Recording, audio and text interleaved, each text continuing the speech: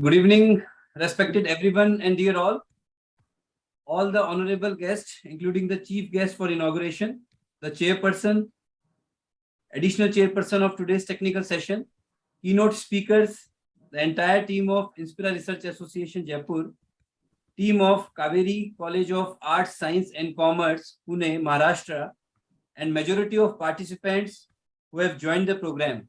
I heartily welcome you all. First of all, I would like to invite Conference Director, Professor Dr. S.S. Modi, President, Inspira Research Association, former President, Indian Accounting Association, and former Head, Department of ABST, Faculty of Commerce, University of Rajasthan, Jaipur, for the opening remarks on behalf of Inspira Research Association. Professor S.S. Modi. Thank you, Dr. Ravikant, General Secretary, Inspira Research Association. Good evening, dear all. I welcome you all, particularly the President, Honorable Kushal Hegde, Kannada Sangha Pune, and Dr. Ashok Agrawal, Principal, Kaveri College of Arts, Science and Commerce, Pune, Maharashtra, for collaborating with Inspira Research Association-IRA, Jaipur, for jointly organizing the virtual international conference on innovations, research and challenges in current global scenario related to all subjects: commerce, management, education, technology, humanities, applied science and social sciences, going to be organized on 26 August and 27 August. I hereby welcome today's chief guest, a great academician and administrator, Honorable Professor Dr. Sibaram Khare, Vice Chancellor, Sharda University, Noida, for inauguration of the conference. I also feel pleasure to hearty welcome of today's chairperson of the session, Professor Dr. Chai Ching-ten, Thailand, and additional chairperson, Professor Dr. Manvinder Singh Pawa, Assam, and keynote speakers, Dr. Daba, UK, Professor Inari Thakkar, Mumbai, and Dr. Aarti Chopra, Jaipur. I also welcome to all the guests, entire team of organizing committee from Kaveri College of Arts, Science and Commerce, Pune, and Inspira Research Association, IRA, and learned participants from all over the country, particularly Dr. Bijotto from Brazil also joined today. So I welcome and learned participants from all over the country and abroad to give their best and enrich their academic strength in the conference. Without them, such conferences can't be successful. The Inspira Research Association, IRA, is a registered leading organization of academicians, professionals, and researchers for research development and advancements, established in 2011. The association regularly publishes 5 peer-reviewed refereed international and national journals with high impact factor and indexed at various prestigious international organizations, namely JMME, JCECS, IJR, CMSS, IJE, MMASSS, and IJIRA. The Inspira also publishes reference books with ISBN in the above areas and fields.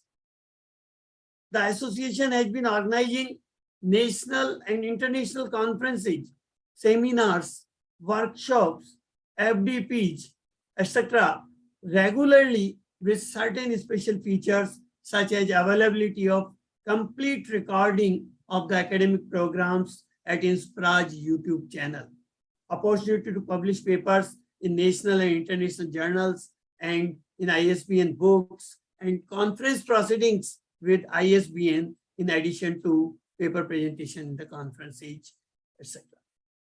The association also provides opportunity to participants for availing of academic excellence awards on the basis of their academic achievements during last 3 years, which would also be announced on tomorrow at the valedictory. I am happy to inform you that participation response to this conference also is really very, very overwhelming from all parts of the country and abroad. We have received about 100 papers for presentation in the conference. For both the days, 12 best paper presentation awards, 6 for each day's session for the conference would be announced on tomorrow at the valedictory. The main theme of the conference is based on innovations, research, and challenges in current global scenario. Innovation is increasingly essential for an effective response to and recovery from the COVID-19 pandemic in low and middle income settings that are the largest of official development assistance investments. Innovation in development and humanitarian responses to the pandemic have tended to focus on incremental improvements to repurpose existing and approaches on the one hand, and on new biomedical and pharmaceutical product developments on the other. Most of these efforts have originated in and been led by actors in high-income countries. There are relatively few positive examples of innovations taking a more transformational, inclusive, and empowering approach, challenging existing norms and practices, and rethinking the role of actors in low and middle income countries. Such innovation efforts can and should become more mainstream across the sector, both as a means of addressing the urgent needs generated by COVID-19, but also as a way of reorienting the development and humanitarian sector for the future challenges that undoubtedly await. Following innovation-driven national successes in East and Southeast Asia, as well as in specific sectors such as mobile money and specific areas of health, many governments have a renewed focus on innovation as vital for furthering their progress towards sustainable development, economic growth, and poverty reduction.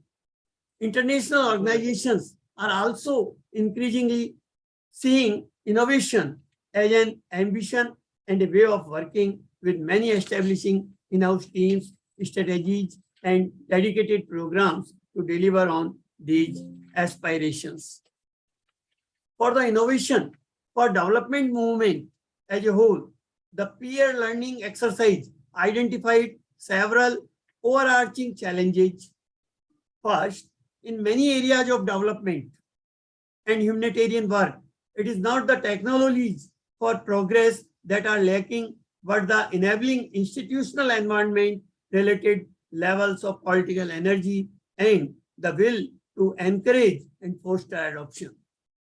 Despite this, the largest part of the innovation for development effort has focused on generating more products and tools. Second, despite the vital importance of engaging and involving local actors in developing countries, including governments, the private sector, civil society, and poor and vulnerable communities, for innovation processes to be successful, most efforts remain dominated by international experts.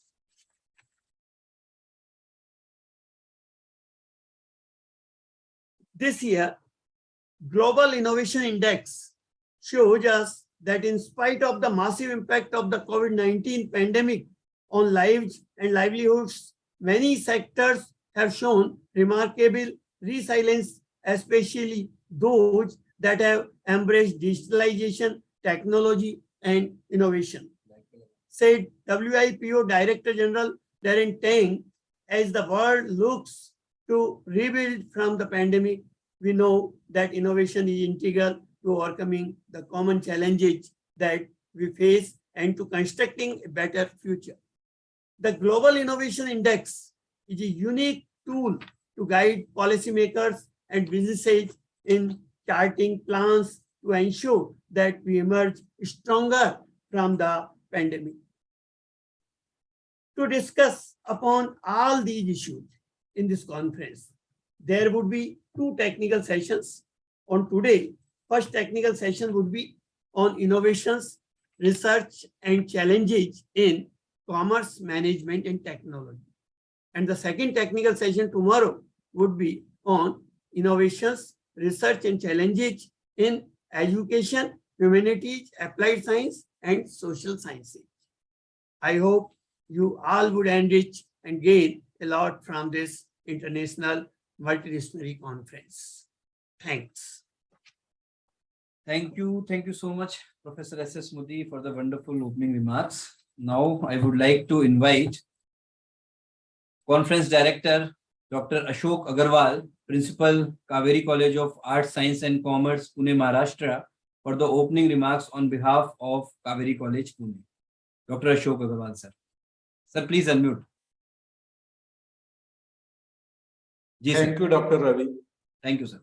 All my organizing team, Dr. Modi Dway, Beta or Baap, all the conference coordinators, secretaries, members of the coordinator, vice president of INSPIRA, and all the dignitaries, our chief guest, Mr. Kharasab, our guest, Mr. Chai Ching Tang, Mangander Singh, who has recently joined as a dean. I wish him also best of luck for his bright tenure.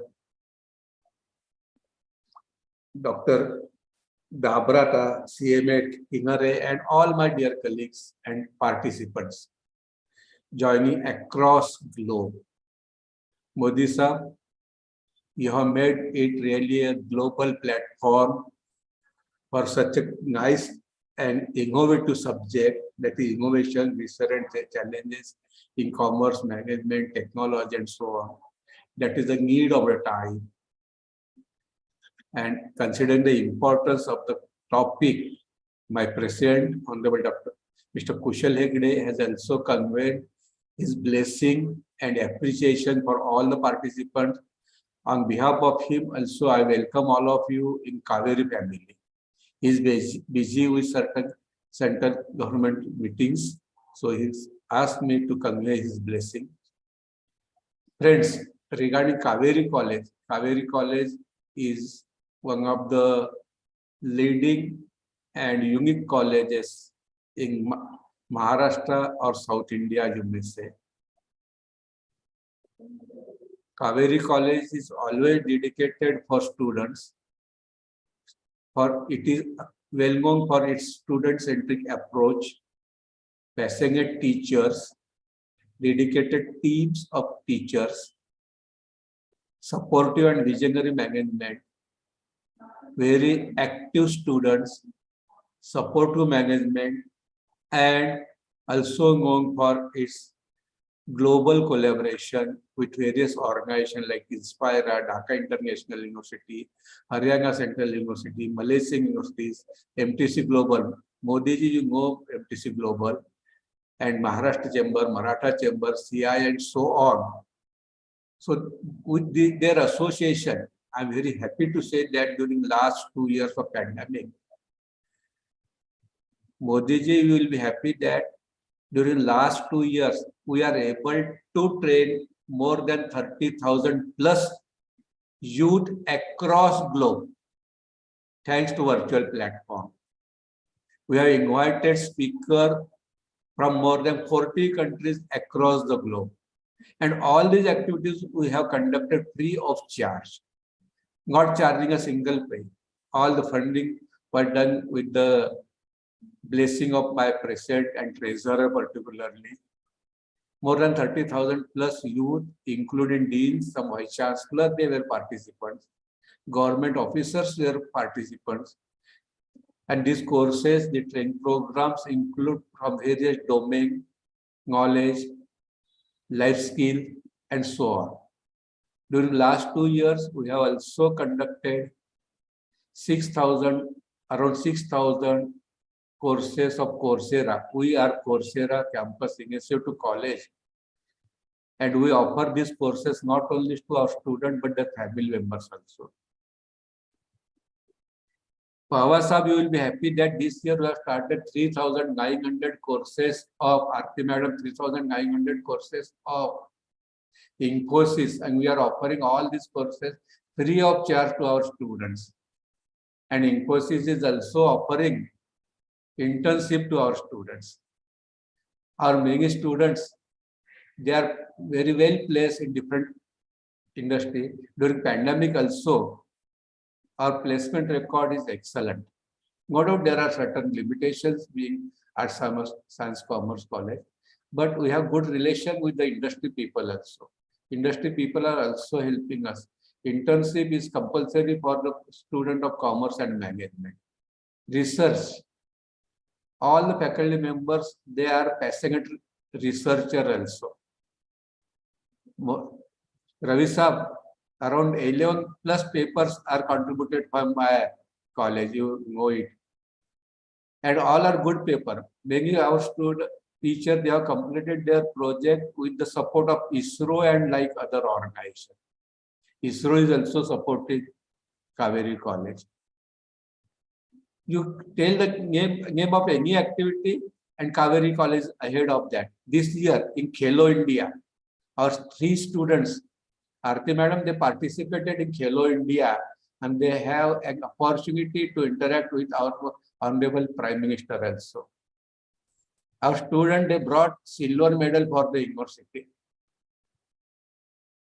And Ravikantji, this is motivating for you young people also. Our first batch MCOM we started in 19. We started it little bit late in September, October, and the admission was only 37. And I am very happy. I am proud to say that 9 students, they stood in inter-university rank with gold medal, first, second, third, fifth, sixth, eighth. Rarely in the history of any university across India, Modi sabko malum hai, university. Or many students, they are completing their professional courses like charter accountancy, management accountancy, CMA, Kingring is here, charter accountancy, company secretary before completing their graduation or post-graduation. This all we could do only because of the passionate teacher, dedicated teachers, support of management, support from our good friends across India like you, Modi ji, Aarti ji, and other friends from other countries. Betraji is here. So this is we could do.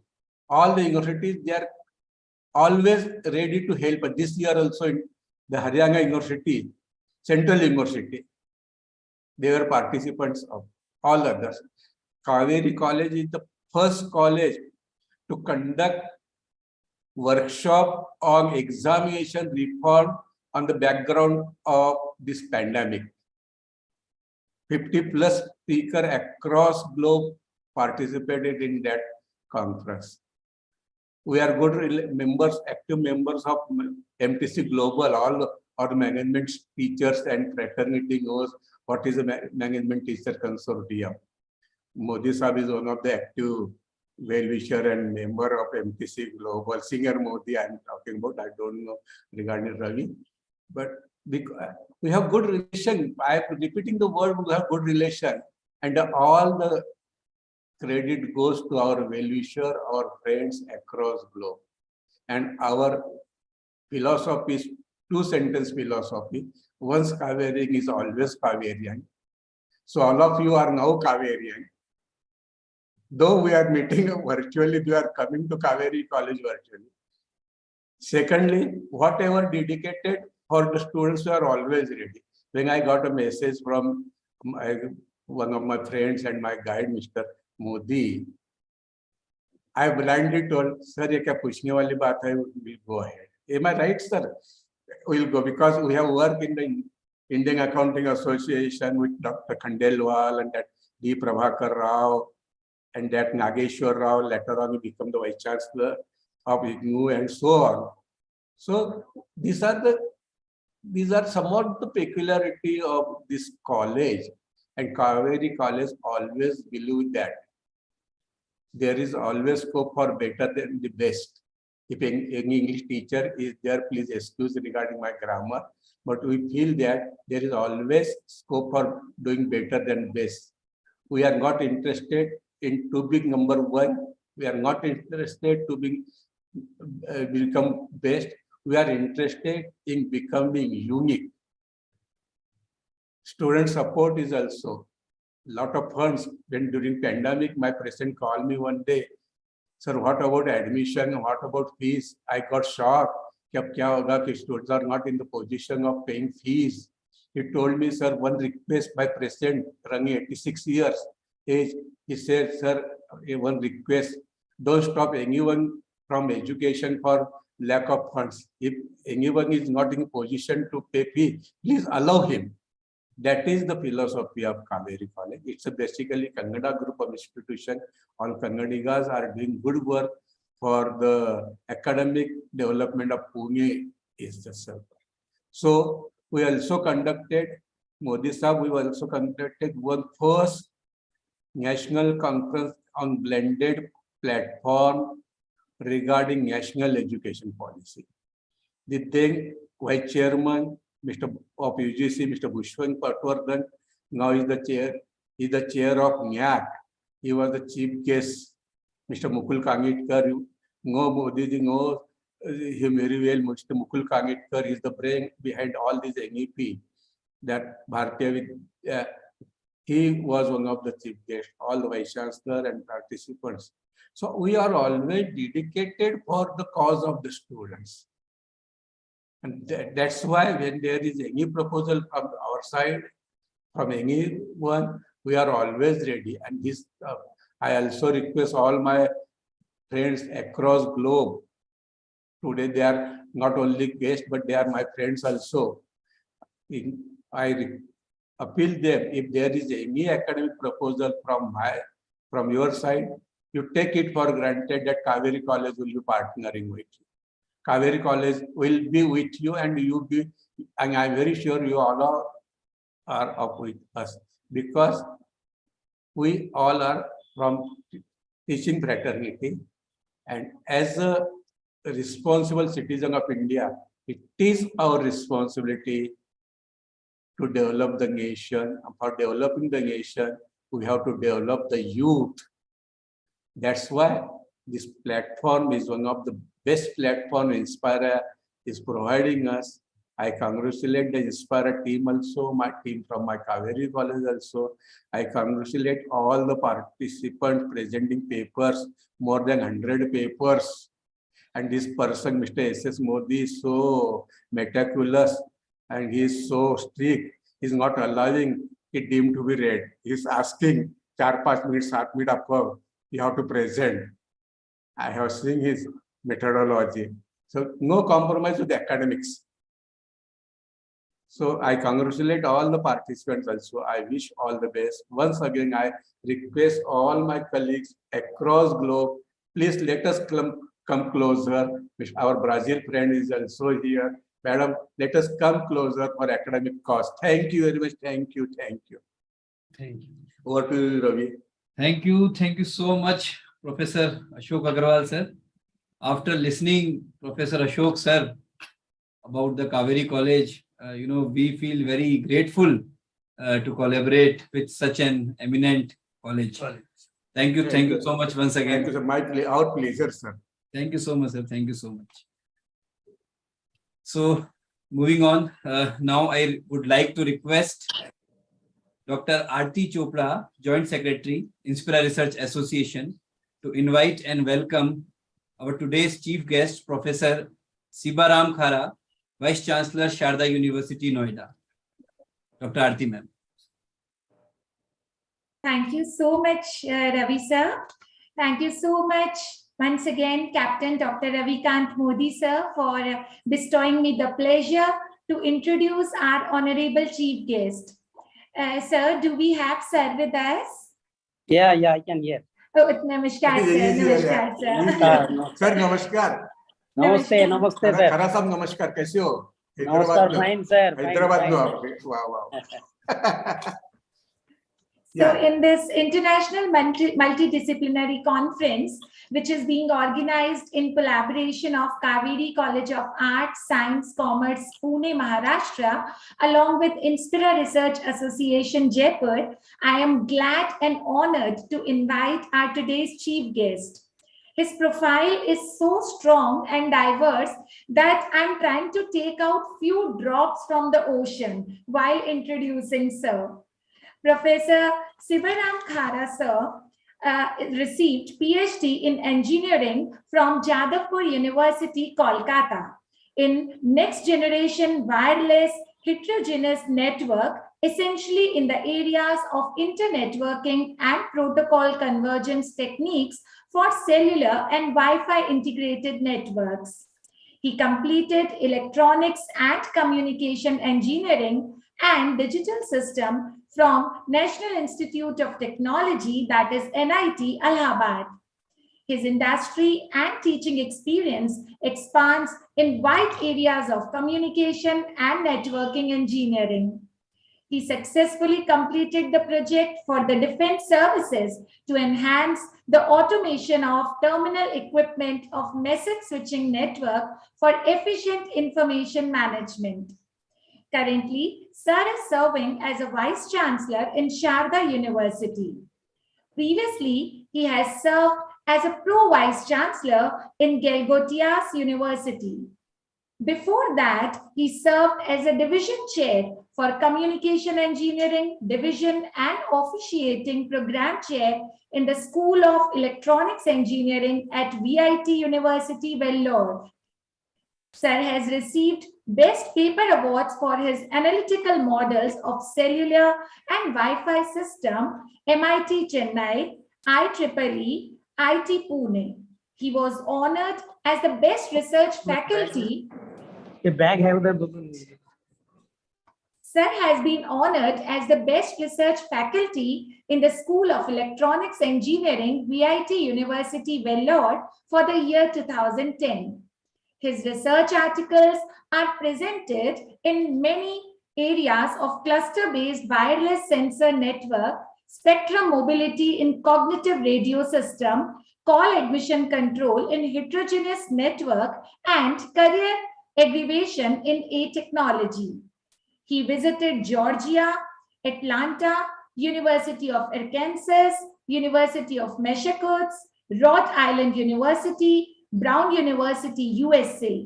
He has attended NAFSA 2016 at Denver, USA. He has published a number of research papers in reputed international journals and conferences.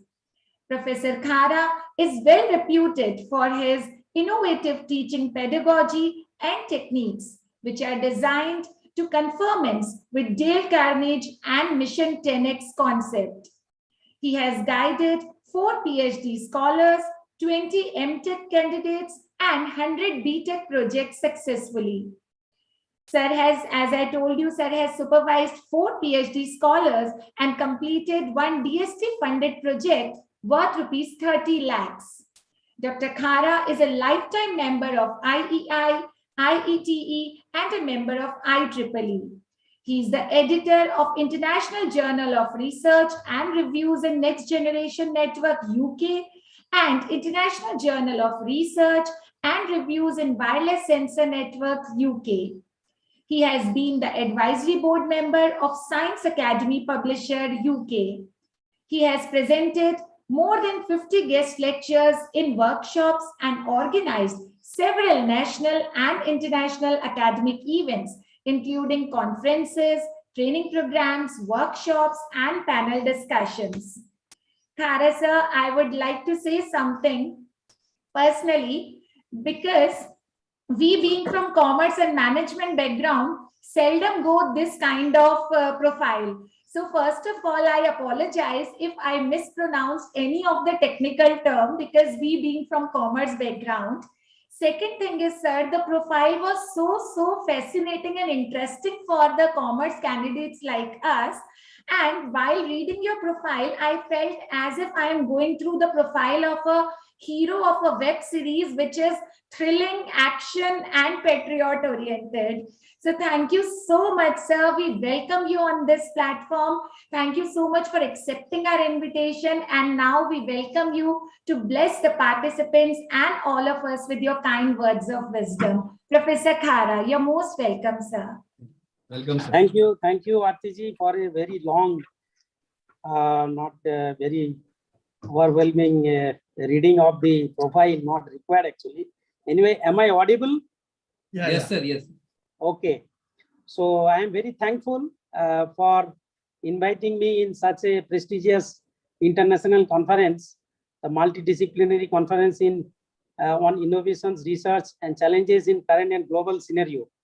Specifically, in the day one, the innovation, research, and challenges in commerce, management, and technology. So the dignitaries from the list, the Honorable Kaushal Hegdeji, the President, Kannada Sangha Pune, Professor S.S. Modi ji, the conference organizing director, Dr. Ashok Agarwal ji, Principal Kaveri College, and Dr. Chai Ching Tan, and Maninder Singh Pawaji, Dr. Kinnadevi Thakkar ji, and all other dignitaries, those who are present today as a keynote speaker and in different capacity of the organizations, the participants, ladies and gentlemen. A very good afternoon to everybody. As I have been given a time of only 5-7 minutes to speak on this multidisciplinary conference, as the title indicates that the innovation, research, and challenges in commerce, management, and technology. And I am a technology man, but no technology can survive without management, and also all technology are involved and correlated with the commerce. So I believe that commerce, management, and technology, they are very correlated and interrelated, and they need one each other to be understood very clearly to make any technology or any management or commerce achievement as a whole. I will just highlight few things here in this conference as far as technology challenges are concerned, because if challenges are there, we need to identify the challenge, and then innovations is required to resolve those challenges, and to do the innovations, we need research. So currently, specifically in the Indian scenario, few of the technological verticals are there where we have challenges, but we are working very hard, and I am sure that in half a decade time, India will resolve and come forward, overcoming all these challenges and making a very global impact, specifically in the EV technology, the electric vehicle, because we all know that this is the transition phase where the fuel fossil-based vehicles are now will be designed with the electric vehicle. So in this transition phase, India has to take lead, and it not only the technology, the efficient battery and battery management and other things, a lot of planning and management is required to make the commerce very effective. One more challenge is there, that energy resolutions, energy problem resolutions in India. In the recent time, the war between Ukraine and Russia, we are observing that how Russia has cut the gas supply to whole European country. So every country should be very much capable to provide at least the basic needs of demands of energy to keep the civilizations alive. So the coal basically used and burned to generate the energy in the form of electricity. But the petrol and diesel also, we know that they have very definite life, will be exhausted. Therefore, alternate energy, maybe hydrogen energy, solar energy, and then wind energy and hydel energy, all these energy, alternate energy sources are to be effectively explored, and scientists are working, I'm sure, that with the exhaust of these fossil fuels and these energy, alternative energy source will be very much successful and will be able to run our requirement. As India is taking the venture that the startup India to make the India self-reliant, and but to make the startup, basically to develop anything, we need very smart devices nowadays, and then smart devices will have semiconductor. But mostly in India is dependent for semiconductor to the other countries. So a lot of imports are involved in this, and commerce is involved in this, and dependency, the most important thing is. So India is now thinking and taking initiatives. As we know that already 70,000 crore has been sanctioned by the government, and probably Tata will take up to establish the semiconductor manufacturing sector in India. And if so happens, then India will be exporter of the semiconductor, and no longer it will be dependent on other countries. Therefore, with using the own semiconductor, lot of startup and then automations and smart devices can be manufactured in India itself. And dependency sometimes politically, it hampers the Indian economy and commerce as well, because the price fluctuates depending on the situations. Other side is that indigenous system and weaponry development in the defense system, and for security purposes also all these technologies. And India is rightfully moving towards the direction of self-sufficiency in the defense artillery and defense security system. But a lot of challenges are there, and innovations has to happen in a decade of time to to produce or to manufacture the Indian originated fighter plane guided missiles and many other security systems. And 5G spectrum, we have seen that recently it is auctioned and 5G will be implemented in India. But 5G networks has a lot of features, not only the high-speed internet connections for the users, but it has device-to-device connecting features, and where any device in this world can be connected with any device, and they have very high-speed communication. With this device-to-device communication features, IoT will be very much benefited. Implementation of the IoT, that information's connectivity with the internet, will be very easy through the platform of 5G with these device-to-device communication protocols. So India also has to do a lot of modifications in the industry. So we are moving from industry 4.0 and maybe 5.0, where a lot of automations and smart features will be implemented, and implementing the cyber physical system. And therefore, in this area, a lot of challenges are there, and research has to happen. Those who are the big companies, they are quite capable of afford these costs for automations by borrowing or by hiring and procuring some smart devices from Germany or from other countries. But it is the problem for small and medium companies, where to modify this such industry will cost so much that it will be 50% or 75% of the turnover of the company. So they are tolerating and going ahead with this unautomated system. Therefore, the startup and then Indian smart systems and manufacturing system can provide the solutions for this industry to become smart, and thereby it will not only increase the productivity, it will also increase the quality of the products, and then lowering the consumptions of the energy, and then requiring less manpower, a lot of automations, and then global level, global standards products can be developed. So if all these verticals, so electric vehicle, energy, semiconductor, defense and security, technology, 5G, and the smart industry, and then through the startup is small scale all requirements for the countries, it can be solved with efficient manufacturing and then outperforming the China from the Indian market. And that will really make a self-reliant India, and India will be fulfilling the target of whatever the several trillions of economy they are talking about. So I'm sure that things have changed and Indian technologies are moving in right direction, and these innovation research and related challenges will be overcome and India will be #1. Thank you very much again for inviting me, and I wish you all grand success for this event and for this conference. Thank you very much. Thank Jai you, Hind. thank you, sir. Thank you, sir. Thank you. Thank you. Thank you so much, Professor Khara. For you, I remember a few lines.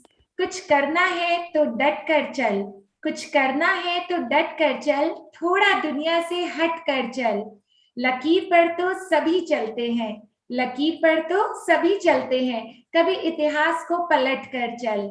Sir, how beautifully you have mentioned the role of technology and the combination of commerce and management which is required for the successful implementation of technology. A few days back only I was reading about Hyperloop and some technologies like delivery through drones, and I was so fascinated to read all that. And sir, I request you to please give a special session for us regarding the technology, upcoming technology, and how the world would look like after a few years. Thank you so much, Professor Khara, for being here with us, for accepting our invitation. Thank you, sir. We are really grateful.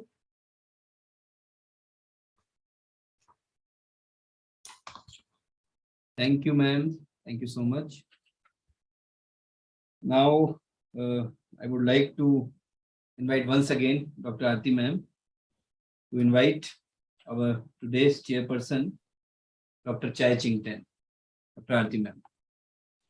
Thank you so much for bestowing me one more beautiful responsibility to welcome our today's chairperson, Professor Chai Ching-ten, sir. Sir is a very, very special person for us. He is not only the resource person, not only the delegate, but the part of our family. We invite you, Professor Chai Ching-ten, sir. But before inviting him, I wish to tell about his profile, about his academic and administrative journey. Professor Tan is a registered engineer with Institute of Engineer Australia and ISO 9001 lead auditor. Dr. Tan's original engineering training was with the University of Wisconsin, USA, under US Naval Research Project Scholarship, focusing on submarine propulsion system and combustion research. Dr. Tan has more than 270 peer-reviewed papers in journals, conferences, and symposiums, winning, for instance, Emerald Best Paper Award. Dr. Tan has delivered many keynotes in many universities in different countries of the world. He has supervised more than 100 postgraduate theses and served as an external examiner to PhD theses. Professor Tan has publications in Scopus, Q1 to Q4, Web of Science, Thai Tier 1, etc. Dr. Tan is an editorial chief to Journal of Social Sciences and Humanities and a Thailand-based international journal of multidisciplinary management and tourism. It is our pleasure to have you, Professor Chai Ching-ten, sir, with us on this platform in this international conference. You're once again welcome here, and we wish you to please enlighten all the participants with your chairperson's remark. Professor Chai Ching-ten, sir. Thank you, Professor Chopra. Thank you, Thank you. And thank you, Professor S.S. Melody. First of all, we benefit greatly from the openings of Professors R.K. Meldy's, and we have seen the Doctors Ashok Agrawal, Principals of Akaveri College of Science, Art, Science, and Commerce, and the facilitations of Dr. Aarti Chopra's, and the inaugural address by Chief Guest Professors Sibaran Kara, and has inspired us and enlightened us in the manufacturing practices in India. And I think India is a great place. Forthcoming iPhone 14, I think is going to be fully manufactured in India. So we really salute to the efforts of Indian intelligence and profession. Today, my opening remark would focus on the theme challenges, and a lot of things too that we can discuss, but I would only focus on challenges. And it is very important because in research papers writing, challenges span across the entire article from the background.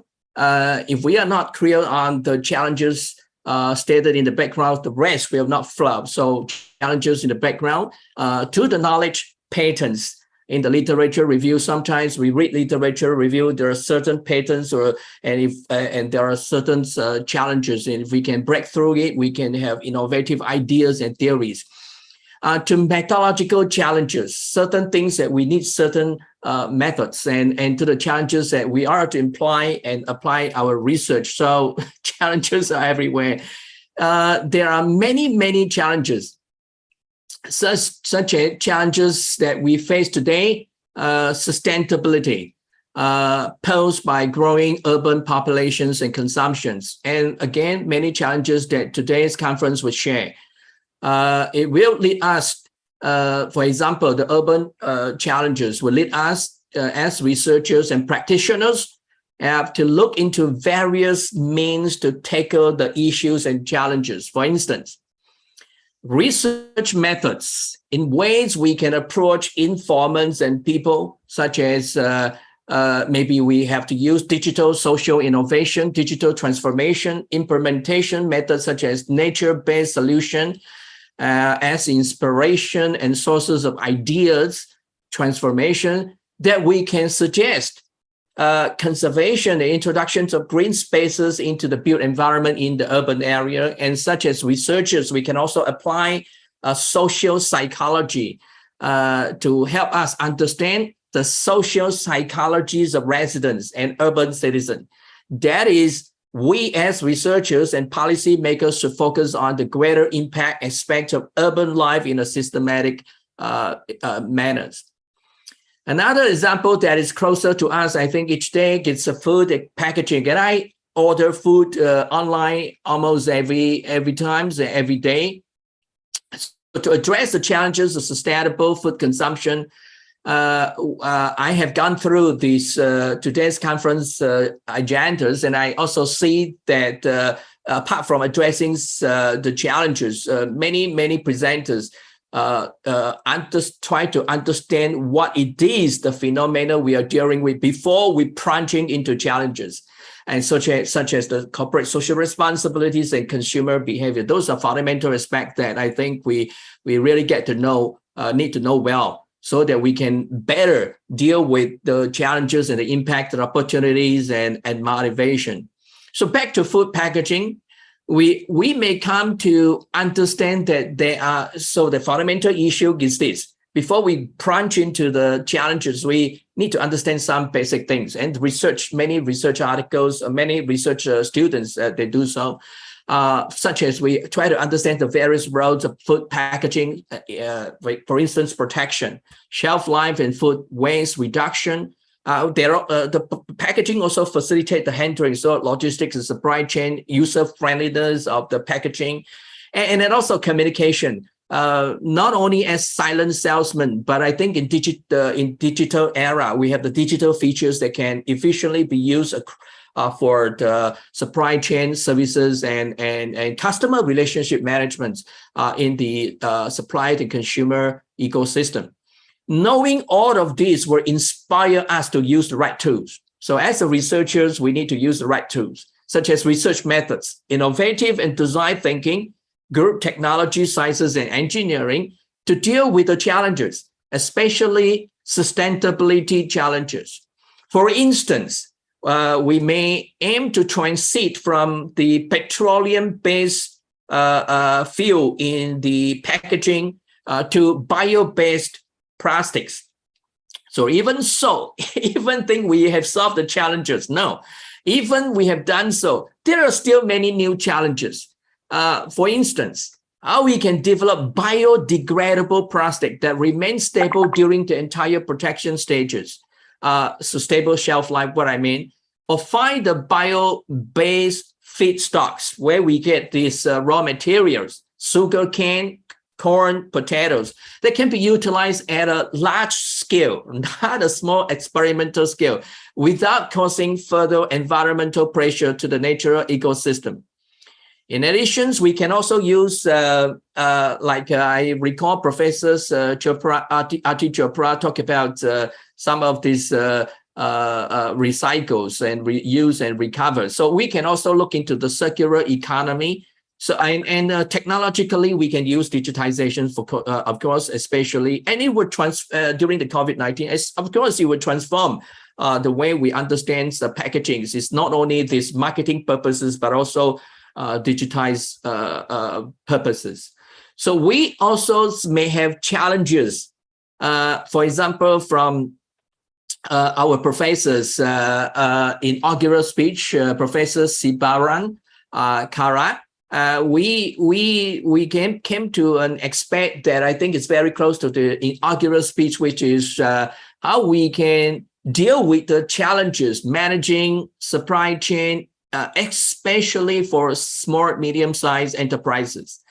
As researchers, again, we can adopt different theories, and one of the theories that I like, and I think it's very, very useful, especially innovation, is dynamic capability view, because there are certain stimulations, the dynamicity that stimulates our innovation.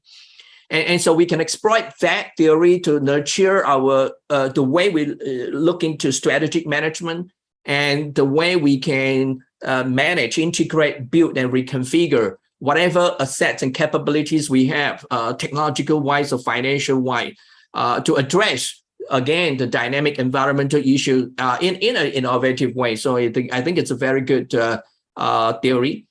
So again, we take this opportunity to appreciate and thank the presenters. We have seen 38 presenters or so who take the time today to address the many challenges. We've seen a lot of challenges, and even the topics are challenges, opportunity, and so on and so forth. They illuminate the many opportunities, the motivation, and simultaneously attempt to get a strong fundamental understanding of each of the issue that we encounter and face in our social technological environment. And I quote some of them, such in the conference papers that we're gonna see presentation today, 38 plus of them, and such as the startup, e-commerce, manufacturing, women's empowerment, social networking group, banking, consumer behavior, family issues, green marketings, organizational performance, HRM issues such as talent management and work motivation, recruitment, and work-life balance.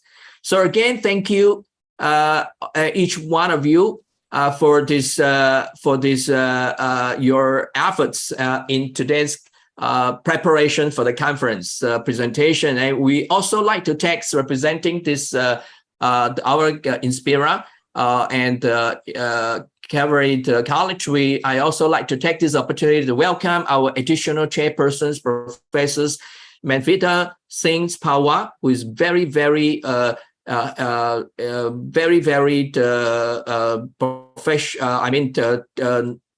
in the research methodologies, and who have guided us in also many aspects of the research methodologies, and to inspire us to think in a broader and more pragmatic sense. So we welcome our chairpersons, Professors Manvinda Singh Pawar, and again, thank you forthcoming two great speakers today that we are to listen, and Doctors Bratas Choudhury and Dr. Kinari Takas. And so again, thank you very much for inviting me to take this role as a chairperson today. Thank you.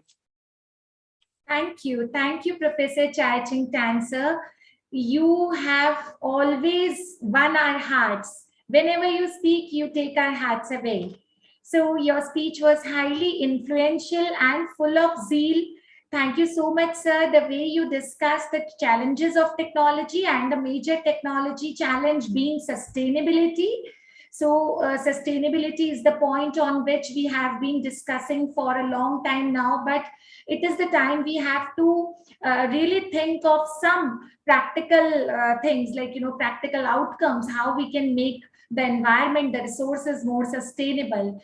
And thank you so much. You appreciated India's competence in the field of technology. And I am going to speak about India only because it was the month when we celebrated our 75th Independence Day, the same month, or the month of August only. So thank you so much, Professor Chaiching Tan, sir, for accepting our invitation as a chairperson and enlightening our participants. Thank you so much, sir. Thank you. Thank you. Thank you, Professor Tan, sir, Thank you. once Thank you. again, for sparing your valuable time. And now it is my pleasure to invite and welcome our eminent resource person, our additional chairperson, Professor Manvendra Singh Pahwa, sir. Dr. Manvendra Singh Pahwa, an alumnus of IIMA, is an eminent academician with a rich experience of 21 years, which is a rare blend of academia, industry, corporate consultancy, and research. His area of expertise is corporate finance and business laws. Besides his graduation, post-graduation, and PhD in commerce from Mohanlal Sukharia University, Udaipur, he is professionally qualified as associate member of the Institute of Company Secretaries of India. He is also LLM MBA with gold medal. Professor Pahwa has conducted and delivered more than 100 special courses and faculty development programs for a number of government and private institutions, including AICTE, ICSSR, and UGC-sponsored FDPs, UGC HRDC refresher course, orientation programs throughout the country on research methodology, pedagogy, personal effectiveness, and work ethics, SPSS, and financial modeling. Professor Pahwa has participated at numerous national and international conferences, chaired the sessions in India and abroad, and his 70 research papers are published in referred national and international journals, including Scopus, conference proceedings, and books. Around 7 or 8 PhD scholars have already been awarded PhD under his guidance, and 8 more are pursuing. And he has served as Professor, School of Business and Commerce, Manipal University, Jaipur for more than 6 years.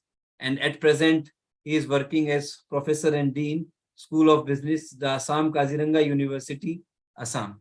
It is our pleasure to have Professor Manvendra Singh Pahwa, sir, with us. Professor Pahwa, sir. Welcome, sir.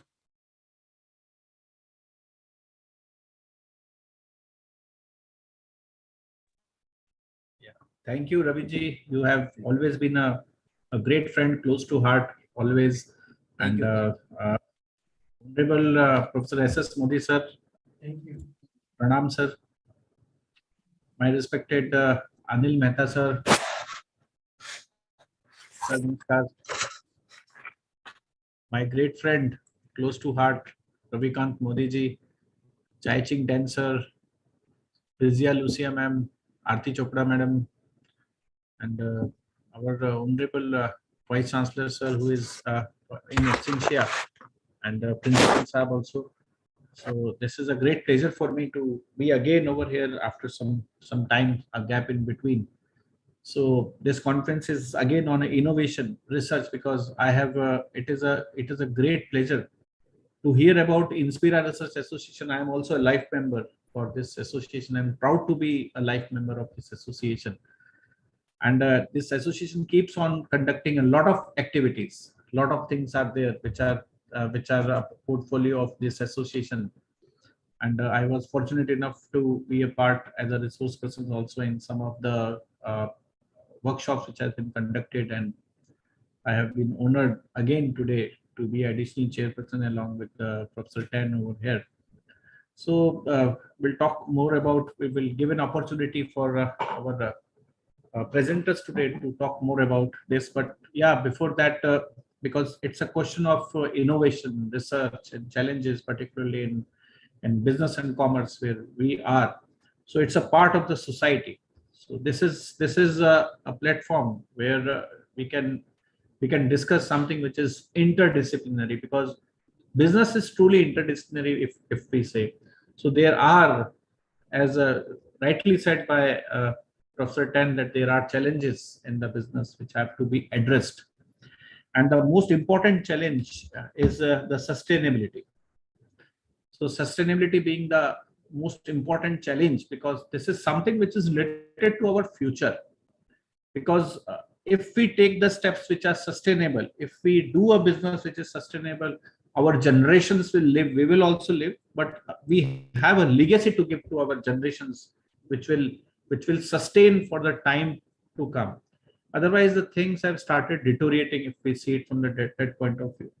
COVID has actually given us a very good lesson that if we are not cautious about the environment, if we are not cautious about the Mother Earth, definitely there is something which is going to be ruining each and everything afterwards. So if we talk about the challenges, particularly in business, so a lot of problems are there in the business itself. If we see India as such, because Aarti Madam was talking about more India, and she emphasized that we this year we have celebrated our 75th Independence Day, and this is called Azadi Ka Amrit Mahotsav, and that's why we already have and still this Amrit Mahotsav is going on for the entire year. So let me tell you, tomorrow in our here in Kaziranga University, we have one face painting competition which is imbibed by the teaching process by doing. We are having the students putting up their stalls over there, along with 13 stalls will be put up, and they will be learning the business by doing the business. So this we have made a activity for every month in the business school, where the students will be putting up their small stalls. They will be, because the acumen, the risk taking acumen should be generated right from when they are doing their graduation. So that's why we have initiated it, and along with that, the challenges, the problems which will be faced by them practically over there will be resolved by having a practical solution to provide a small ecosystem of economy over here where the students will do their things. So a lot of challenges, if we talk about India particularly, if we see, once upon a time, the most important challenge for the India was its growing population. At present, India is about 1.3 crores. Of 130 crores of population is there in India. Now, what the thing is that this previously was a challenge, but it has come up as an opportunity, because everyone is seeing India and China as one of the places where there are consumers, where they can sell their goods. So economy is strong. It gives you can say instinct of a very strong economy, where our Prime Minister has already promised that 500 gigawatts of energy will be produced, and there will be reduction in the emission of CO2 by 45%. That steps have been taken. And if we see these things from the point of view of doing business, yes, because population is a challenge, but it gives a proper opportunity also. So where unemployment is a problem, we can say the startups can be one of the solution to it, where our government is working very hard to promote and initiate the startups. And it is a real fact that 70% of the graduates, or 70%, rather I would say 70% of the engineering graduates being produced in the country are unemployed. So what they can do, from where the employment will come? Nothing better than have a self-employment and employ others also. So where the problem is unemployment, the startups can be one of the solution to it. And where we are seeing when we do go for startups, again there are problems like outreach and advertisement can be a problem which can be resolved with the help of a social media outreach. Where we are talking about one of the paper today, I was also going through, like Professor Tan has done a review of the entire papers which are to be published today over here.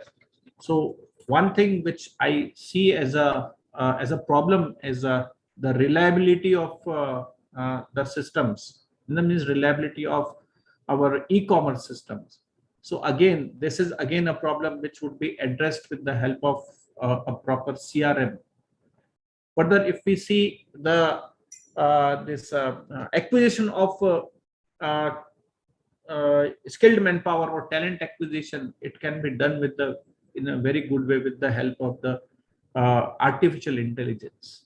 IoT has also taken its way forward, where we are seeing the things that some things are being automated in a way that that brings up information for us before the disaster happens. So we can even forecast whether there will be an earthquake or where there will be a landslide before the landslide actually happens. I would say that Formula One race is one of the very, very important, you can say, example of weather forecast, where the forecasting is done with the accuracy of 95%. They even say that in 12 minutes there will be rain, and in 11 minutes and 55 seconds the rain starts. And actually these type of forecasts come through the use of the artificial intelligence, which is again giving a pathway for the business to sustain. With the help of the artificial intelligence, artificial neural network, the forecasting and the uncertainty being a problem is resolved to a great extent. Even to the extent that if we want to detect a fraud, it can happen with the help of artificial intelligence. Not only this, but the probable fraud, which has not yet happened, can also be detected with the help of this artificial intelligence.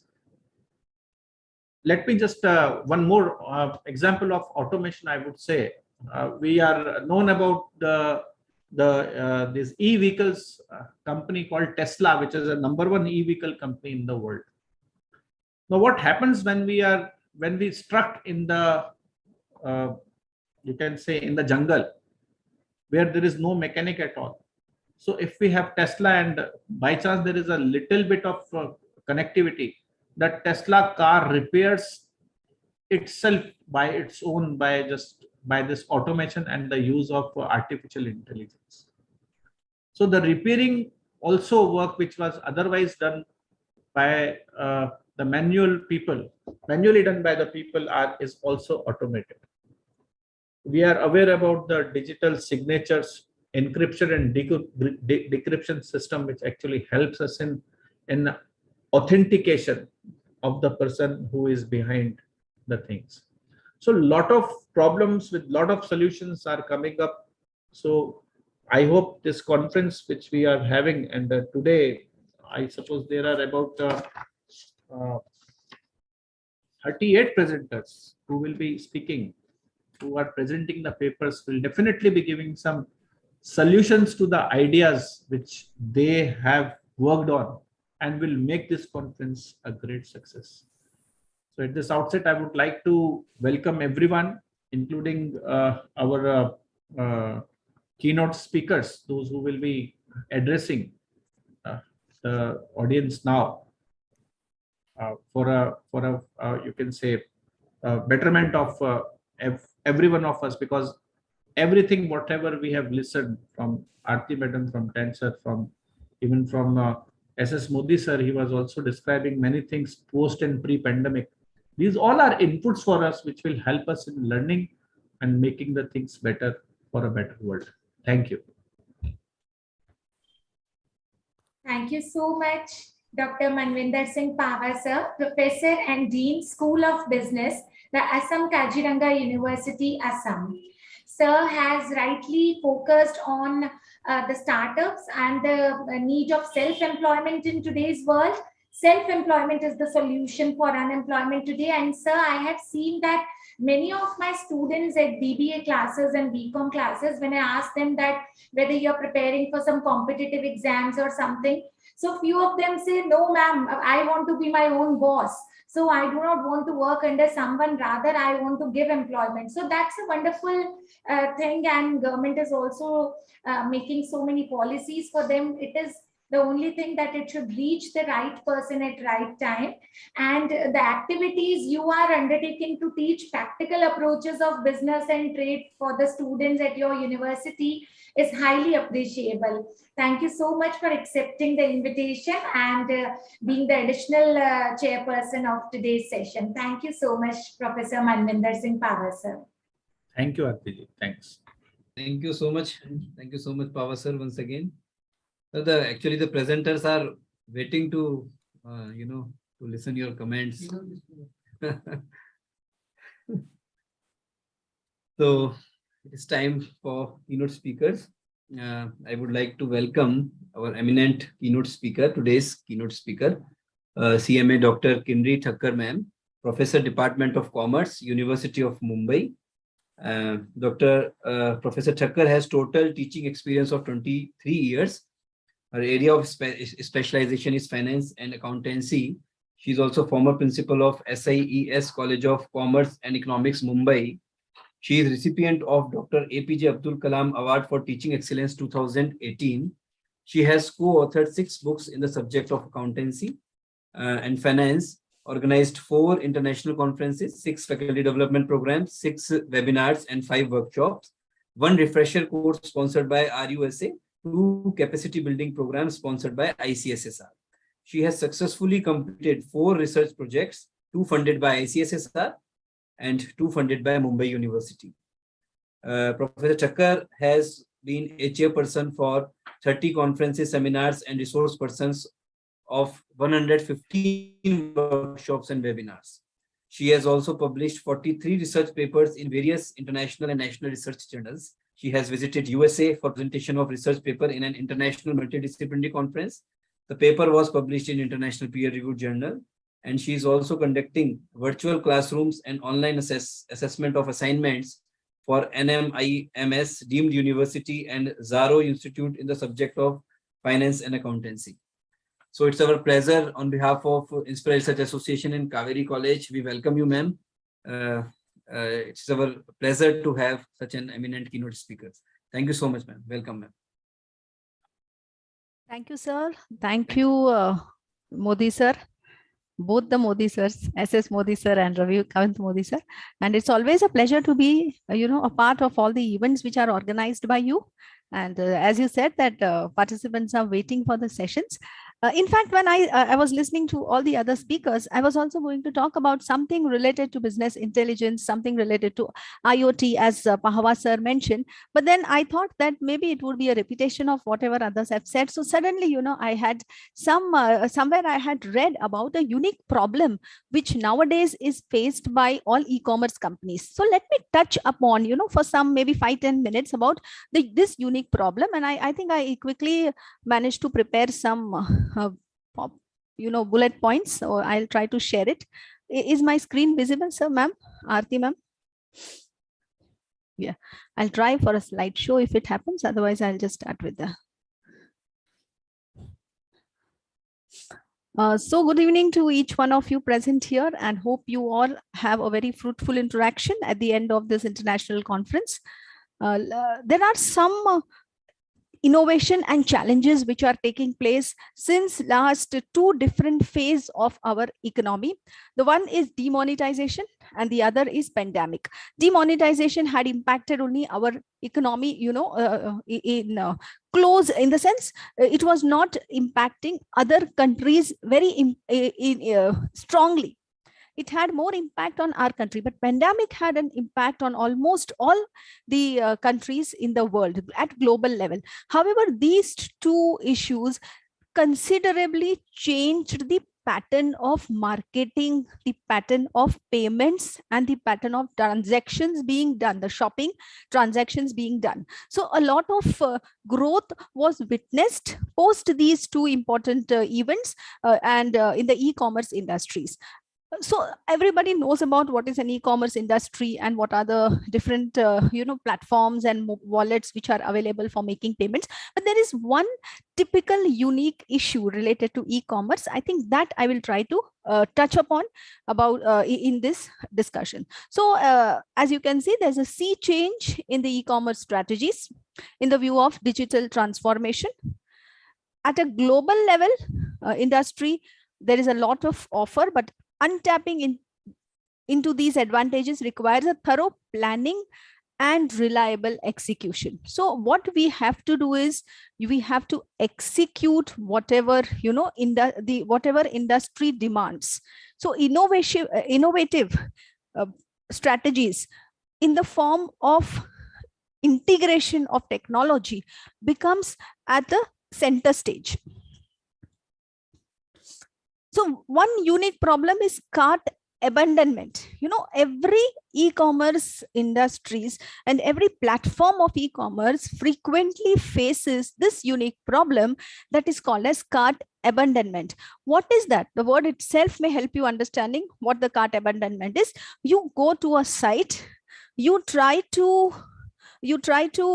shop, and subsequently you realize that it's not so easy. The entire interface which has been made by certain companies, the newly formed companies, the interface is difficult enough to come down to a last step, that is making payment and delivery. So you also come across at times certain points like the delivery mechanism and the conditions are so complicated that you do not feel like going further, going ahead. So this is one type of problem.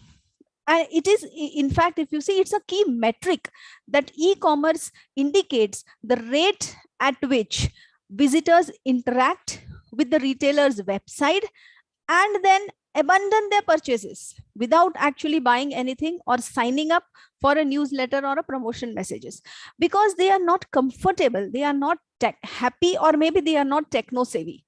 So nowadays, to ensure that these types of problems are reduced to minimal, it is necessary to develop certain strategies by integrating technology and using artificial intelligence, IoT based techniques, etc., so that your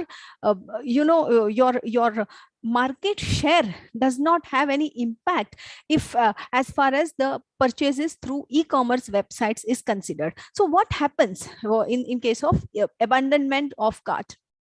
Every cart that online shoppers fill up and abandon represents a potential sale. The customer at times wants to buy it. The intention of you accessing the site is with the intention of buying, but somehow it could not happen. Maybe technical issue, maybe change of mind, maybe the conditions of additional shopping, additional shipping cost, etc. So whatever be the reason, it is very important to ensure that we cut down these kind of mind sets which the online consumer has. You cut down it to a minimum level and you incorporate such techno savvy interface which enables and which improves your market share. So shopping cart abandonment is the act of placing an order but not completing the checkout process. At times, they give only Excuse me, ma'am. cashback to. Sorry to interrupt. Please, can you please move your slides? Slides are not moving. Slides are not moving. Okay, Yeah. what I'll do is I will Your not. name is only the first slide. Your name. Okay, is, okay. I will not. Yeah, no. Yeah, I will not do screen this slideshow. Sometimes it Okay. doesn't move in slideshow. Huh? So I was telling you about the cart abandonment. This is all about the cart abandonment. It is a key metric.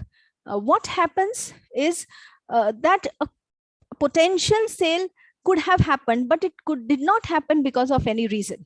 There can be many reasons attached to it. So the e-commerce companies should identify the reason and ensure that the issues, the problems are resolved, and the entire process of e-commerce transactions happens flawless manner. So what is what happens is the shopping cart abandonment is the act of placing an order and not completing the checkout process. What we have studied, what studies have observed is 67% of the online shoppers abandon their carts within 24 hours. So they keep a cart, place it in the cart, but it is abandoned within 24 hours. Now, friends, see, there's a lot of difference. Suppose if you go for a shopping in DMart or any other mall, any other, these kind of brick and mortar retail shops, outlets. You go, you take a cart, you dump so many things inside, and suddenly you feel that, no, I don't want to buy any of these things here. And then I leave the cart as it is and go away. It's a very strange thing to see, which we don't see in it in a brick and mortar type of purchases. But why do we see it in an online purchases? Don't you think that online purchases, when you are accessing the site, is it a time pass for everyone?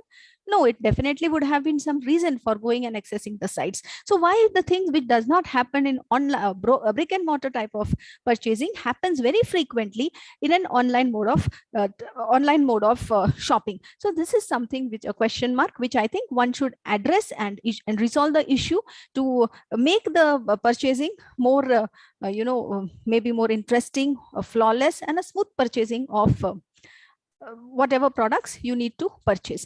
So what are the ways to combat the shopping cart abandonment? Researchers has shown that more than 40% of online sales are made via mobile devices. And since there is no proper checkout functions, it becomes vital for the shoppers, even on a tablet computers, which they are using, to give a stream, a proper, a flow of purchasing, putting in the cart till the time the payment has been made. So that flow is not defined. Sometimes something else pops up and you get irritated, and then you leave the site in between and you said, no, I may not be interested in buying it. So these kind of pop-ups, advertisements, which irritates or maybe which becomes a hindrance for a flow of purchasing should always be avoided, and the interface should be made more tech savvy. The user friendly rather than tech savvy, it should be user friendly. So if shopping baggages goes down, customers quickly abandon shopping carts and wait for the payments to be confirmed in order to proceed with the purchases. So why there is capturing abandoned cart revenue is important? Why do you think this is a very unique problem and needs a very sincere, serious, and the most strategic kind of efforts? Why there has to be sincere efforts to address this? If you are marketing to people who are ready to buy, minimizing cart abandonment is essentially for making your whole process effective. If you can't convert buyers effectively, it won't matter if you generate more traffic or brand recognition. There are so many people visiting your sites, you have a lot of hits, but then you don't have the outcome. Then these kind of hits generating traffic may not have any purpose. So you have to ensure that those who are hitting your website and those who are visiting your websites, you try to attract them using different giving different options, cashback, and all these other kind of say techniques, marketing strategies, so that you are reducing the cart abandonment to minimal. So how do you reduce? What are these methods which can be adopted? You can go for free shipping, offer guest checkout, you can add a progress bar, you can make returns very easy. At times your pages is, you are out of the pages, logged out, and then there is a lot of technical hitch to again come back to that page. So you can display security credentials. You show that there is a lot of security when you are shopping to this. I had an experience when I had to, just for experience, I downloaded OLX and I tried to sell something. Oh my God, I'll tell you the number of phone calls I received, and most of them were like very, almost all of them I received, 90% of them were fraud calls. and they were saying that I have already paid you without knowing and asking my bank account. They said that I've already paid you in the bank account. So you immediately scan this, it will be credited to your bank account, and you will be, receiving all the amount, and I'll take the delivery. Now you think that, do you have people like this who will pay the money first, and then without knowing the location of the seller, without knowing the interaction with the seller, they are just sending it on the mobile, this scan barcode, to scan the barcode, and then they want to make the payment. Literally, they have shown it, the one of the person, they showed me that now I have credited, now you cannot do anything, now you have to sell. So these kind of experiences, where I was very happy that OLX is a site, but actually when I experienced, it was something very shocking for me to face these kind of issues for browsing or surfing and using an app like this. So what are the ways to bring users back to abandoned carts? Sometimes the cart is just lying in your in your app which you have opened. So what are the ways? You can have email marketing, you can have retargeting, you can come out with more different options to ensure that you're retargeting that. You may have reward programs, cashbacks, and use of these credit cards may help you in equity monthly installments. Through EMI you can make payments, and you can come out with some catchy or funny abandoned cart copy.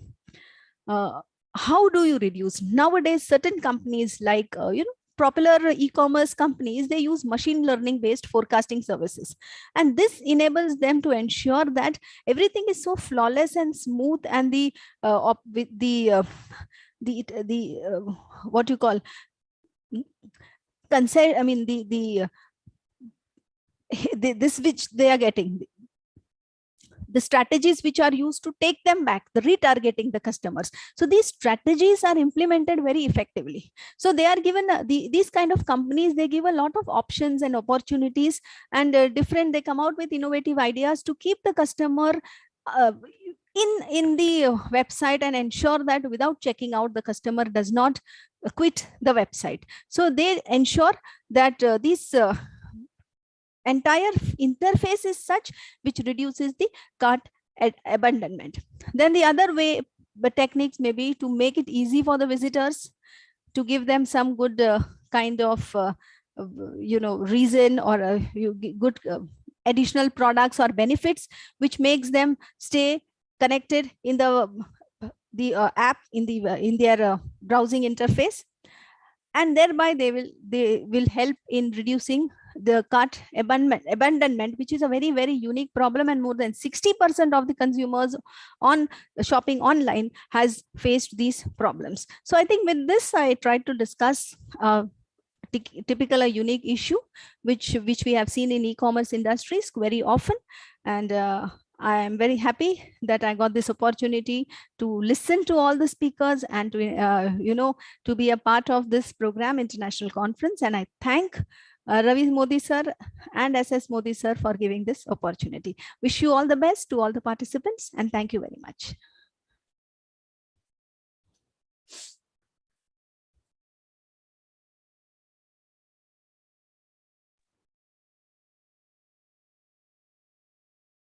Thank you so much, Dr. Kinnari Thakkar, ma'am. And ma'am, you're absolutely correct. Even when today I had to speak, I was also thinking to speak something on artificial intelligence, because as I told earlier, I was going through some readings on hyperloops and drones, delivery through drones. But then I thought there are so many technical people with us. We have Professor Chai Ching Tan with us, who is an engineer. Then Professor Pava also has a very good command over data analysis and AI. So I also thought of changing the topic so that it does not feel like a repetition. And your topic was so nice, and every slide I was feeling so close to that. I was feeling so connected, because most of the times I also do online shopping, and this problem always happens that we reach the end of it and we do not complete it for some or the other reason which you have mentioned. So thank you so much for making us aware about this term, because we do it, but we did not know that there is some problem which has a term like this. So thank you so much for being there with us, ma'am. Thank you. Thank you. Thank you so Thank much. you. Thank you, Professor Kinri ma'am, once again. So, actually, our keynote speaker, Dr. Debrata Chaudhary, is not able to join right now due to some unavoidable circumstances. So he may be joined later. So now I would like to invite our multi-talented resource person, Dr. Aarti Chopra, Joint Secretary, Inspira Research Association, and Principal, Bhavans College of Communication and Management, for her keynote speech. Dr. Aarti Chopra is an academician, corporate trainer, and academic consultant. She has completed her doctorate on the topic corporate social responsibility in media industry from the University of Rajasthan, Jaipur. She has a vast teaching and training experience of 17 years. Currently, she is working as a principal at Bhavans College of Communication and Management, Jaipur. She has been the student union president of the largest private college of Rajasthan. She has presented over 100 research papers in national and international conferences, and her over 20 research papers have been published in the journals of high repute. She has received various awards as Best Paper Award in 2 international journals, Education Icon Award, and Women of Substance Award by various organizations. And she is also certified trainer for many banks and PSUs in India. So we welcome you, ma'am, on behalf of Inspira, of course, and Kaveri College. So we would like to listen you. So welcome you, ma'am. Welcome, Aarti. Thank you so much. Thank you so much, Captain Ravikant Modi sir. Thank you. Although it feels like I am speaking at home only, और जब घर पे बोलते हैं तो कोई सुनता नहीं है ज़्यादा. No. But thank you so much for giving me an opportunity. So today's chief guest, Professor Sibaram Khara sir, Dr. Ashok Agrawal sir, Principal, Kaveri College of Arts, Science and Commerce. Today's chairperson, Professor Chai Ching Tan sir, additional chairperson, Professor Manvinder Singh Pava sir, Beatrice Lucia ma'am, who has joined us today also. Thank you so much for joining us, ma'am. Vice President, President of Inspira Research Association, Professor S.S. Modi sir, Vice President, Inspira Research Association, Professor Anil Mehta sir, General Secretary, Inspira Research Association, Dr. Ravikant Modi sir, and my co-keynote speaker, Dr. Kinri Thakkar ma'am, and Dr. Deba Bas Chaudhary sir, who is still to join us. All of you, all the participants who have joined us from all across the nation. So the topic which I have chosen today, as I told you that I was also thinking of choosing some AI related topic, but then I completely changed the thought and I have chosen altogether different topic. The reason, before telling you the topic, the reasons, rather reasons why I have chosen this topic. The first reason is Professor S.S. Modi sir and Dr. Ravikant Modi sir, they give us complete autonomy.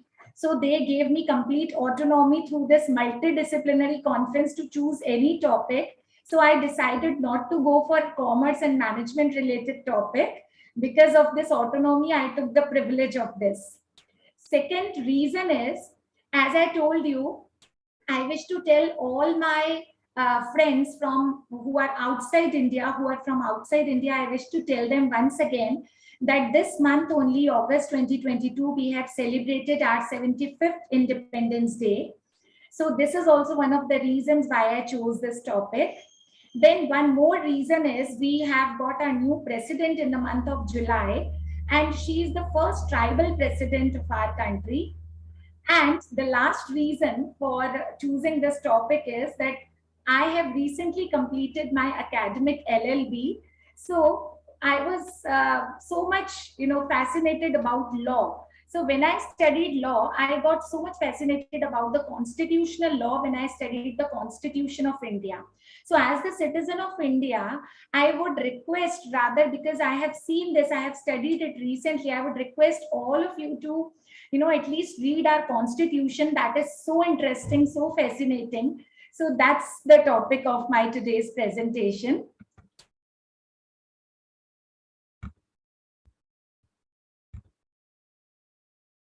Kindly tell me if my screen is visible.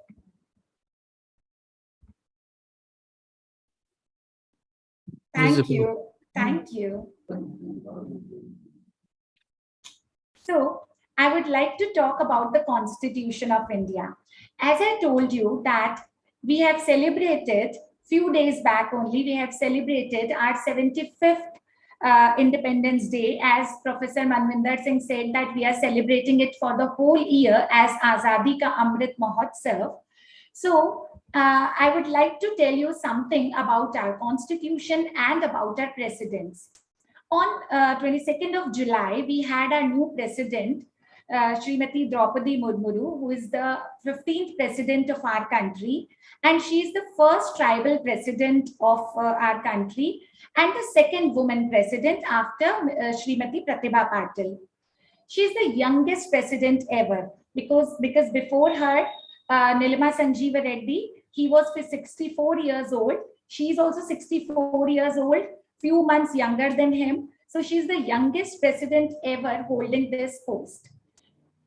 One very interesting fact which I got to know is that with her appointment, this is for the very first time that all the three key posts of the country, that is the president, vice president, and prime minister, all the three key post holders are born in free India.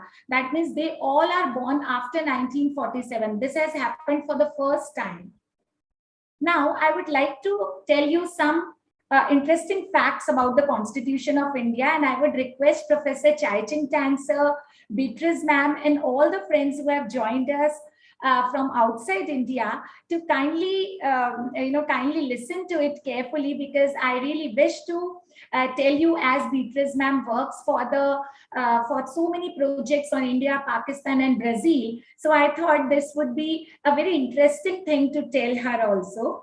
So our constitution came into effect on 26th of January 1950, and it was put together by Dr. B.R. Ambedkar, who was a jurist, economist, and a social reformer. Initially, obviously, we did not have all the provisions, so we had to get some provisions from different constitutions like the Constitution of US, UK, France, and USSR. But obviously, we could not copy it due to the cultural, historical, and geographical diversity of India. We had to amend them. And you will be surprised to know that our constitution was not typed, was not printed, it was handwritten. And it was handwritten by the calligrapher whose name was Prem Bihari Narayan in italic style. And when he was asked that what will be his charge, he said, I will not take any charge, I will not take any fee, but I wish to sign the supreme law. I wish to sign on this document. This is the longest ever document because it contains 1.46 lakh words, and it took around 2 years, 11 months, and 18 days to be drafted. And, women did not have the voting right before the constitution came into enforcement in 1950. Only after its enforcement, women also got the voting right in India. There were only 3 original copies of this constitution, which are still kept in the Library of Parliament, and they are kept in a special helium filed cases, which are in the Library of Parliament. Article 32, if we talk about the Article 32 of our Constitution, that is the heart and soul of the Constitution, which makes the Constitution very, very effective because it guarantees the fundamental rights to all the citizens. It is a living document. Living document means it can be amended according to the requirement of the country. So presently in 2022, there are 470 articles in our Constitution, and the preamble of our Constitution mentions the terms like justice, liberty, equality, and fraternity. Now, as I told you that we just had our 15th president, I wish to tell you some important facts, some interesting facts about our Indian presidents. Not all of them, not 15 of them, but some of them whom I felt that they're very interesting and I wish to tell you. So our first president was Dr. Rajendra Prasad. He was the first president of independent India, and he is the only president to have served 2 consecutive terms. Now, Dr. Sarvapalli Radhakrishnan. He was the second president of India, and he was the president who also served as the vice president of India before elected as the president of India. Then Zakir Hussain. He was the third president of India, and he was the first Muslim president of India. He was also the first one who passed away during his office. Now, Gyani Jail Singh. He was the seventh president of India, and he was the first Sikh president of India. Shankar Dayal Sharma. He was the ninth president of India, and he was the only president of India who worked during the tenure of 4 prime ministers. Now, this is my favorite. APJ Abdul Kalam. He was the 11th president of India. He's known as the Missile Man. Rather, he's also popularly known as the People's President. And I am so proud, I take pride to tell all of you that when he passed away, what all did we find in his property? He was the president, the biggest post holder in the largest democracy of the world, India. But can you imagine what all did he have? He had 25,000 books, 1 wristwatch, 6 shirts, 4 trousers, and a pair of shoes. That's it, nothing else. No luxury at all. He was the greatest scientist president we ever had. Then Mrs. Pratibha Patil, she was the first woman president of India.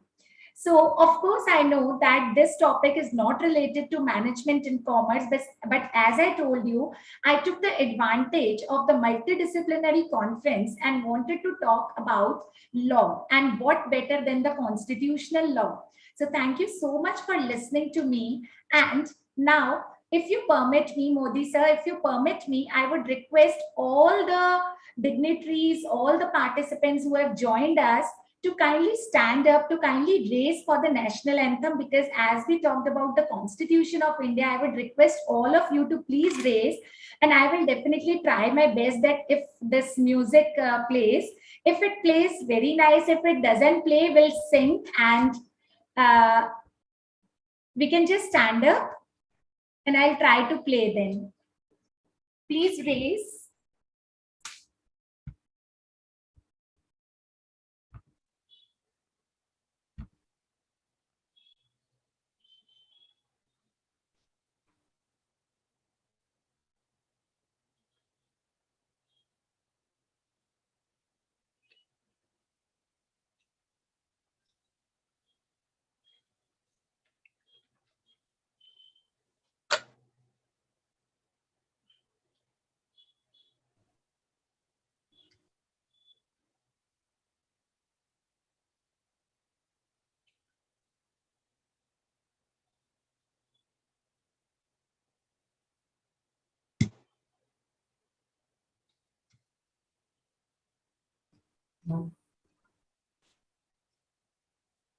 I don't know whether it was audible.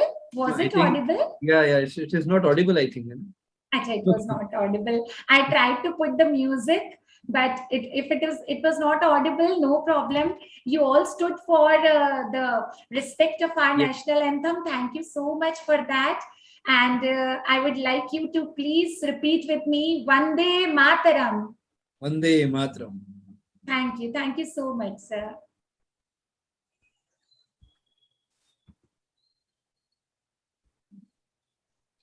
Thank you. Thank you so much, Dr. Aarti ma'am, for the wonderful, excellent, and informative speech. Thank you so much once again. And it is time for paper presentations by the presenters. So, with the permission of Chairperson Dr. Chai-Ching Tan and additional Chairperson Dr. Manvendra Singh Pava, sir. So, sir, can we start the presentation, sir? Sir, participants, I shall call one by one, since the number of participants is very large. So please sum up your presentation in 4 to 5 minutes. Yeah, Pava sir, any suggestions before? Please unmute, sir. Yeah. Yeah, nothing. They have to be crisp, and 4 minutes are, I think, sufficient. And specifically, if they will focus particularly on the problems, because the conference is on the innovation, research, and challenges in global, and they must focus on the problems and the solutions. So, problem statement is must, objectives, and how they have tried to resolve it. That would be like to see. And another thing that they should not go deep in the literature review part, because we assume that the reviews things has already happened, and we will do only the methodology. We'll see the methodology and the outcomes of the same. That is my request to everyone. So let's start. Okay, sir. So Yes, I'm audible, sir. yeah, serial number 2. Am I audible? Yeah. Dr. D.S. Borkar, serial number 2. Yeah. Dr. D.S. Good Borkar, evening, sir. associate professor. Yeah. Please start, sir. Please start. Yeah. Good evening to one and all. Respected chairpersons, additional chairpersons, convener of the seminar, as well as the principal of the college. Myself, Professor Dr. Borkar here, presenting the paper in the International Multidisciplinary Conference organized by Kaveri College of Arts, Science and Commerce, India, in an association with the Inspira Research Association, Jaipur. The paper title is Indian Startups Scheme and Employment Generation. As you know, the Indian government has launched the flagship program Startup in India with the goal for fostering the startups culture and creating the robust and inclusive ecosystem for the innovation and entrepreneurship in India. Startup India has released a number of initiatives with the goal of associating entrepreneurs and changing India into the nation of job creation rather than job seekers. The primary objective of the Indian Startup Scheme is to develop and innovative products and services and create more job opportunities in India. This would further lead to an increased employment rate of help strengthen the economy. The government of India has sent all the implements of the scheme and has provided all the basic infrastructure for the implementation of the scheme right perspective. The state of Maharashtra is ranking first at the all India level of generation of employment opportunity. According to the economic survey has been conducted on 2021-22, India has approximately 61,400 startups recognized by the Department of Promotion of Industry and Internal Trade, with at least 14,000 recognized for the fiscal year 22. The state of Maharashtra is ranking first at the all level India level in generation of employment opportunities. The above statistics indicated that the initiatives taken by the government of India and the state government to foster the growth of startups has yielded fruits.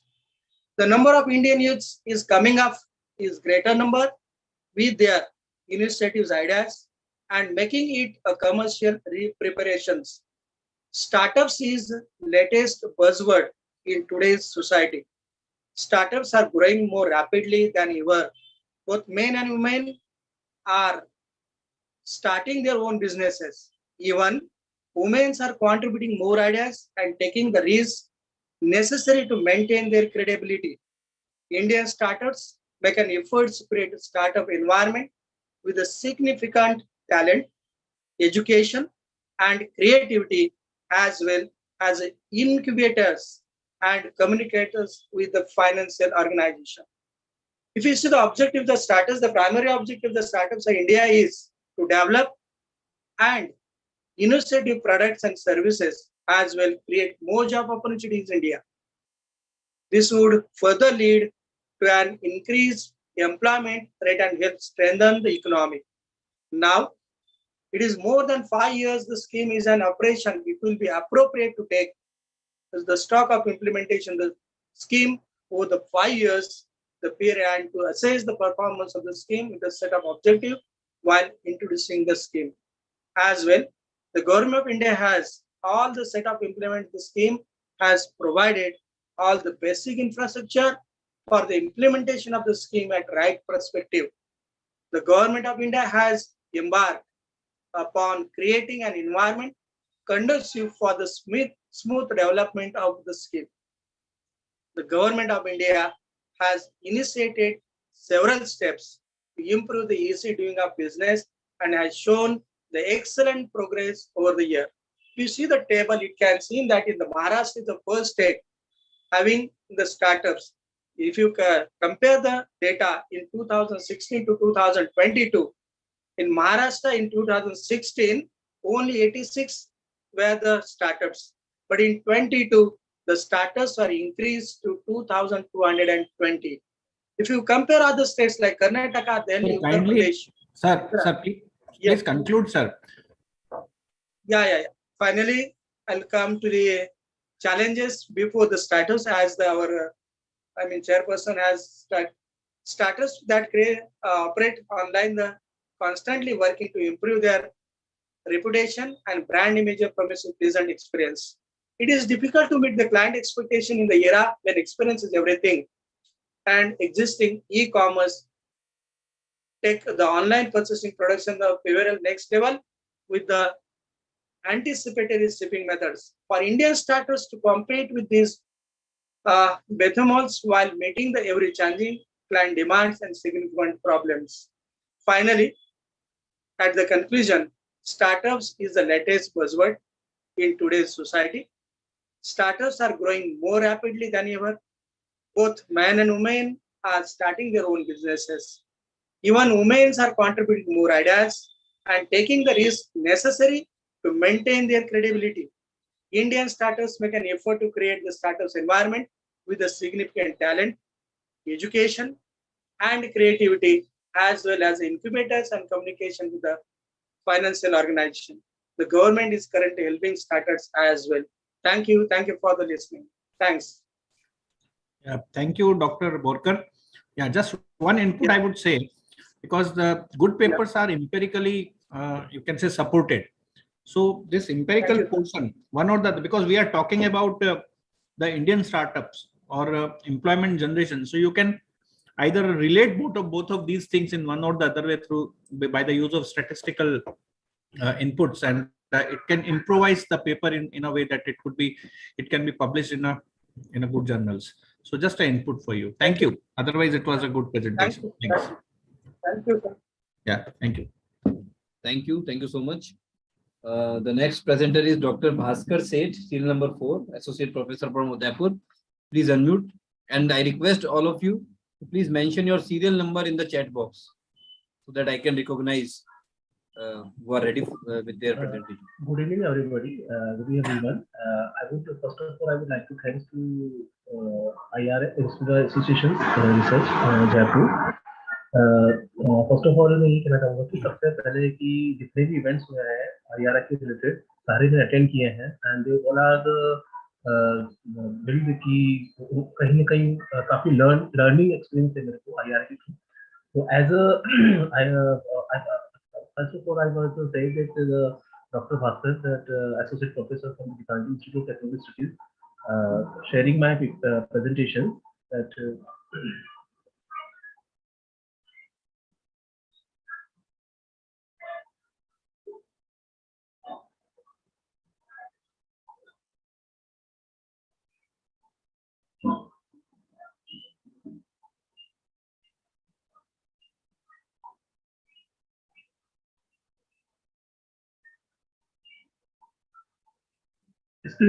Yes, Bhaskar ji, please click. Yes, click on the file. Okay.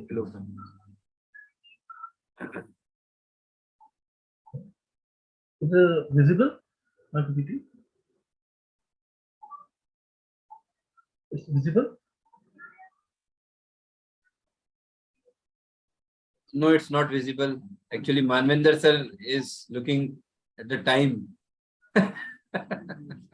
You have 4 or 5 minutes only. Okay, okay. And do PPT the presentation also, no problem. PPT is visible, sir? Okay, sir. My topic is that Internet of Things for Industries 4.0, the digital transformation of manufacturing. So, first of all, what is the preparation, what is the objective of my paper?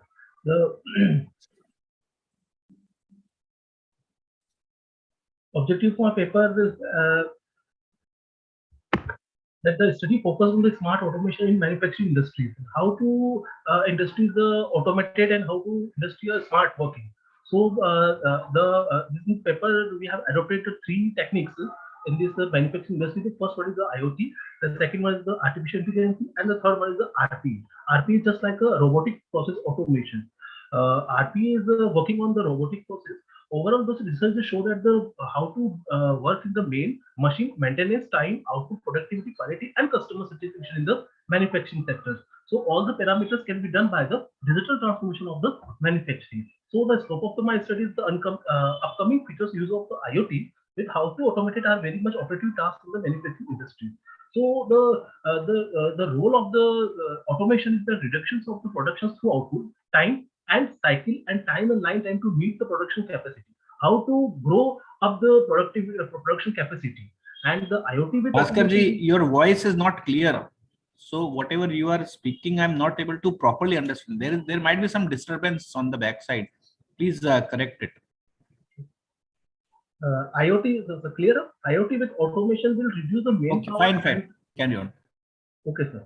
IoT with automation will reduce the manpower and reduce the bottleneck of any stage for the mass manufacturing. So, how to tackle out this? So, first of all, what is the fourth industry regulations? So, before the many areas, the first one is the adopted the mechanization water power streams. So, the growth of the mass production, assembly line electricity, and they come up with the computer and automation and adopted the computer and automation use the cyber physical streams.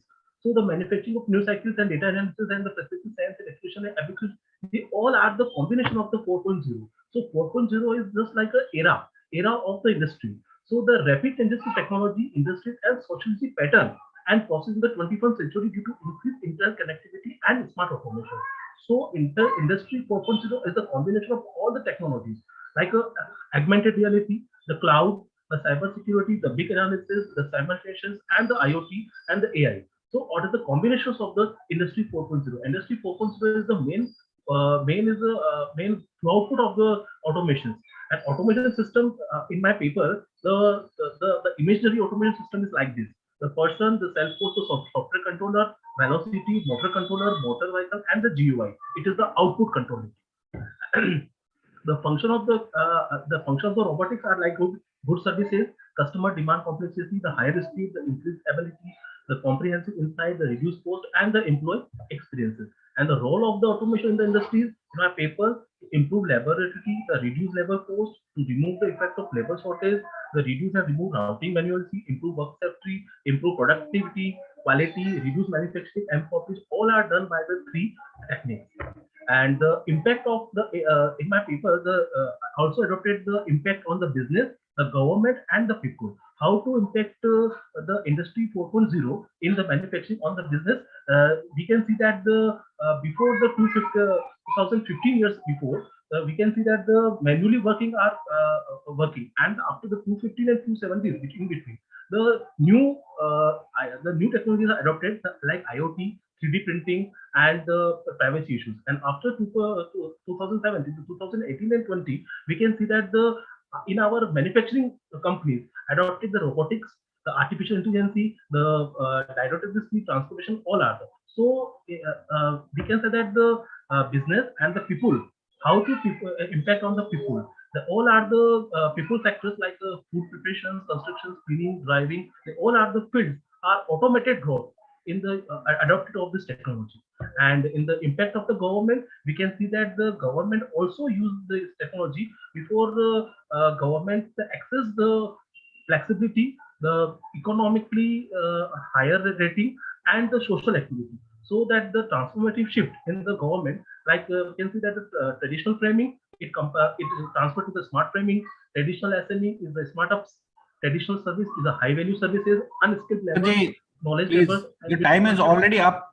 Okay, sir. And the last, the conclusion, in my paper conclusion is that the over next 5 to 10 years, innovative in industry 4.0 will take place the higher automation. We change the working style in the manufacturing and develop the higher growth and higher economical and higher rating in the industry 4.0 in the paper. So we can say that we can adopt the 4.0 industry in all the industry automatically.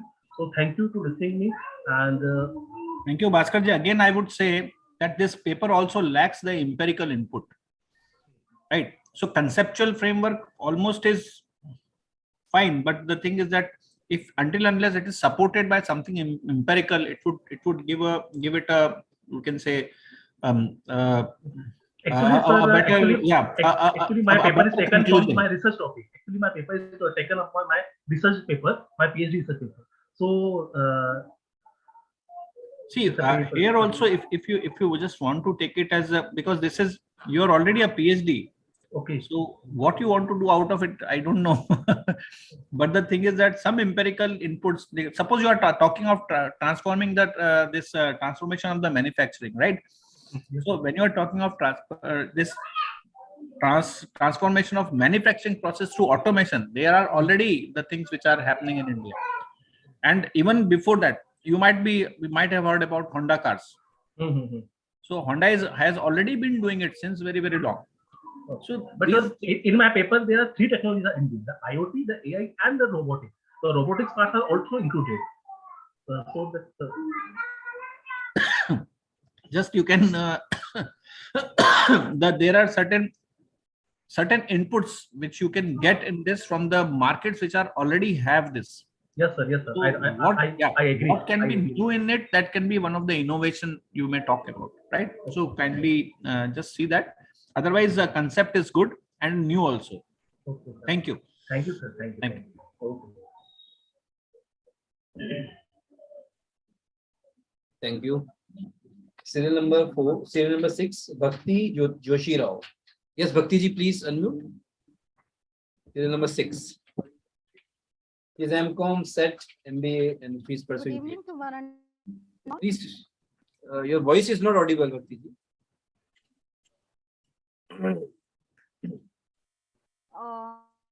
Sir, is it audible now? Yeah, it is audible, but there is some network issue from Hello? your side. But you can continue. Yeah. So if there is a network issue, we can ask them to just off the video and can continue. But again, I would say, as I always say, that without video, one must not present. But once you have shown it, fine, it's okay. You can continue with that because of the network problem.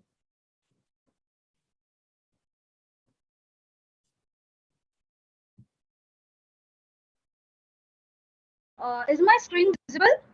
Yes, ma'am, please continue.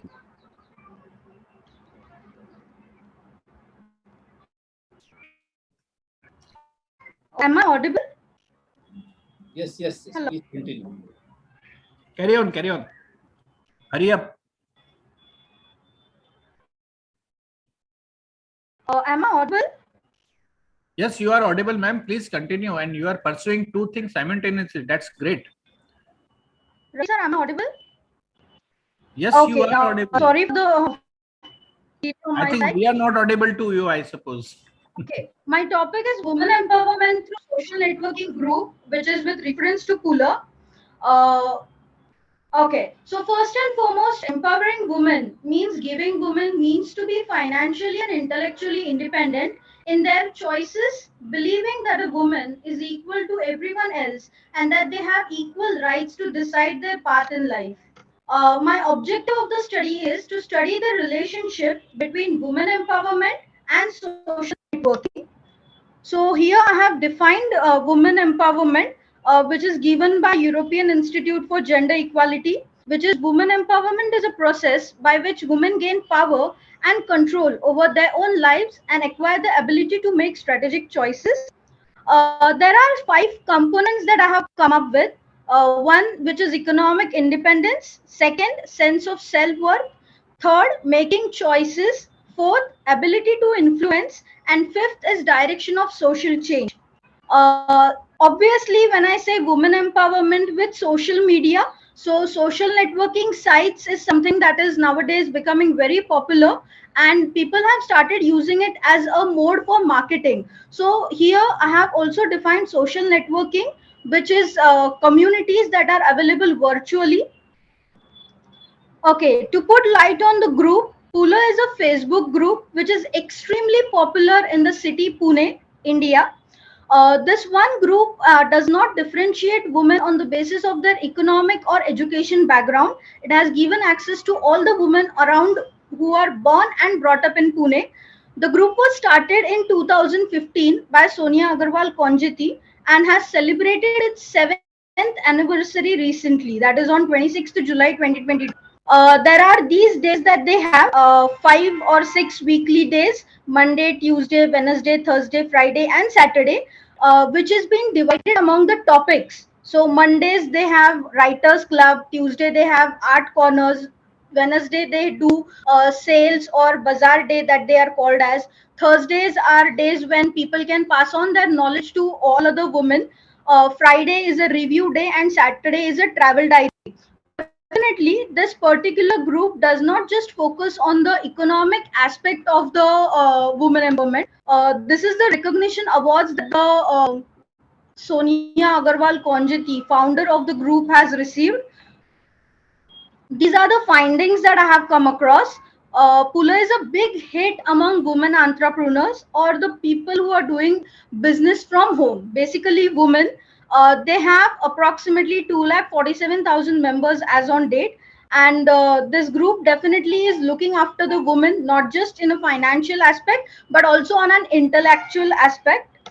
The conclusions that I have drawn are these. The Facebook group Pula has become a boon for the members. The founder, Mrs. Sonia Agarwal Konjiti, has given opportunity to all the women members of not just becoming independent financially, but also a place where they can share their ideas, give suggestions, and speak out their mind. The founder has also come up with a website now, which has directories. Due to social networking, there were various problems that were faced. So now she has come up with a verified seller. That is, she is also tackling the problems that are coming across the way. The group has certainly contributed a lot towards women empowerment. Thank you so much, sir. These are the conclusions that I have drawn. I thank INSERA Research Association and Kaveri College of Arts, Science and Commerce for giving me this opportunity. Yeah, Bhakti ji, excellent presentation, very crisp and very precise. But let me tell you, the methodology is completely missing over here. Another thing, because methodology is completely missing, the conclusion which you have drawn are your own conclusions, right?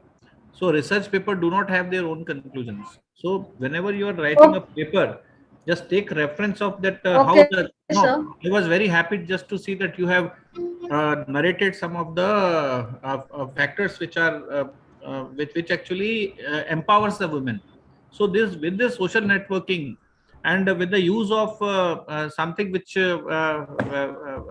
actually studies the social networks. There are various types of tools. You can say NVivo is one which actually tells that how we can go for. So with the help of that and with tagging certain words, you can come up with a very good conclusion using that NVivo type of tool, which Inspira Research Association has also conducted workshops on. So I think it might be available on their YouTube channel. You can view that, see that, and because we are academicians, we have to actually come up with certain things which actually make a good sense.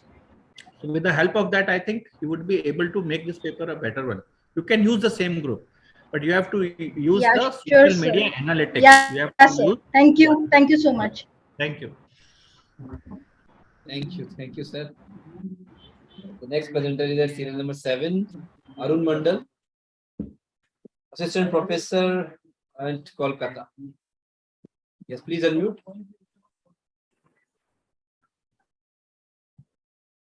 Am I audible, sir? Yeah, of course. But carry on, Arunji.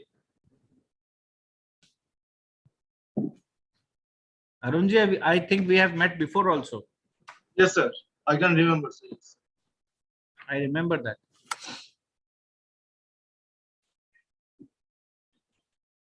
Yeah, please continue with your work. Yes, sir. Yes, sir. Aye. So is the screen visible, sir? Sir, is the screen visible? Yes. Carry on. Please carry on with your presentation. The title of the paper is Indian Banking Sector Changing Scenario. Indian banking system consists of private sector bank, public sector bank, foreign bank, cooperative banks, regional and rural banks. Banks focus on customer satisfaction as a result of technological developments and increased competition in banking sector. Banks emphasize on service quality to improve customer satisfaction. Traditional banking is based on branch banking, whereas online banking is based on internet. Customer satisfaction plays major role behind customer retention in banking sector. Banking is influenced by changing scenario of the economy. Banks are compelled to offer advanced technology-based services to customers due to digital revolution in banking sector. The study is based on primary data and secondary data. Primary data has been collected from the state of West Bengal. The sample size of the study is 100. 65% of the respondents are male and 35% of respondents are female. First question was, private sector banks provide better services than public sector banks. 62% agree and 38% disagree. Second question was, customers can save time by availing internet banking. 74% agree and 26% of respondents disagree. Next question was, cost of internet banking is less than traditional banking. 77% agree and 23% disagree. Customer satisfaction depends on the quality of banking services. 69% of respondents agree and 31% disagree. Many customers avoid internet banking due to lack of knowledge. 81% agree and 19% disagree. Urban customers use internet banking more than rural customers. 84% agree and 16% disagree. The conclusion is that banks adopt advanced technology to improve the quality of banking services. The success or failure of bank depends on customer satisfaction, and most important is that the inclination of customers towards internet banking or online banking has increased in recent years. That's it. Arunji, thank you for your presentation. Again, I would say just a presentation of the graphs, okay, will not take us to any conclusion until unless there is a hypothesis testing. You already have a data. So why not to go for a hypothesis testing and come up with a better conclusion which are empirically tested? So would like to just give that input to you. And thank you very much. Thanks for the crisp and very, to the point presentation. Thank Excellent. you. Good. Next presenter, serial number 8, Anand Buddhikot, Kaveri College. Anandji, please unmute. Hello, am I audible? Sir? Yeah, please carry on, Anand. Just a moment. I'm sharing. Yeah. Okay. Is my screen visible, sir? Yes, of course it is. Please carry on. Okay. Good evening to all dignitaries. I am Dr. Anand Buddhikot, and my topic is study of gesture-based interaction for ICT applications.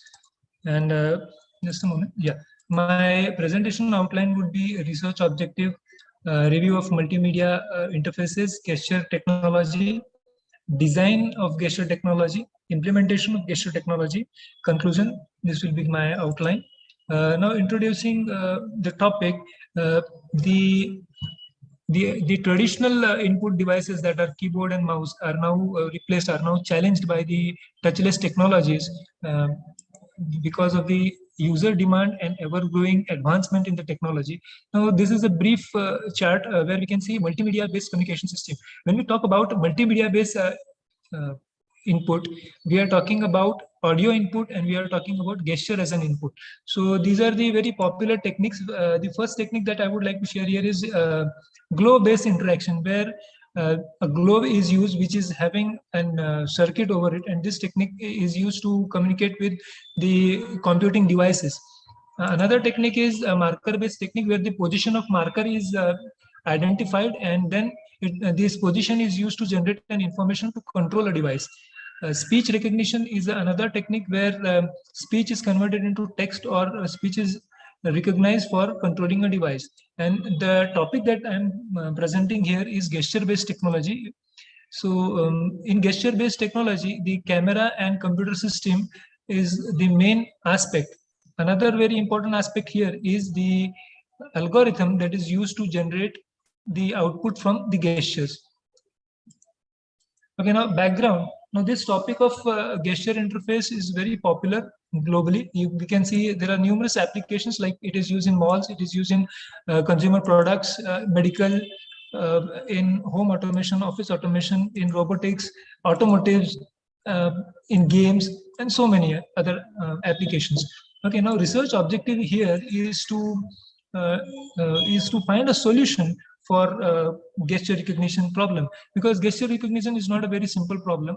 It is a very complicated problem where we require image processing techniques, and the basic problem here is to deal with various challenging aspects like illumination, background, camera characteristics. Okay, in the present work, I have done a comprehensive study of various multimedia interfaces. I have done a review of gesture interface technique, and I have developed a prototype.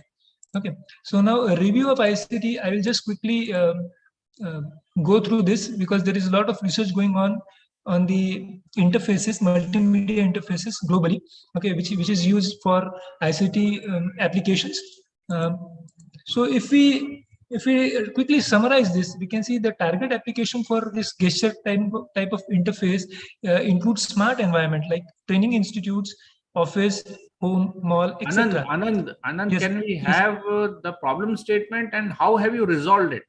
Yeah, the problem statement is dealing with the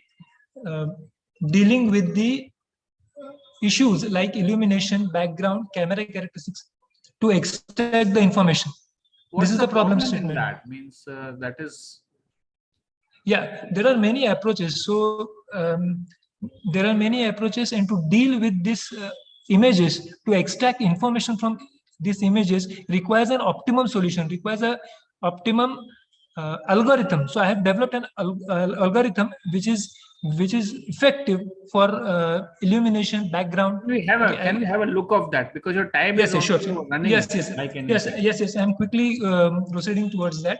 Yeah. So this is the multimedia interfaces, and I'm talking about gesture interface, and these are these sensors, and I'm using camera as a sensor.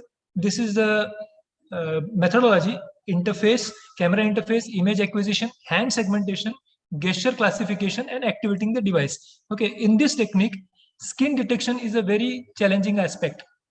Okay, so in this work, there are various techniques. I have studied all these techniques. In that, I am performing the algorithm. I have developed algorithm using explicit skin detection. Okay, and in this explicit skin detection, these are the color spaces: RGB, HSV, and YCBCR. And the algorithm basically defines the classifier. Here I have defined RGB classifier. Okay. Now challenges. As you are talking about challenges, these are the challenges, and I have developed an algorithm, and I have studied this algorithm, and I have done experiment using this algorithm on the database that I have collected. This is the database. As you can see, this image, this is not a very clear image. I have to recognize skin from this image. Okay, another image, this is about this skin. This skin can be in having a background of similar color. Okay, skin tone. So after seeing this, I have developed an algorithm, and when I run this algorithm for these images, this is the solution that I find. You can see the solution, skin recognition, is very clear here. Okay, so even though the background is having similar color, we can identify the image, we can identify the skin. Okay, now responsive algorithm. So I have developed few lab generated samples. You can see the lab generated samples where a perfect background is there. So for perfect background, it is very easy to detect the skin. Okay, and also I have collected the samples from e-sources, and I have run my algorithm for this, and these are the results. So it is, please conclude that what has how and what you have concluded out of that algorithm, means what was the outcome of that? You have developed the algorithm which is actually is successfully able to detect the skin. Am I correct? Yes, sir. I think that is only the finding of your paper. No, this is one of the part. So another part is, after finding this algorithm, I have implemented for controlling a device. So I have implemented it for controlling the computer-based applications, so that I can say that it is used for ICT applications. Okay. Anand, you can write 3 papers on this, right? Because first is even the algorithm itself is a part which can conclude as a paper. Right. Second is the use of that algorithm further, which you are just not telling. And the third objective itself is a separate paper rather. And if you combine it all, it will become a thesis for you. Yes. Okay. Yes. Yes. So try to do that and let us see what is your conclusion further.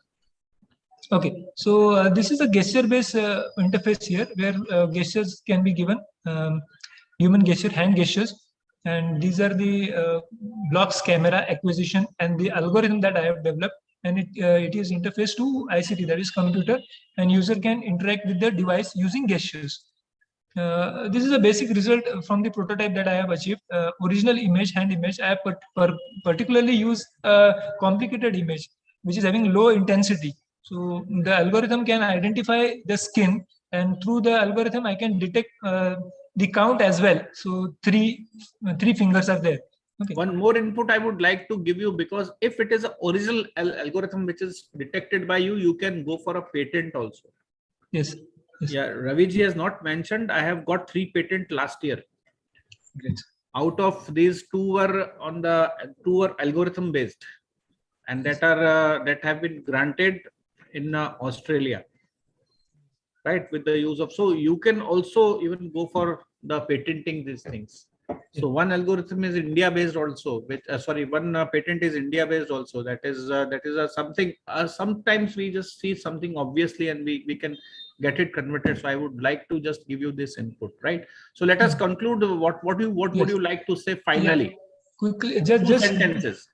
Just 1 second. This is the slide which shows, and this is the lab setup that I have prepared for doing the experimentation. So here by hand gesture, I can control media player attributes. Okay. So in conclusion, I have done a comprehensive study. One sentence. That's it. By using the color space, or by using the algorithm that I have developed, it is possible to communicate with the devices while dealing with the illumination, camera characteristics issues that are generally faced by the image processing researchers. This is the conclusion. Thank you. Excellent. Thank you, You sir. have only used 1 sentence while I told you to use only 1. Excellent. And this is a very good work you have done. I highly appreciate you, and keep it up and keep on doing good work, Anand. Thank you Thank so you. much. Yes, sir. It was a good presentation. Thank you, sir. Thanks. Yeah, the next presenter is Good. serial number 9, Dr. Anya Dipta Panda. Yes. Please unmute. So am I audible? Yes, please. Yeah, carry on. So I'm not getting the permission to share the screen. So you can share easily, no problem. Sir, you cannot start screen share while the other participant is sharing. It's just displaying on the screen. Okay. Now you can share. Yes, sir. Just a second. Sir, is my screen visible? Yes. Yeah. Please carry on. Good evening, all dignitaries. This is Dr. Dhyanadipta Panda, and my major topic for today evening is the transformation of human resource management system with the adherence of artificial intelligence. So, first of all, I would like to introduce what artificial intelligence is. There is a famous saying that machine intelligence is the last invention that humanity will ever need to make. From the primitive, computers have been one of the major handy friends of humans. Since their invention, around 1/3 of the human labor has been reduced by the efficiency and fast response of computers. It was invented in 1956. As technology advanced, human intelligence combined with the efficiency of machines. Artificial intelligence is basically the simulation of human intelligence processed by machine, especially computer system, that not only ease complex tasks but also save time in activities that are far beyond the human capabilities. A small real-life example: the smartphones that we use have assistant, namely Google Assistant or Siri. They can fetch any data you want in the wild world in just a fraction of a second and can deliver you on the screen of your phone. The objective in today's presentation is artificial intelligence and its relation with human resource management, its application in HRM, and the future of AI in HRM. So I start with human resource management mostly deals with hiring, managing, and organizing the employee workforce of an organization. HRM is closely related to artificial intelligence in sharpening the major objectives of an organization. In today's modernized world, where machines and computers have been an integral part of any work field, AI acts as the key to make strategic decisions quickly and precisely. According to studies in 2018, when workforce happiness was limited to just 22% in major worldwide workplaces, it has now peaked to 53% with the major support from artificial intelligence. What are the applications of AI in HRM? HRM has been a primitive field from ages. Artificial intelligence has been a boon for the HR field for several years in various aspects, resulting in rapid modifications and timely improvement. Some of the major applications of AI in HRM field are, first of all, the acquisition of new talents, the onboarding of employees, and the personal development. The key of a successful organization is dependent within the efforts and efficiency of the workforce. With the expansion of industries and worldwide technological development, new hirings are an integral part of every organization. As stated earlier, human resource mainly deals with identifying and hiring new candidates. But this is a quite long process. There are various aspects to be taken in concern while hiring a candidate for a specific position. Some of which in the primitive way are maintenance of a database of potential prospects and contacting them individually, scheduling interviews along with maintaining a smooth timeline, and personally looking into each candidate's background check and analysis. These processes are quite time-taking. In today's world, where there is much work. Your time is going, and can we just have a look of your objectives and how have you concluded your objectives? That would be Yes, sir. Yes. So my major objective is these three that are the main part of an HRM system can be visualized by artificial intelligence, and the maintenance of database that was a major time consuming can be replaced by chatbot. Chatbots are artificial intelligence that can shortlist the number of candidates and provide a new list from which we can interview and save time. Scheduling interviews as well as background checks can be easily done in fraction of minutes with the help of artificial intelligence. After a successful hiring of an employee, the second most important thing is onboarding of the employee. With artificial intelligence, it can successfully stabilize authentication, its documentation verification, and setup of devices and essential assets that directly affect the workplace happiness of the employee. Last but not the least, the personal development. In today's world, personal development is one of the major vital things. Organizations are going in the flow of the world, which requires to impart training in each and every employee to provide full amount of asset to the organization. Artificial intelligence can complete these tasks with the help of media such as Zoom, in which we are contacting now, Google Meet, and a lot more. The workplace or the venue in which you are currently present is not important. I would like to conclude my presentation by saying that artificial intelligence is a boon which can complete complex tasks of ours in just a minute. It has a huge future in HRM. Implementing AI in HR will increase productivity and has the potential to reduce operational costs and time spent on repetitive tasks and operations. The use of advanced tech. Yes, sir. What would you say in one sentence? Sir, I would say in one sentence that machine intelligence is not only to help the industry, it is the key to predict the organizational future. With this, I conclude, sir. Okay, fine. Thank you. But again, I would say that it lacks the empirical type of data, and empirical research is missing. You can make it good. Topic is good, other things are good, but a little bit of more, you can say, effort can make this really publishable in good journals. Yes, sir. I mainly focused it on theoretical purpose. Yeah. Thank you, sir. Yes, Ravi ji. Thank you. Serial number 10, Dr. Deepa Sathe. Deepa ji, please unmute. Yeah, am I audible? Yes, Dr. Deepa, please continue. All right. I hope the screen is also visible. Yeah, of course it is. And you have made about 20 slides. Sir, I'll take it through quickly. So if it would be good if you just skip the portion of the introduction and directly go on what is the problem statement. Yes. Absolutely, sir. So my topic is, as I mentioned, it is on financial issues during post-pandemic 2020 with respect to MSMEs in India. As you have suggested, I will just roll through the introduction part. MSMEs, formerly known as SSI, now reframed in 9 May 2007. And as it is contributing to the economical development, it is a It is also boosting entrepreneurship and employment opportunities. So it should be given a lot of attention. And as the study is that whether the government has taken enough initiative to foster the development of this MSMEs, and during especially this pandemic, this is the sector which has gone through a lot of hurdles and the challenges. Secondly, the research paper aims at finding whether the credit exposure from the private and public sector bank, how was the ratio, what are the NPAs, and certainly whether this initiative has helped the MSMEs to bring the businesses to the larger extent or not.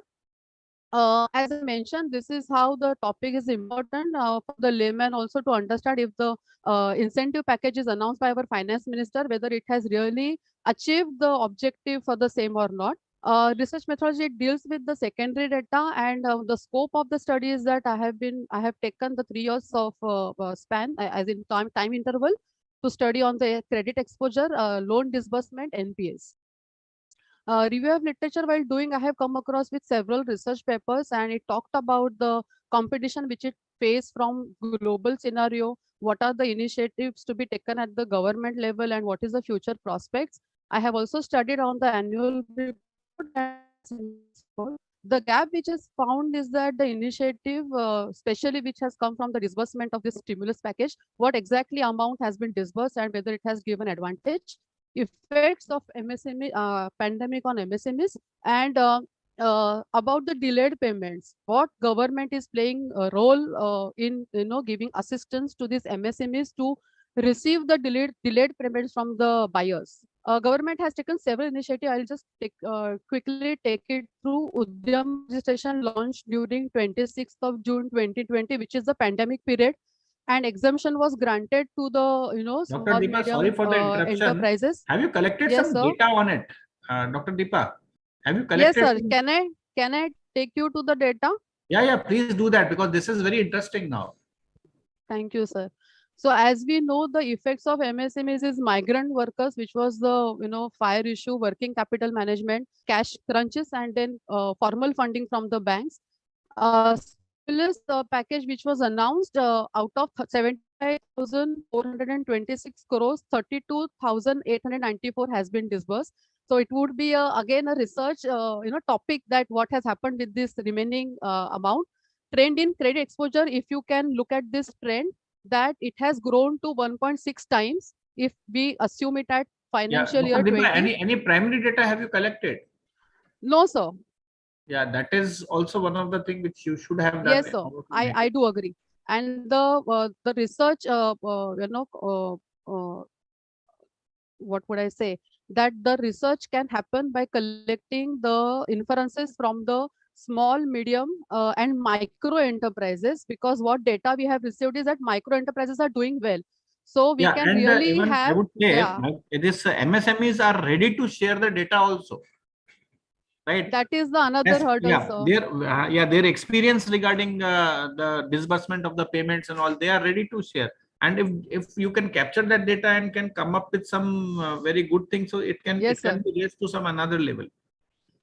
Yes, with few associations from the network that I can get this data, and I'm surely, sir, looking forward to have couple of these primary data inferences. And the next one is that the loan disbursement, because even I have gathered information from the private sector and public sector banks of the record that micro enterprises are following the deadlines rather than the medium enterprises, and they are whatever loans are being granted to them, they make it a way to repay them even on time, and that can be seen here, sir. Look at the ratio and the trend. People do have a choice of going to the private, to the public sector banks as far as the loan should be, if it has to be taken. But if we look at the trend, it is deteriorating, sir. So this is also another area that why these MSMEs are not going to the public banks and they are preferring private sector. And if you look at the non-financial banks, it is again decreasing. If you look at the disbursement, look at the financial year 20. 158 was a total disbursement, which has gone to double of what it has been disbursed. And now looking at these three, micro, small and medium, medium enterprises have enjoyed lot of disbursement. It has grown to 38%. But if it has to come to the sectoral lending, PSU have shown that decrease, sir. So I happen to talk to certain managers, and I'm in a pipeline of getting, inferences, and I'm sure your advice I'll able to, sir, fulfill your wish. This is NPS, sir. Although it doesn't show Ma'am, that it's, much it's increase, not you look my at. wish, rather it is something very good for you, that if you do it, then definitely there will be. Sure, sir. Of course, it's my wish also. You can take it like that. Yes, sir. Thank you. Yes, sir. Thank you. I do Yeah. understand, sir. Thank you, sir. Sir, looking at the NPS from medium, it is consistently showing some increase after 21, and again it has leveled up at 15%. Whereas micro, it was 9%. Now it has really grown to higher percentage. This I want to bring attention on this monitoring delayed payment. And very interesting fact is that although MSME Samadhan portal has been introduced on 30th of October 2017, the large number of cases have been filed in the phase of 2021. Certain statistics is also given. This is a portal. How does it look like? Even Udyam registered, a small enterprise, and now that extension has even gone to the retailers and street vendors. Any person who has a small business can register on this portal, and even if he can file a complaint. So this is a portal. How does it look like? And it shows that number of cases have been filed. Very interesting to know that the lot of delayed payment have happened from central ministries, central departments, central PSUs. If we look at the numbers, it is in crores, thousands of crores, and which especially comes from the PSU central units. So conclusion is that, okay, the subsidies are there, but what if the small certain, payments like business expenditure, maybe certain subsidies in electricity, some tangible, if allowances or subsidies if can be offered from the government, it can help, these small, medium enterprises, although the disbursement is available. In what would I like to comment is that this claim settlement structure, it is recommended to be continued, and MSMEs really have long way to go, and with the proper planning and maybe the execution and a couple of certain additional subsidies from the government, we will see that strength in this sector. It should be inquired as how kind of proportionate lending by private sector, public sector is decreasing as opposed to private banks. So this can be another topic for study which emerged out of this research paper presentation. And thirdly is that why NPAs are increasing from medium enterprises compared to the small and micro. So this can be the contribution from this research, and with primary data, I think I am able to continue and contribute some to the greater extent. Thank you for this opportunity. I hope I could finish it in 5 minutes. And thank you for this opportunity. Excellent, and you have done very good job. But yes, the suggestion still stands, which you have already taken up. I would appreciate you Sir. for your excellent you, work, sir. and this is really innovative. Thank you, sir. Thank you for opportunity. Raviji. Yeah, serial number 11, Miss Monica Bhosle. Yes, Monica ji, please unmute. Serial number 11 is Sai K. Joseph. Yes, sir. The scholar. Okay. Good The evening, scholar sir. will be Am I present. audible? Yeah, carry on, Monica. Okay, whether my screen is visible, sir? Yes, it is. Okay. Good evening, all. I'm Miss Monica Bhosle, PhD Research Scholar from DTSS College of Commerce, Malad, Mumbai. My topic is on a study of work-family issues of non-gazetted staff working in Mumbai Police Department. This is about introduction. As this topic is on work-family balance. Monica, is it regarding the work-life balance in police department? Is that so? Yeah, somewhat it is related, but my topic is suggested with work-family issues I have considered more. So Okay, as we know that, yeah, as we know that due to globalization and changing the life of the people, everyone, men and Let us women. do not talk about the introduction. Let us see your problem statement directly. Yes, sir. What Yes, is sir. the No problem. problem statement you have? Okay, this is about the statement of problem. In the service sector, police department plays an important role.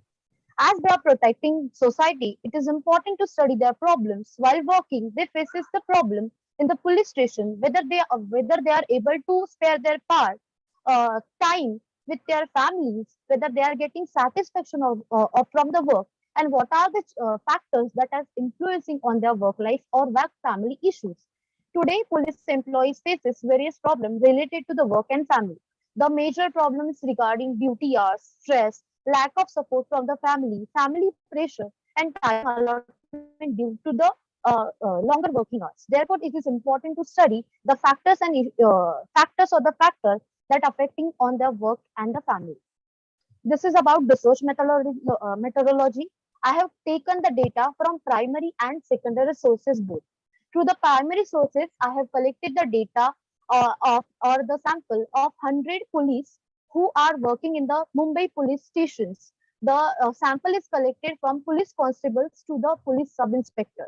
As the qualitative approach is there, I have used your convenience random sampling method for the data collection. Even the data is also collected from the secondary sources.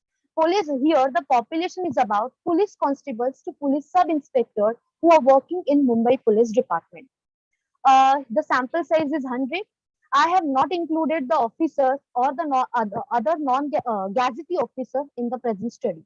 I have used your SPSS software for the primary data or the we can say for the as I collected the data on primary sources. I have used SPSS software for analysis of the data, and where H test, crucial values test, frequency table, chi-square test is used for the analysis purpose. This is about the finding of the study. 70% of the respondents possessing the graduate degree.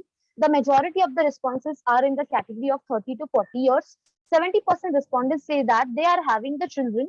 85% of the police staff they say that they do not have special child.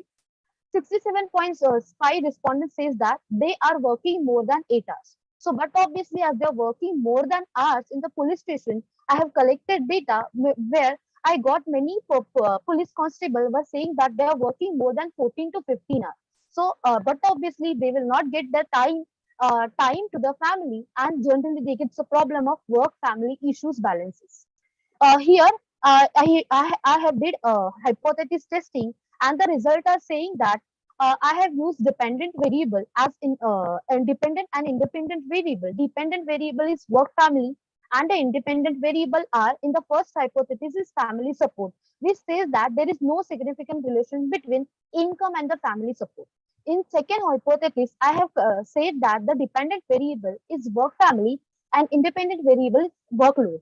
And this says that there is a significant relationship between age and workload faced by non-gazetted officer in the Mumbai Police Department. So this is about the hypothesis testing. Crucial value tests have been applied for the testing of the hypothesis, and 100 sample have been considered for the study, and accordingly the tests are applied for the hypothesis testing. So this is about two hypotheses. This is just now I have explained to you in the previous slide. This is about the suggestion. As the problem is there, definitely there has to be some suggestion so that there can be reduction in the problem. So the suggestion is that the first major important suggestion is that there has to be some recruitment. Basically, what happened, there is not much manpower. Manpower is there, but the ratio is not that much. Therefore, the Mumbai police, they have to work for more than 14 hours, 15 hours. So that is the main problem they are facing in balancing their work families. Longer number of duties can be reduced. Healthy working culture has to be established. Technology upgradation is very important point, because if we know the technology well, we can reduce our work. If we are spending more time on the doing same thing, so it takes problem while managing the work family. The maintenance of proper police station building, increase facilities to tie up with the hospital, because at the same time they generally what happens, the police family or being from the police family, the police persons are like they are getting more Monica, just yes. one suggestion over here. Suggestion Yes, on sir. the suggestions better. Yes, sir. We are doing a research paper right? And there are certain objectives.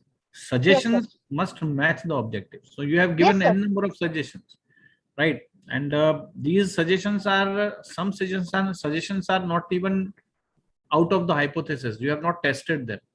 So Sir, sometimes, sir, yeah, this is about my objectives. agreed. Yes. But so many suggestions coming up. So Yes, it sir. actually sometimes confuses, right? Okay. So and secondly, you have applied a chi-square test. Now, chi-square Yes. test is a non-parametric test, Right, sir. right?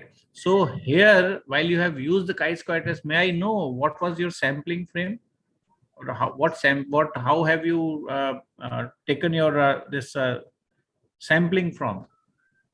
Sir, I have selected the Which type of sampling methodology you have chosen? See here. Sir, I have chosen convenience random sampling method. Yeah. And Now sir, this, I have let not. me tell you. Yes. Let me tell you one thing. Your sampling technique, convenience random sampling, is wrong. Either it is convenient samplings, or it is random. Random sampling cannot be convenient sampling, and convenient sampling can never be random. Yes, sir, I got your point. Then why have you written over here? Because that's why I asked you that what is your methodology. You have used chi-square. Now there itself you can, and again, chi-square is a test which can be applied anywhere, but the conclusions on the hypothesis which are used in the chi-square test, please go through it once again. No, sir, this is not from the chi-square test. I have used here. I have mentioned here. I have applied here. Kushal-Wallis test, fine. Kushal-Wallis test is also, you can say, it is again a Part non-parametric. of the. Yes, sir. It is as good as chi-square, you can say. Yes, sir. Yes, sir. Yeah, so that's why that is only the reason why the chi-square value has been calculated and interpreted over here. Yes, sir. Okay, try to use some better test in order to substantiate your this hypothesis and problems, right? And Okay, sir. never ever write this convenience sampling. Yes, sir. I got. Fine. No, sir. And one more input regarding your presentations. You have used various, you can say, these animations. Now, this good Yes, sir. idea over here, I would say it is a bad idea. Don't give Yes, such sir. type of things which are actually attracting the attention of the reader or the audience somewhere else. Okay. Okay, sir. Right. Anyways, thank you. But yeah, this Yeah. topic is very, very good, because This these is are about the the people. conclusion. Yeah. Police department has to provide support to their employee for managing their work family issues. They have to formulate new ideas and policy for managing work family life. There is policy regarding technological development, computer training, counseling So, program. okay, in one stress sentence, management. if you would like to conclude, what would you say? Don't read the slides. One sentence, that's it. So, police department have to frame various policies. See, as their problem, the main problem here is about their working hours. If they are making the policy, if they are, This is the third sentence you are using. yeah, if they are, if they are formulate the new policies for their recruitment, for their stress management, or they have to come up with such policies that will give them for the recruitment and reduction in the duty hours. If there reduction in the duty hours, the problem regarding work life can be. Okay, Monica, thank you. Thank you. Thank you, sir. Thank you so much. Serial number 12, Dr. Sai Kulkarni. Yes, Dr. Sai, please unmute. Yes, am I audible? Yes, Yes, ma'am, continue. Yes, sir. And please be precise, and let us Sure, start sir. from the research problem, and Yes. then methodology, and then conclusion. Sure, sir. So, good evening, everyone. Today, the topic of my discussion here, I hope the slide is visible. Of course, it is visible. Yes. Please go directly on your research problem, or you can say objectives you can start with, because Yes. objective I can see on the first slide itself. Yes, yes. So I'm here discussing the concept of profit maximization versus wealth maximization. Now, it is a known fact that the objective of the business has evolved from being profit maximization to wealth maximization for its shareholders. Now, in normal parlance, we usually calculate wealth maximization using accounting techniques. And wealth maximization can also, there's a new paradigm here that we'll be discussing, that how wealth maximization can be used, how it can be measured using value-based techniques. So to just give an introduction of value and wealth, value is a return which is in excess of the resources invested. It comes from the concept of economic profit as propounded by Adam Smith in his book Wealth of Nations. Whereas wealth here, which is discussed as in the objective of What wealth is the methodology? maximization. Dr. Yes, sir. Sai? Yes. Yes, the methodology, I have a conceptual paper which is supported by empirical data as well.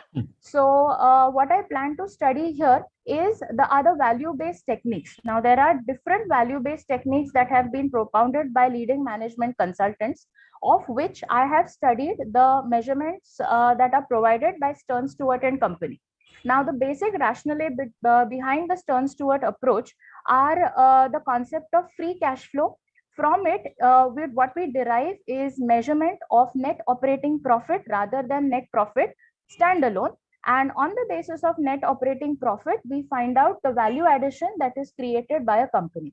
So three basic tools developed by Stern Stewart approach basically are EVA, MVA, and I would again ask you, WAI. what is your methodology?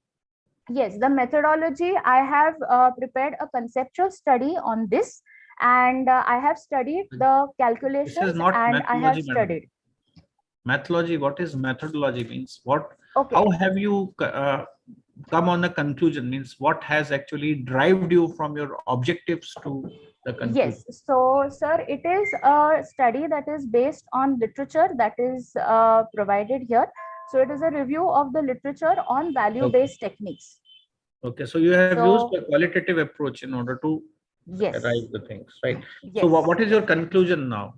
Yes, now considering these three leading tools for wealth maximization, it has been seen that accounting techniques usually take into consideration the net profit for measuring the wealth of the business, whereas there is no absolute consideration for market-linked tools for measuring the wealth. Now, ultimately, if we talk about shareholders, what ultimately comes in the hands of the shareholders is the capital appreciation that they are expecting. Most of the times it is seen that even if the return on investment of the company is quite high, the wealth that is generated in the hands of the shareholder is not being linked properly to the return on investment, which is a purely accounting method. So what these value-based techniques aim to do is that they aim to find out what the wealth is generated in the hands of the consumers, the shareholders, I'm so sorry for that. And the basic need for conducting this study and taking this further is to find out the incremental wealth that the company has generated. Wealth as wealth per se in the market also needs to be subtracted by the future return that the shareholders are expecting. So what the aim of this study is to develop further and improve the basic techniques of measurement of wealth maximization at the hands of the shareholders. So Dr. Sai, I hope and I wish that you come up with a new technique which will be path breaking, right? And Yes, sir, it is and in suggest process. something. And if and if you come up with certain new type of things, I think that will be one of the great achievement, particularly in the area of finance. And we would all like to apply your suppose size technique or Kulkarni's formula in our valuations. Okay. Sir, I would All be the very best. happy to share it to you, sir, soon. Why not? It is in process, so I can't reveal much details about it right now. No issues, and after you get it patented, then you can reveal, Yes, sir. right? Yes, Thank you. sir. Yes, sir. All the Yeah. best. Thank you so much. Thank you. Serial number 13, Dr. Sandeep Kumar. Yes, Sandeep ji, please continue. Good evening. Am I audible to you? Yeah, you are very much audible, Dr. Sandeep. Please carry on. Sir, I will discuss, first I will tell that what the problem and how I have conceived the idea of this research paper. My area is basically a finance, and we know that the corporates, they do business outside the world for seeking, return, and they want to expand their business to the extent they look out for, the consumption economy, and where they're easily can sell their products.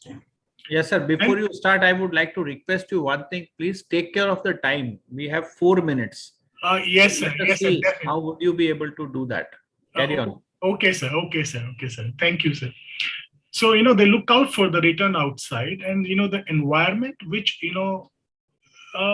feasible to them, that a good environment where they, the labor laws, their, that infrastructure are good there. So they look out for this opportunity and make an investment overseas. And they cross the border, they make investment. We recently have witnessed, a COVID, and thereafter in 2022, the war of, Russia against Ukraine. So definitely, these events, affect internationally corporates. They do business across the border. And they think of it, their investment, investment and capital flows that affected. And the policy, the measure, the decision, the way they should put in funds and which sectors they should make an investment and how they, their funds or their investment is safe, So these are the basically things, that, inspired me to look upon on specifically Russia-Ukraine war and how this thing event, affect the policy, investment flows, capital flows, and related policy measure. So I have, is that, am I able to scroll down this? The objectives I have taken, the role of FDI in country and, the specifically, the inflow, outflow of FDI, out of Ukraine. Then the war implication, the long-term implication for long-term investment and investment policy making. And findings, that I have found that no doubt that Ukraine has faced a lot of problem in getting, the FDI and, from other part. And the focus is altogether changed that, that their ranking will definitely, they will be, downsized. And another thing is the focus is altogether changed by other countries that on arms and ammunition and the defense sector. So the many countries, they started coming to, asking for, that funds or FDIs in defense sector. So, these things happen. Then if you just see, this is the basically a wars and ammunition. This is then, geopolitical risk, and they withdraw their production from, this Russia and Ukraine, and they look for, other, that place they can, find a good place there and they can make investment. And of course, they look out that favorable environment for them. And now the conclusion I just come to, for this, no doubt, and that includes, increase the cost of doing business across border. And that also result into divestment of their projects in, this war infected areas. And another thing is that a major thing, that is a rise in the price of crude oil, and it is almost touching $125 barrel and 130, and that affects the inflation. So that countries, that companies which has made the investment there in the energy sector, they also look out for the safety of their that thing, that energy things. And it is also the transition for green fuel, that the people start thinking of it, that that in the near future the things aggravate, so there's a transition period, they will look for green fuel. So this is my summation, and thank you very much, sir. I hope, sir, that I have completed within a time. Thank you so much. Yes, sir. You have well taken up the time and you have well finished off. and really good. But again, empirical things are still missing, I would say, because that makes a paper complete. So one or the other way, maybe some data from the existing sources or something else can be taken up, because this is something which is related to international relations type of Yes. thing.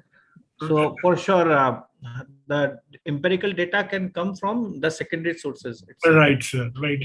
Can be well analyzed in a way, in one or the other way. There are various ways of doing it. Anyway, sir. Yes, But yes, a good presentation. Thank you. Thank you. Yeah. Next, Raviji. Thank you so much. Next, serial number 40 is Dr. Rupam Mukherjee.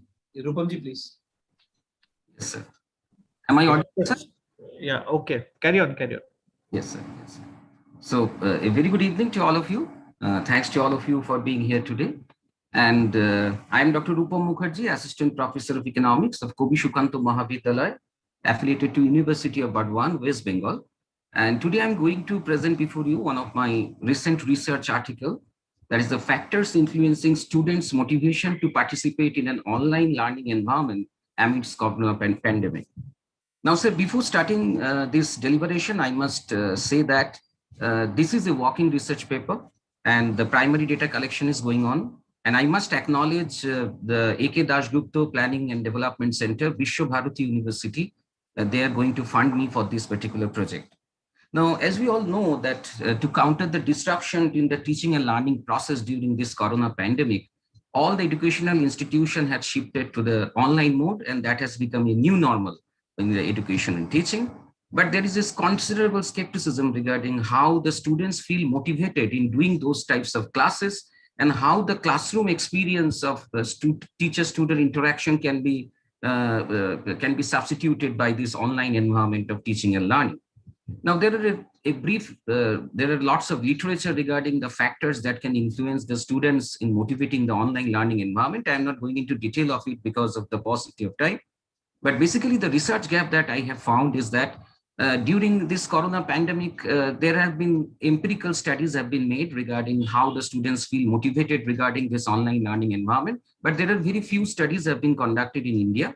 And my paper particularly focuses upon this particular aspect from three sides that I think a bit addition to the existing literature. First, from the teacher-centric part, second, from the student-centric part, and third, from the institutional part. Now, objective of my research is threefold. First is to understand the preferred platform for conducting these online classes as perceived by the students. The second is to explore how the diverse institutional, teacher-centric, student-centric factors that can influence the students' motivation in online learning environment. And third one is to assist the policymakers in fine-tuning policies for a better online learning experience. Now, for this, sir, I have done a sort of the methodology that I'm going to follow is a sort of logistic regression model where I'm just trying to understand how the students feel motivated, the likelihood of students' motivation in online learning environment, and that should be influenced by different explanatory variables that I'm coming to my next slide. Here I have assumed that if the students will be asked the question whether you are feeling motivated in doing the class or not, if they are saying yes, then it is 1 or 0 otherwise. Since the dependent variable is dichotomous, so I am going for this, logistic regression model. And I have also planned, sir, for regarding doing a Garrett method of ranking to understand that which factors among these teacher-centric, student-centric, and institutional-centric factors that become more important for the students that they will feel motivated to do the classes. Now, the factors that I have identified for the research is the institutional factors. I have come across the 4 important parts. First one is the learning management portal, whether the institution has it or not. The regularity of class that can instill a sort of discipline in the class. The flexibility of the class routine, that is very important, sir, because during the period of corona pandemic, many of the students' parents have lost their job and students have to take part in jobs. So if the classes are going on in the regular class slots, then they are likely to miss the classes. So the flexibility of class routine allow them to participate in the class. And students' assessment system, that is a very critical factor in case of students' motivation in participating in the classes seriously. The second, teacher-centric factors, I have mentioned the following factors: personality of the teacher, how friendly the teacher is, how the teacher is interacting with the students, the mode of lecture delivery, The teacher's role in engaging students in the class through assignments, quiz, role play, peer group discussions, and feedback. The technical proficiency of the teacher, that's a very important part. The supporting students by providing the supplementary learning materials, and the area of residence of the teacher, because during these remote areas, you know, the internet connection is very weak. So that's why frequently that may create sorts of problem regarding taking the classes. And in case of the student-centric factors, the factors that I have identified is the sex of the student, the stream of their study, and there are lots of issues regarding students' family, particularly from the low-income family who are coming on. There is some dependency burden. They don't have the proper space to sit to do the class, and whether the parents are concerned about the learning methods of their pupils. And the area of residence of the students are also an important factor. And lastly, students' perception about the job opportunity amidst this corona pandemic. These are all the factors that I have taken in my study. Now, what is the expected outcome, sir? I have already told you that the data collection process is going on right now. So what expected outcome that I can tell you here is that a well-maintained, user-friendly LMS that can instill a sort of better organizational preparedness, and that may promote more engagement of the students in their class. The regularity of class instills a sense of discipline in the learning environment, and that may also increase the likelihood that students will feel motivated in doing the classes. The flexible class routine that I have already told you, that students can get a balance between their work and family responsibilities and study requirements, so that may promote their likelihood of participating more in the classes. And the majority of the universities, sir, what I feel that they lack the necessary infrastructure to properly assess students in an online learning environment. In most of the cases, the monitoring and invigilation during the tests and university types examination is not so proper. So that's why the students are just frequently copying from books and other materials. So they are not feeling so motivated to read seriously for the examination, because they know anyhow they will pass out. So these types of factors can also influence the students' motivation in online learning environment. And if you come to the teacher-centric factors, the teachers with a positive attitude and the depth of knowledge and ability to interact with the pupils with a friendly atmosphere can motivate students in the class. And I expect that the teachers who actually share PPTs, animated e-contents, relevant YouTube videos in case of lecturing the classes, that will make more interest for the students to do those classes. And students feel more motivated in class when teachers engage them with the assignments, quizzes, role plays, some gaming techniques that should be introduced into the classes. And teachers may also assist students by offering required supplementary materials. And particularly if the teacher is coming from the semi-urban area, the internet can be an issue.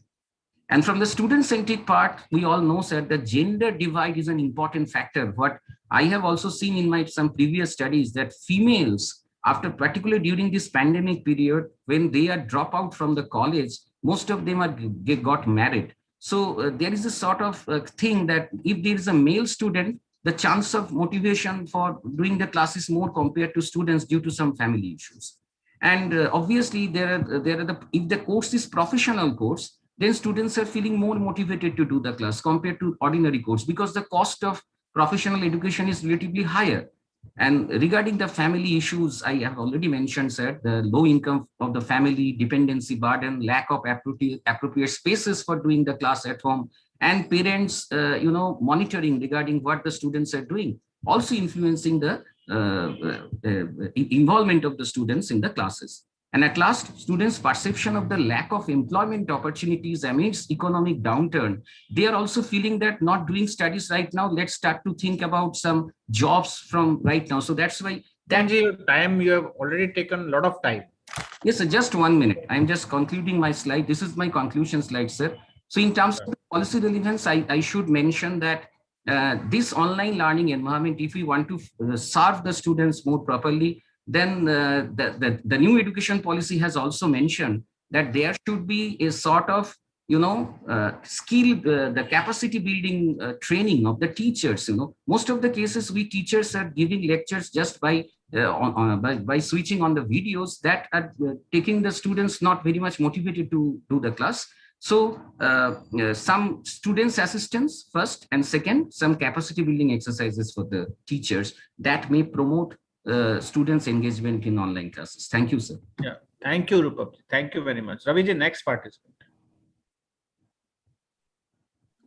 Thank you so much. Next participant, serial number 17, Mr. M. Madhusudhana. Yes, M. Madhusudhana ji, please unmute. Please unmute.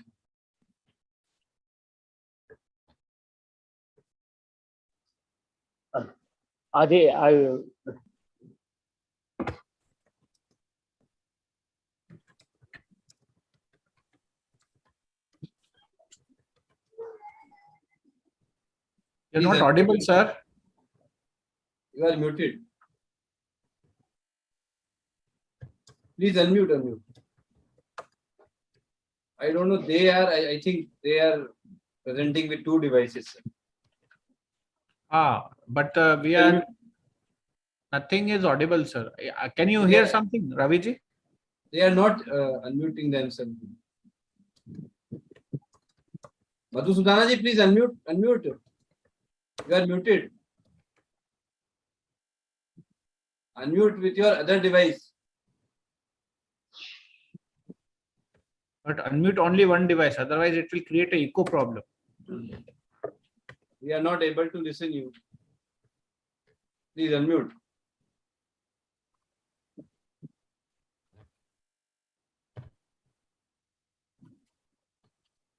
Okay, sir, we can consider him. Yeah, we can send your PPT on our mail ID. Yeah. Please consider it to be presented, and let us go with the next participant because we are running out of the time now. Dr. V. Lalita, I think Lalita so. ji, 19 number. please Am I correct? Yes. Yes, Lalita ji, please unmute. Sir, I'm audible? Yes. Yeah, Lalita, you're audible but not visible. I'll start my video, sir. Just.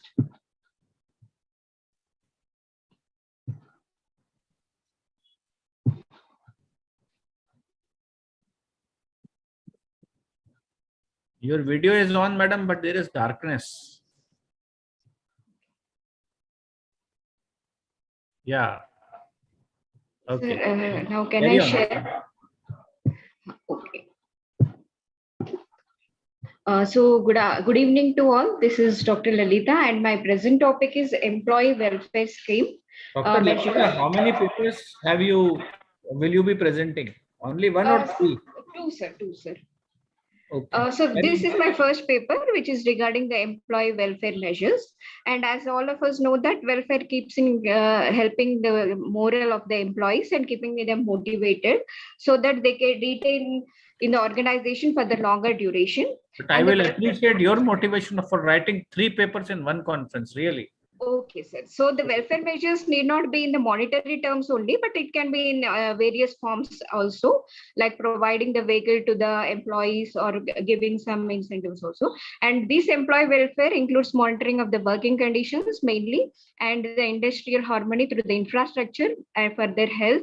And if the organization is providing some insurance against some diseases which the employees are facing, and in case of some accidents, and also for the employment of the workers and the families. So coming to my objectives, like these are my objectives, like to find out the present welfare activities at the various levels of the employees at the Kotak Mahindra, which I have taken this organization for my study, and also to suggest some measures of improvement for the welfare of the employees.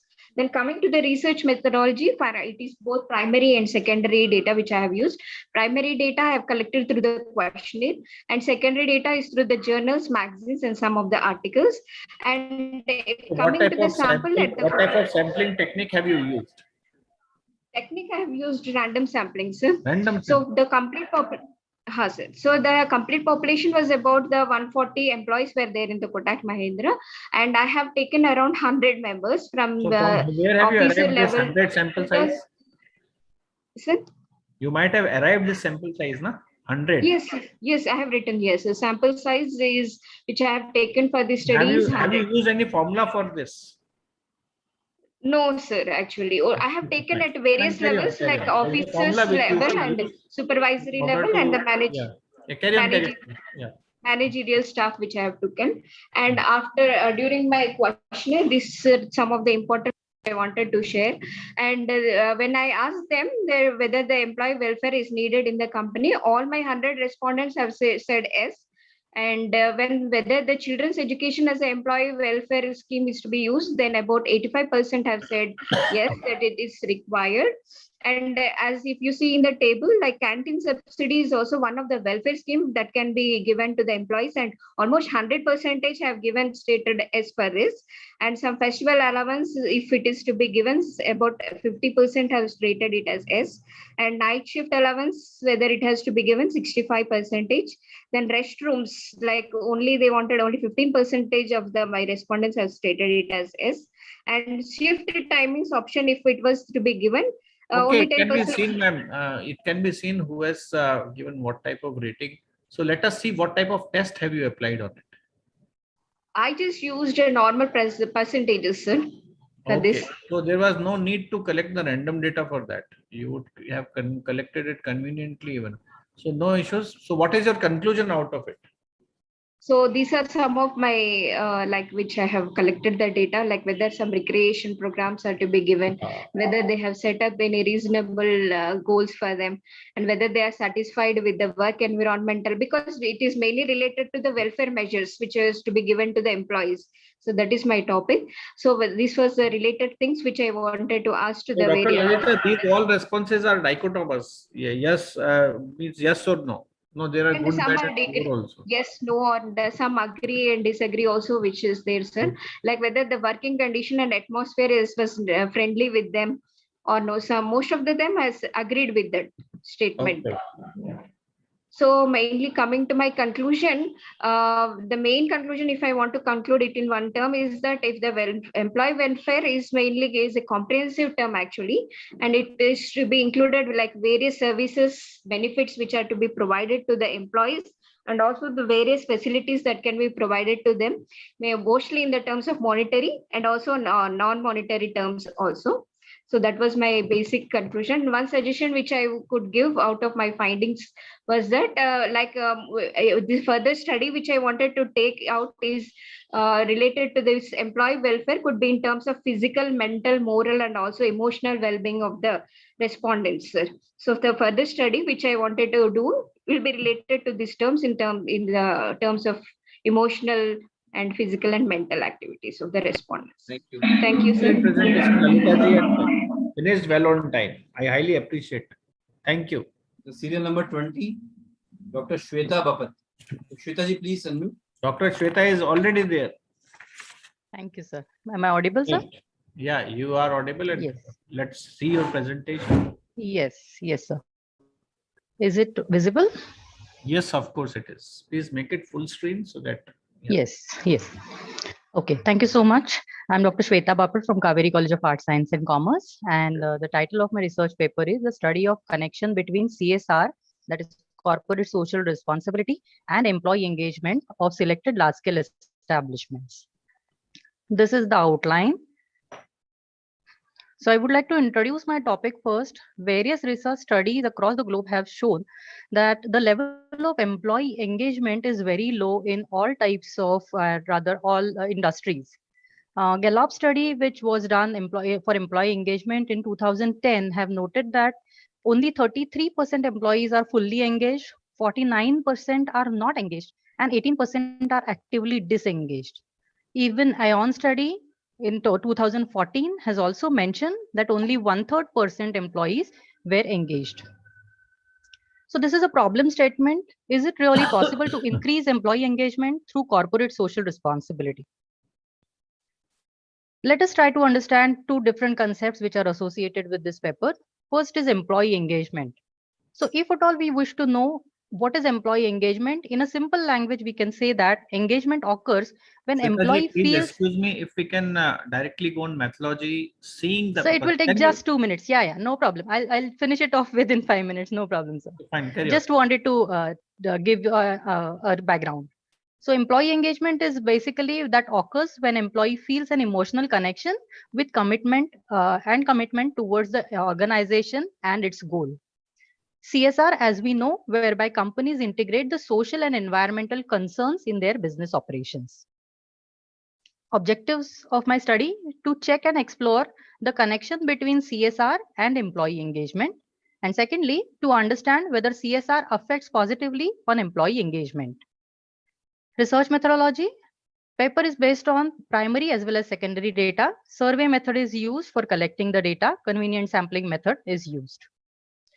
There are certain criteria which I have taken. Criteria for selection of companies. The company must be among top listed companies of India, having an obligation to include BRR report in their annual report. Criteria for selection of respondents. I have collected prepared survey for 3 different respondents: employees, HR professionals, and CSR professionals, so that I can even reconfirm the findings taken from employees with HR and CSR. These are some of the key findings. I have included only key findings over here. Employee, if at all, participate in CSR, whether it helps to increase the trust on the organization, whether it helps to increase involvement of employees in the organization. As we can see, 81% says trust on an organization is increased. 74% says involvement in the organization is increased due to participation. 2 more parameters: belongingness towards organization and sensitivity towards work. So is it helping in increase employee participation in CSR? Yes. 80% says that yes, it helps in increasing the belongingness towards organization as well as sensitivity towards organization, for which 58% says yes. Whether employees have proud feeling about company's CSR activities? Yes, 95% of employees saying that yes, it is they are feeling proud if at all they are participating in CSR activities. Similar type of questions were asked to HR and CSR officials to reconfirm the findings. So we can see over here again, the trust strongly agree, even increase whether it increases the employee involvement. Here we can see agree is the highest thing. CSR has positive impact on employee belongingness. Yes, strongly agree is the highest thing. And increased sensitivity towards work, people are agree to it, and there are strongly agree also. What type of employees were found in CSR? Employee engagement was found in CSR. So basically, I was willing to know whether they are only physically engaged or mentally engaged or equally engaged.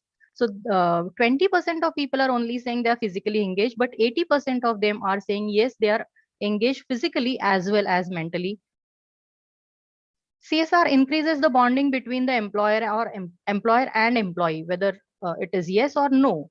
So we have asked, and the results are in front of you. 60% of CSR and HR officials are saying that yes, employee bonding increases, employee-employer bonding increases due to CSR. Here are the conclusions.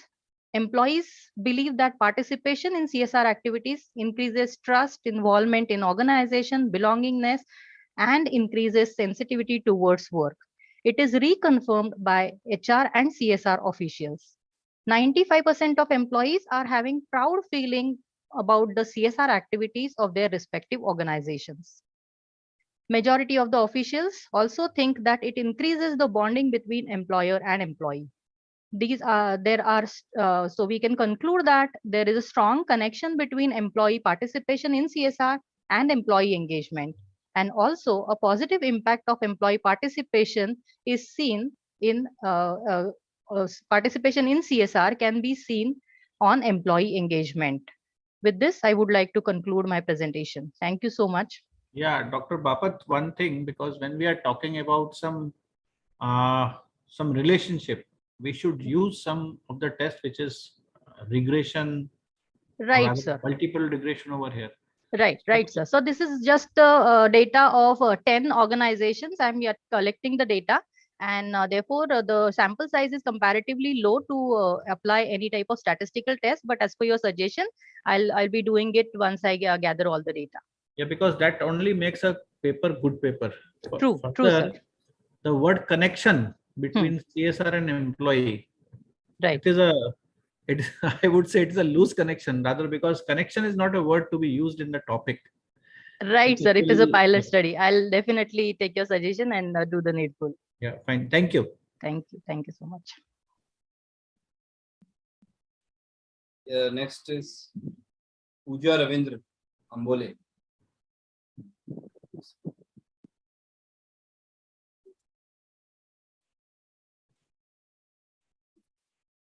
Yeah, Arvind. Yes, Pooja ji, please unmute. Serial number 21. This is Pooja. Mrs. Pooja is also there. Yeah, Pooja Ambole. Yes. Yes, Pooja ji, please continue with your presentation. Am I audible? Yeah, you're audible. Carry on, Good please. evening, sir. This is Pooja Ambole. Am I audible, sir, properly? Yeah, you're properly audible. Continue. Yes, sir. This is Pooja Ambole from Kaveri College. Today I'm here to present my bit of research on the topic green marketing mix of select pharma companies in Maharashtra. So a bit of introduction to the presentation. So there are environmental issues we all are aware about. We also are aware about the terms like green, sustainable, eco-friendly, chemical-free and all. And today we observe that there are a lot of organizations like pharma companies which share the responsibility of protecting the natural environment thoroughly. Maharashtra as a state, it has a lot of pharmaceutical industries which are set up here. I'm sorry. Please share your screen again. Please share. Yes, sir, my screen sharing has stopped. Was not visible actually. So now is it Not visible? visible? Yes. Please carry. Yeah, carry on. It's visible now. Yes, sir. So pharmaceutical industry in Maharashtra has a strong presence and it contributes highly to the pharmaceutical output and value. Pooja ji, let's go on your problem statement and then further on your research methodology, following with your conclusion. Yes, sir. So major pharmaceutical companies are there in Maharashtra, and then it was a curiosity to find that how these pharmaceutical companies in Maharashtra are contributing towards environmental conservation in terms of green marketing. So that was the problem area I have taken. Review of literature is like skip this. the literature, please. Yeah. Skip So this. the gaps observed were that green marketing mix in terms of 4 Ps have been studied by some of them, but then extended Ps have not been addressed. And then again, pharma companies at national level have been considered with their green marketing study, but then there was no study for pharma companies in Maharashtra. So these are the objectives what I have taken. First is to understand the green marketing mix of pharma companies in Maharashtra, and second is to understand what practices these pharma companies have under each of the 7 Ps of green marketing mix. Now this is the research methodology. 50 pharma companies roughly I have taken. Convenience sampling is what I have used, and these are the sources. Like I had interaction with some company representatives and also have referred to the annual reports and business responsibility reports of the companies. So concept of green marketing, I won't get into the details here. Green marketing mix as well, it is a blend of all the Ps from product to physical evidences. So these are the findings what I have after I have gone through the kind of practices which the pharma companies have taken up when it comes to environmental conservation. So some I would highlight, of course. So this is with green product and production, that many of them are using recycled materials in production, water being the major component there. Green energy is being used, and then a lot of initiatives are taken for reduction in terms of energy, water and materials. Energy efficient practices are there. Then certain companies have introduced new products with reference to energy efficiency, waste reduction, sustainability and climate control. One example I would like to state here is Serum Institute. It is going to launch a green vaccine soon. This is an announcement made by them. These companies, pharma companies, also are well aware of having their waste treatments conducted by using effluent treatment plants and solid waste management plants. They are also very wisely using biodegradable material for packaging, as well as disposal methods for disposing away the packaging waste. Efforts are also being taken for using labeling to create awareness amongst the users, like throwing away the medicine or disposal of medicine in a proper way so that it doesn't get mixed in the environment. Green branding is also observed, but I have seen that it is not much in presence. Further, it is with green pricing. There are less of practices which I've observed here. Companies are there who allocate part of their price towards fulfilling the environmental requirements, and some of the companies have stated that they have customers who are willing to pay extra for the product because the product shows certain greenness. Then with green promotion as another P, a lot of companies use environmentally safe promotional material. They partner in events and activities which are concerned with environment protection. They have metrics which are established to find out the use of resources which is being done. Promotional literature about green practices through social media is also shared by them. Certain special funds are established by them for promoting environmental protection. And also in their day-to-day activities, they promote environmental protection. Culture of saving the resources like energy, water has been seen in these companies. Also, these companies work closely with their suppliers, vendors, and intermediaries so that they help these parties to adopt environmentally responsible behavior. And these companies are also members of certain associations which are involved in creating awareness about green practices. Further, it is with a green place, that is with distribution. So these efforts are obviously done by the companies, like they take much of efforts to avoid spoilage and wastage. So by delivering their products on scheduled dates, storing products in such way that it is not going to degrade the quality. And also, your time is up. Yes, I'll just run through. So these are certain initiatives with Green Place. Now I would like to quickly take you all through green process. So a lot of technological updations Just are in there. one line, how will you conclude? Please tell that. Yes, Time sir. is already gone. Means this is your 6 minute going on.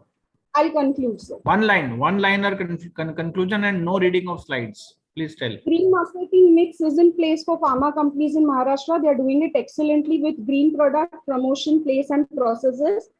But then lot of things need to be done with green pricing, people and physical evidences. This is what I conclude through this research. Excellent. And Thank this you. is the bibliography.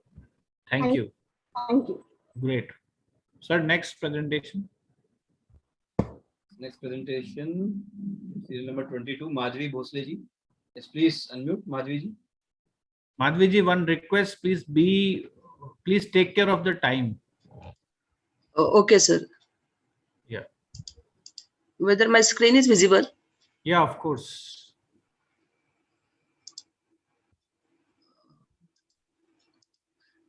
Yes. Okay, my title of the research paper is Warehouse Stock Management Using RF Attenuation. Here is the problem which I actually got is the limitation for the stock management in the warehousing, where the understocking, overstocking, or the closed chamber, then what is the inside it and how much of the stock is remain, it is not having that correct knowledge, and because of that we cannot go for the demanding the stock. To how to avoid this problem or how to process this problem is the solution I have found is by RF through beam measurement system. As I'm an electronics teacher, I am knowing that the RF signals can get attenuated when it is transmitting through any media. So this particular concept of the RF attenuation I have used here, and my objective is that to find the relation between the percentage of the stock with the RF attenuation. So here is my flow diagram where I had first placed the RF transmitter in that my particular warehousing and RF receiver at the end of that particular warehousing system. And then I had turned on the RF system.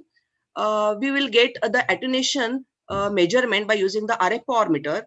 I'm comparing this RF power meter with already established relation between the RF power loss with the percentage of the stock available.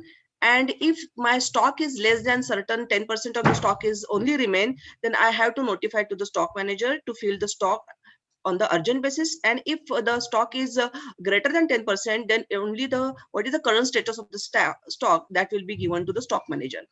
To save my power, for the more economical and power management system, I have to turn off the RF system whenever it is needed. Then only I have to turn on to check the percentage of the stock.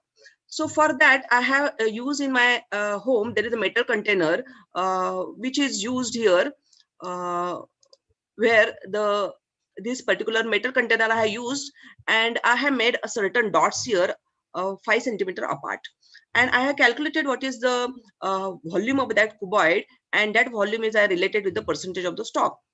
Okay, so this is just a one reading I had taken at home, and that may be used later on for the large warehousing systems.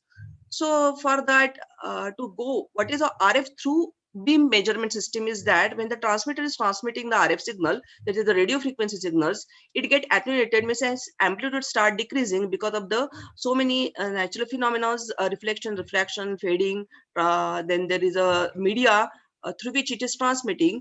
So because of that, the RF signal get attenuated. Here I have used the 2 RF transducers, HR1026 models with the 433 megahertz frequency. The antenna with the whip antenna I have used with the 3 dBi, and here is the RF power meter which is going to measure the RF receiver.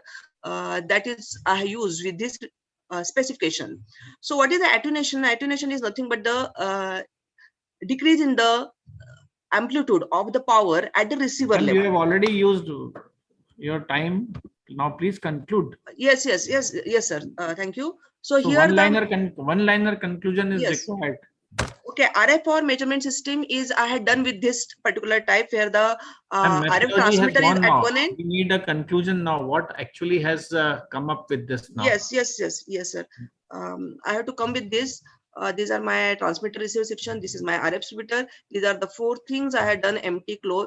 With the books and with the WIT, I had done the conclusions for the comparison of these two, where when the percentage increase in the stock increases with the 10%, 20%, and it is decreasing from the 100% till the 0%, and I had go with the percentage. This is a regression line I had drawn, and I have calculated what is this R square value, so that mostly I will get the 0.9 value. And as stock increases, there the more RF losses occurred. I again compared with the clothes, books, and WIT for the increase in the clothes and decrease in the clothes. Their percent R square values I have calculated. Again, I had done the one more thing, that if I change the position of the transmitter and receiver antenna, whether some changes will happen or not, that I have also studied by checking what is the increase in the percentage of the increase and the decrease of the stocks for the clothes, books, and the WIT. The ideal cases I found in the books where the for the increase of the stock or the decrease of the stock, R square value I have got the same. Here I compared these 2 cases, and the conclusion for this particular my experiment is that I found the linear relation between the RF attenuation with the amount of the percentage of the stock. And here as the stock increases, there is the more attenuation of the RF signal is observed, and I can use this system for the exact status of the percentage of the available stock. I can also use is the alert system, and the advantage of my systems are non-contact. One sentence conclusion. Yes, this is I had done in the block letter. There is a linear relation between the RF attenuation with the amount of the stock. That's it. Great. And let me ask you, what is your background? Is it engineering or management? No, sir. I'm MSc Electronics student, and I am doing my PhD under guidance of Shaligram sir and Kulkarni sir. Let me tell you, this is one of the application of stock management, which is used in our inventory management in management itself. Right. So your innovation, whatsoever you are doing, I think this again requires a round of applause from all of us. We will do it for you. And secondly, this is again a patentable thing, which can be done. Means as soon as possible, you just try to apply for a patent for this if it is our original one. Sir, for the patent, I do not have to publish this work. Then only I have to apply for the patent. No. Applying. See, this can be published also. Patenting is something different. Let's try to understand what the patent is. It's an innovation. So even if you have published it, because it's your work, you can do for it. If you want, I can guide you for that. I have already placed my number in the chat box. Thank you so much, sir. Thank you so much. Thank you. Excellent. Yeah, keep it up, ma'am. Thank you so much. Ravi ji, Next presenter is serial number 23, Khushbu Talati ji. Yes, Khushbu ji, please unmute. Khushbu ji. Good evening, sir. I'll just share my screen. Yeah.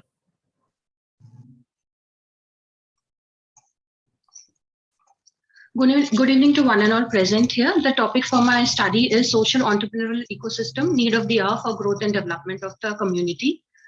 When I talk about social entrepreneurship, like entrepreneurship, it has a mixed, varied definitions.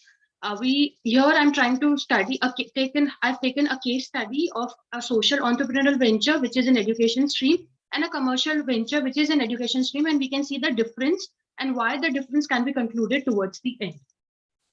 What is your business problem, or you can say what is your research problem? Skip the literature review. Let's go directly on that. Just one point, that literature, although it varies in different definitions, there are 3 points which it talks about: social entrepreneur, commercial entrepreneur, and not-for-profit. What it defines is the opportunity is social vision, profit maximization, and awareness. The market size is fulfilled as per the needs of the market, and value creation for social enterprise is social welfare.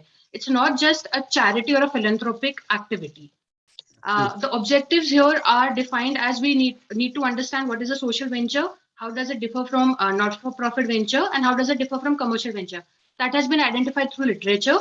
Now we try to identify it through the revenue model, which is both for applicable for both social ventures and commercial ventures. Social venture because it is a social entrepreneurial venture, and what can be inferred about the social entrepreneurship ecosystem when we juxtapose the elements that have been already established for entrepreneurship.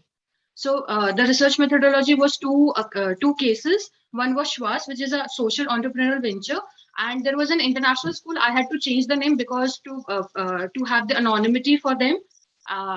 This was a purposive sampling. Here we can see that this has been identified that in a society, everything is needed to work for the ecosystem. The analysis and results show that although the number of students and the ratio of teacher is higher in the social entrepreneurial venture, still the success of it is largely dependent on the seed money that they receive from various platforms. On the contrary, the international school develops its revenue model through various platforms, and it is succeeding. But because the ecosystem of Schwarz or the social entrepreneurial venture is unorganized, and that for an entrepreneurial commercial venture is organized, we can see a vast difference. We can also observe that the number of centers that the social entrepreneurial venture is observing in the city of Ahmedabad is 8 as compared to 1 for the international school. And there are also hierarchical differences because one has a prevalent one and one has a non-prevalent one. What we can find here is, like for entrepreneurship to succeed, like it took 50 years for us to identify what entrepreneurship is, how it can succeed, because we have developed an entire ecosystem around it to function. And although commercial ventures are also not perfect, they have their own failures, own experiences. The same has been happening with social entrepreneurship, but because it is a very recent technological advancement that is happening in understanding through literature, the ecosystem is not well developed. And we have to also see that social entrepreneurship is consistent of 2 words. It's not just social, it's not just entrepreneurship, it's a combination. So once we have the social entrepreneurship ecosystem in place, maybe the growth of social entrepreneurship in this country may expand as what we can see in commercial ventures and commercial entrepreneurship. The conclusion that is drawn here is that unless we develop an ecosystem, there is going to be a lot of failure that we can see in social entrepreneurship, and that is actually a supplementary to the entrepreneurship. So unless we improve that ecosystem, maybe they're lacking somewhere in that, and that is why there's a vast difference that we can see in the functioning of both of them. Excellent. Thank you, and well concluded, well on time. Thank you, sir. Yeah, serial number 24, Ganesha Ayerji. Ganesha ji, please unmute. Yes, sir. Yes. I'm audible? Yeah, you are okay, audible. my Ganesha, topic please. is, okay, thank you, sir. My topic is cash management in selected paint companies in India. The objective of my study is to study the size of cash balance of selected paint companies of India, to know whether the firm have adequate control over cash or not, and to examine the cash management practices of paint companies. The research methodology is that for study, I have used selected 4 paint companies: Berger Paint, Nerolac Paint, and Shalimar Paint. The period of the study is 5 years, and I have collected the data, that is secondary data, from annual reports of the company. The technique used to analyze the data is ratio analysis technique. The limitations of my study is the study is limited to the 4 paint company only and period is 5 years. The major finding of this study is that the size of case of Shalimar Paint is low during the period of study as compared to other industries. The cash to current ratio of Nerolac Paint is highest compared to other 3 industries. The cash coverage ratio of Nerolac Paint is satisfactory during the period of the study. The suggestions based on findings are that the size of cash of Berger Paint is high, so companies should use cash management techniques to make profitable use of cash. Asian Paint should try to maintain cash to current assets to meet its obligations on time. Thank you. Excellent, Kanisha.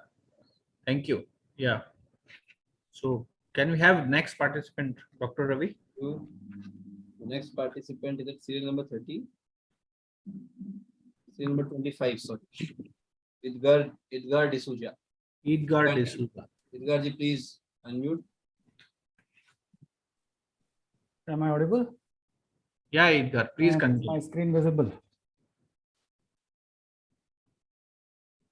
Is my Continue, screen please. visible? Yeah. Yeah, of course. Yeah, okay, thank you so much. Okay, so the topic of my paper is impact of technological conveniences on hotel guest experiences.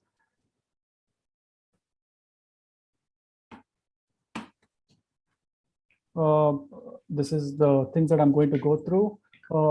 Introduction, basically, we all know that innovation is so important, and in my paper, I'm basically looking at how hotels are using this innovative methods. And the purpose of the study was to evaluate the importance of technological-based innovations in hotel customer experiences, right? And I'll be using this based on the categorization of 4 types of innovations, which is product, process innovations, knowledge of the market, and management innovations, right? So literature review has been done. I've done around 40 to 50 papers for this, and that has helped me actually to generate a scale as well.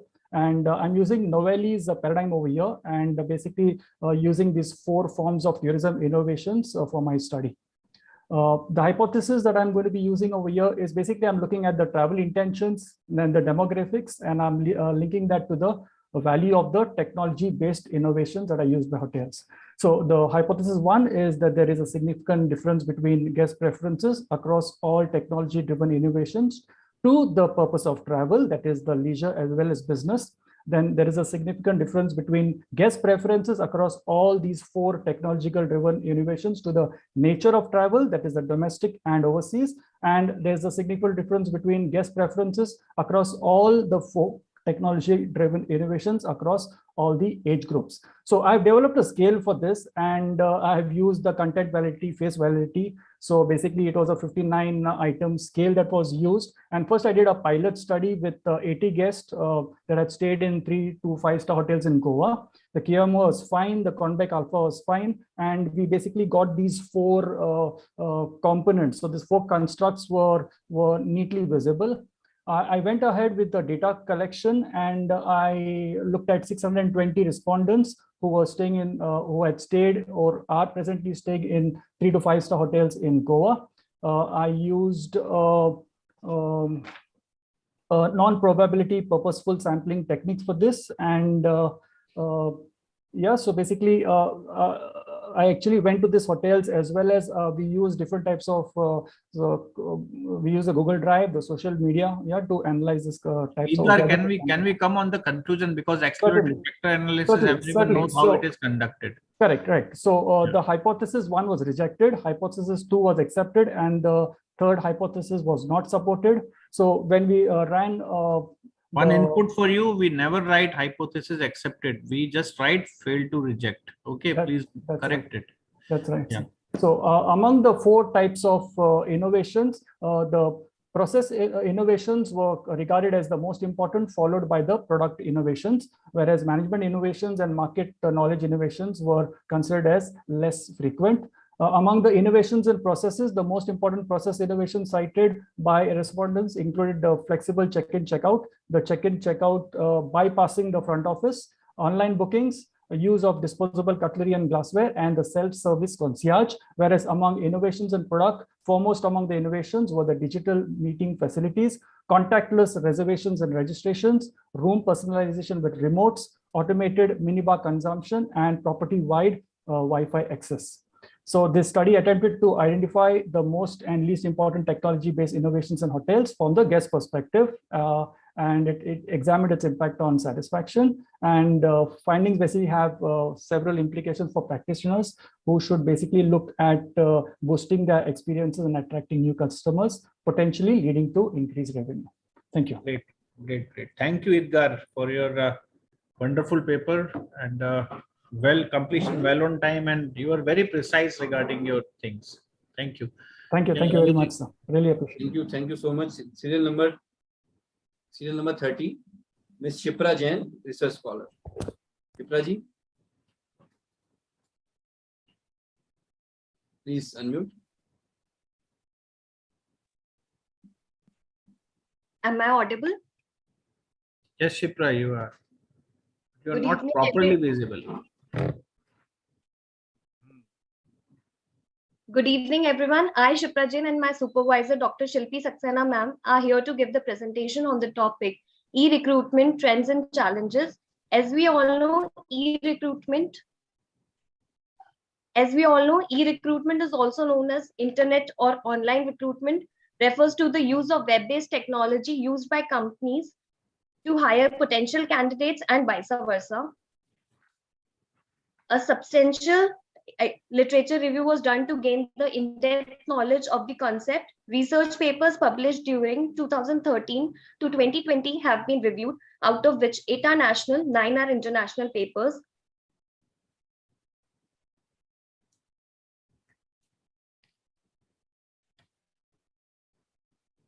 These are the objectives formulated on the basis of above literature review. First is to find out various sources of e-recruitment used by job applicants. Second is to explore the reasons behind using e-recruitment platforms by job applicants. Third is to study the challenges faced by job applicants in using e-recruitment platforms. And fourth is to find out relation between technological expertise and use of e-recruitment by job applicants. This is the hypothesis designed based on the objectives, and these are the variables of the study based on the hypothesis designed.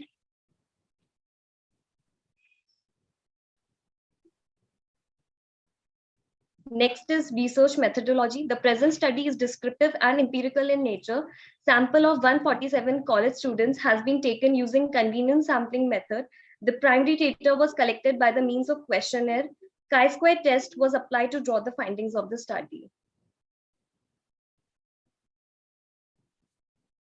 Here are the descriptive findings of the study. The first objective is to find out the different sources of e-recruitment used by job applicants. On the basis of percentage analysis, we found that LinkedIn is used widely, and Facebook is the least popular among online recruitment platforms. Naukri.com is the highly used online recruitment portal, and Monster.com is the least used e-recruitment portal by job applicants. The second is to explore the reasons behind using e-recruitment portals or sites by job applicants. On the basis of percentage analysis, we found that time and money saving are the biggest reason for inclination towards e-recruitment system. Lowest rank given to proper detail about job hiring. The third objective is to study the challenges faced by job applicants in using e-recruitment portals and sites. On the basis of percentage analysis, we found that 31.3% of respondents faces the problem that updated jobs are not posted on time. 34% respondent inconvenience faced during access of platforms, and 34.7% found authenticity of e-recruitment platforms as challenging. As a conclusion, all the three are almost equally face problems while using the digital recruitment platforms. Now, empirical findings of the study will be explained by my supervisor, Dr. Shilpi Saxena ma'am. Good evening, everyone. I hope I am audible to everyone. Empirical finding for the empirical finding of the study, we have just formulated one hypothesis, that is, there is no relationship between the technological expertise and use of online recruitment by job applicants. For testing this hypothesis, we have applied chi-square test of independence and calculation of the test applied by making use of SPSS software is being reflected on the screen. Next slide, please.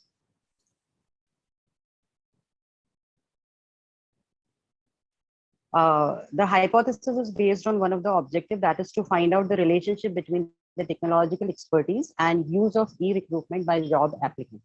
On application of chi-square test of independence, the chi-square test statistics is found to be 18.316, and significance level is found to be 0.019, which is less than 0.05. So it suggests that null hypothesis is being rejected. Thus, we could interpret that the finding that there is a significant relationship between experience of using internet over years and frequency of using online recruitment platforms by job applicants. Next slide.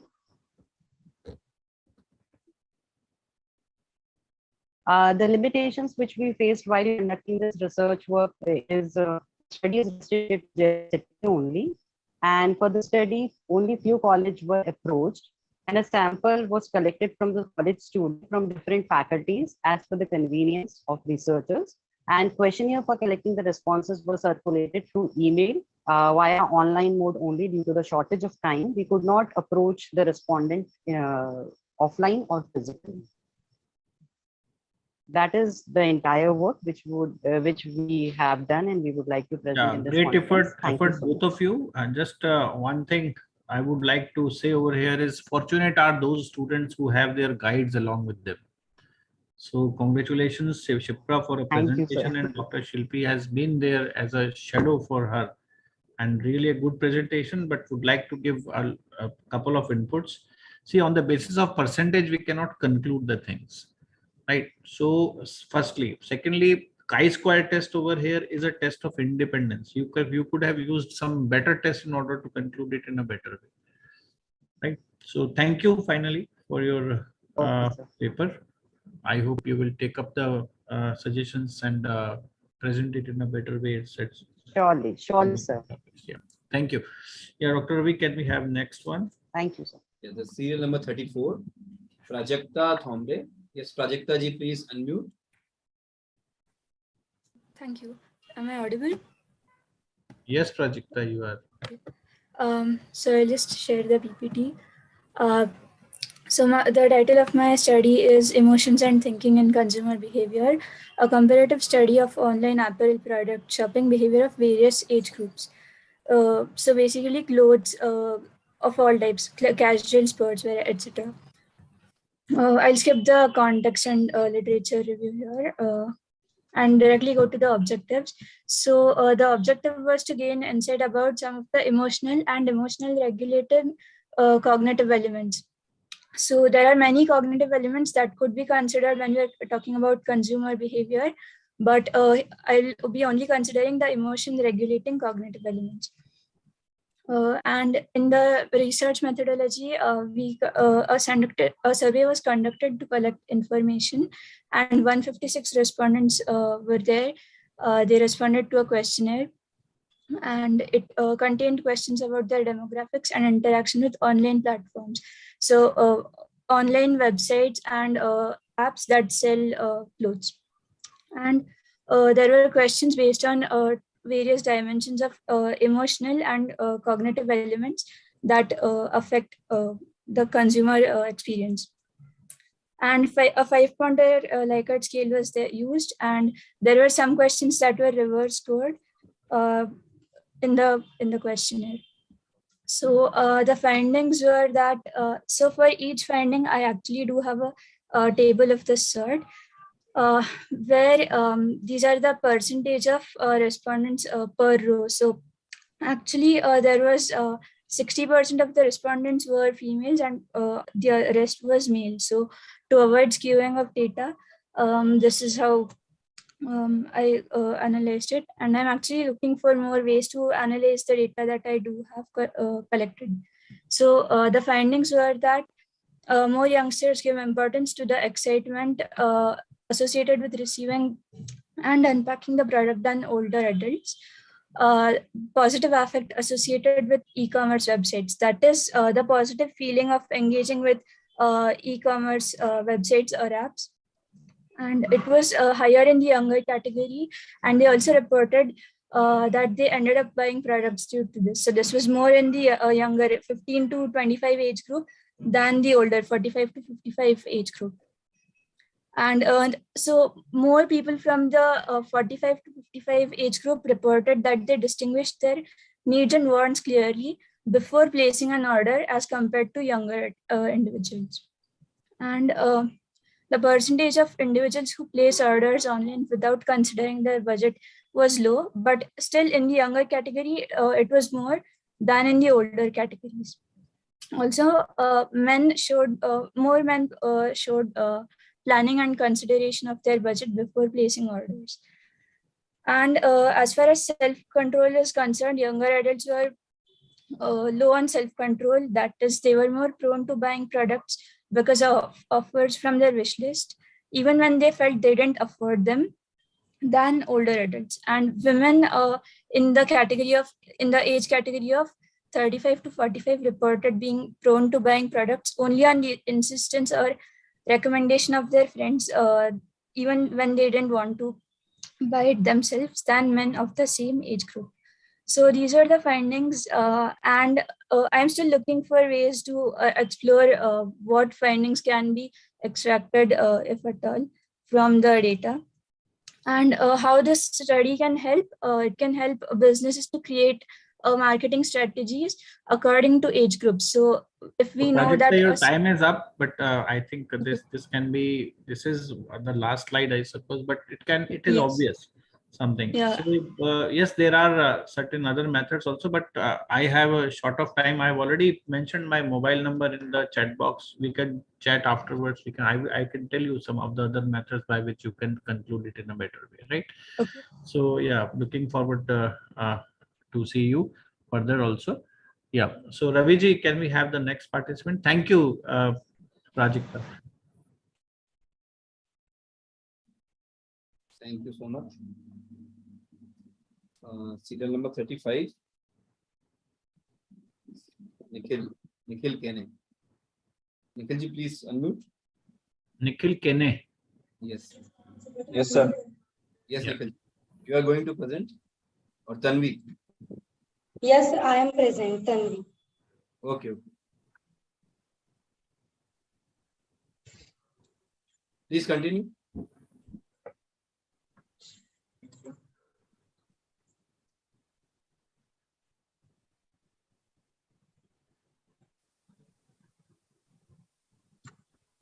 Hello everyone. Thank you for giving a chance to present in International Multidisciplinary Tanvi, Conference on Innovation Research. Tanvi. Sir, can I access my Tanvi Chipati? Yeah, it is with Nikhil Kene, but I think your video is not on. Anyways, you can continue anyways. Okay, sir. Thank you.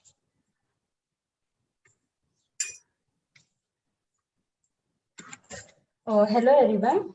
Thank you for giving a chance to present in International Multidisciplinary Conference and Innovation Research and Challenge in Current Global Scenario, IRC 2022. I am from Dr. D.Y. Patil Institute of Technology, Department of MBA. My research paper on a study of fundamental analysis of Tata consumer product. First, we introduced what is meant by fundamental analysis. Fundamental analysis is an accounting and finance, is the analysis of business. Can we go on your, please, can we go on your objective and then methodology? Because these all... Sir, can I complete within 5 minutes? Sorry? I can complete within 5 minutes. That is okay. You can complete within 5 minutes. We can understand, but we'd like to see your objectives, because your title study is that the study of fundamental analysis of Tata consumer product. What is research in it? I would like to see that. Okay, sir. Is it only a company analysis or a fundamental analysis you have done? With what conclusion? Okay, so I can find the financial condition of the company and liquidity performance by using this data analysis. Data analysis, we as per the ratio analysis can help to investor analysis and financial health of a company. First is current ratio. It helps to, it is more than 1. It means that current asset is more than liability. And his second is a quick ratio of a company.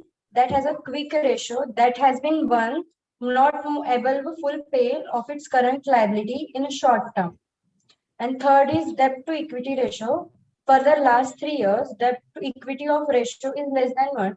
It means company are at comfortable position. And is our fourth ratio is inventory turnover ratio. If inventory turnover ratio is What higher, is your conclusion out of it? What do you conclude? okay, sir, I can conclude. We conclude that activity and inventory ratio of the company is good. Tata Consumer Product is a debt-free company, so anyone can invest into for a long term. The company can save money in term of interest, can be claimed as a deduction. It shows that in coming days, the stock of consumer product limited is going to increase. Okay. That Very is our good. conclusion. And we refer a book of financial ratio analysis by Chandrasekhar and also study of fundamental analysis by Mr. Suresh Ayers. And Okay, we also web reference also. There is one more book written by Dr. Ravikant Modi on financial analysis. You can refer that also. Right? Thank you. Okay, sir. Thank you so much. Well, please send me that book. Okay. Yeah, I will definitely do that. Please, I will send you the address. Okay, this last presenter is at serial number 37, Ms. Shruti Sastikar. Shruti ji, please unmute. Sir, what about Vinay Kumar Yadav? Actually, he told that he will be presenting. No, I think he is not in the list. I have no, he is not in the list. Okay, so I hope this is the last presentation now. Yeah, this is the last presentation. Okay. I also hope that.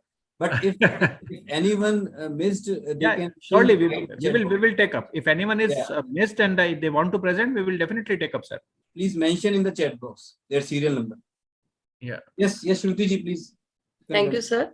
This is Shruti Sastikar from Kaveri College of Arts, Science and Commerce, and my presentation title is Conceptual Study of the Growth and Challenges of the FinTech. So simply about FinTech, it is simply about the financial technology. Okay, and what about the hello? Yeah, Am I audible, sir? Yeah, but this conceptual study, what is the methodology for this? Yes, just a second. Basically, the financial technology, this industry has made the significant progress, and which is simply about the rapid growth in the technology also. Methodology, ma'am. Okay, this is simply about the study and the concept of fintech, and also the study and the growth challenges of the fintech industry, and how different technologies and the applications are there which are helpful for the fintech. The first one hypothesis that is simply about the fintech scope in Indian banking sector. What is hypothesis in that? I can't see any hypothesis over here. Just please go through once again the hypothesis, what hypothesis is and how it should be written. Okay, Shruti ji, you are a very young researcher. You are an assistant professor. Excellent. But a lot of research inputs are required for you to develop yourself as a good researcher, right? Yeah. Yes. Thank you, sir. Carry on. Okay.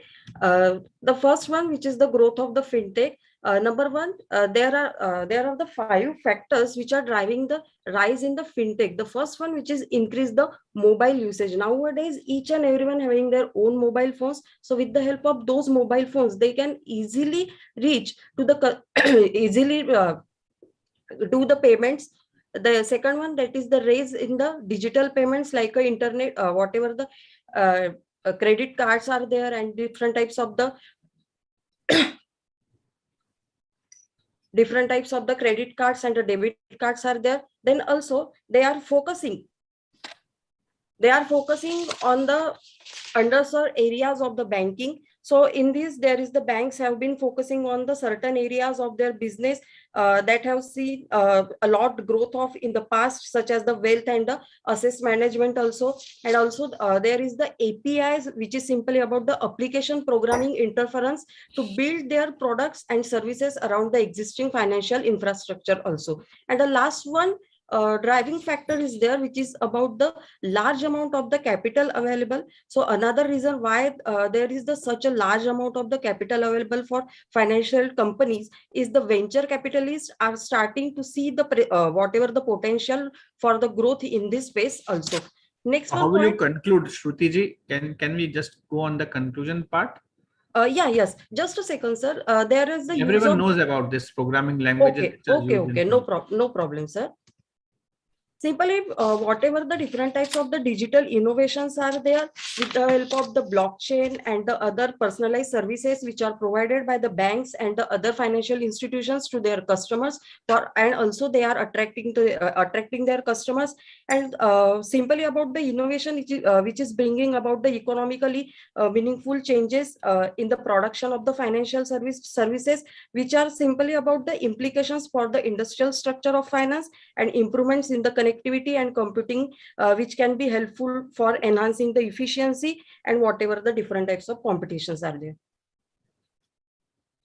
Excellent, good. So for you, because you are talking about fintech, yes. So there are various models which are being used by various industries, those who are using financial technology. Study those models and try to find out if you can improvise those models, particularly if you want to work on fintech, right? Definitely, sir. Thank you, sir. Thank you so much. Thank you. Yeah. So I think we have done all the presentations. So thank you so much, all the participants, for presenting the. So Raviji, 20 minutes more than the scheduled time. Actually, I'm sorry for that, but still I can't help it out with this. Actually, all of them are, were very enthusiastic to present their papers, sir. And yeah, they have presented in a very beautiful manner, in a very professional manner. So I would like to congratulate all the participants, all the presenters. So thank you so much, all of you. And Raviji, before we sign off, please take one photograph. Please tell everyone to on their videos. So that would be a good memory for everyone. So yes, I would like to request all of them to please start your videos so that we can take some screenshots also before I invite the chairperson and additional chairperson for their remarks. So now I would like to request Professor Chai Ching Ten, sir, the chairperson of today's session, for his chairperson's remarks. Professor Chai Ching. Thank you, Professor Ravi, and thank you, Professor Power, for taking an active role in giving the consultations to all the presenters. Today, we are very, very appreciated to see very good presentations, such as we are seeing. There are some potentials in terms of startup, the ideas, and also the patents, which Professor Power has recommended, such as in the area of gesture and the stock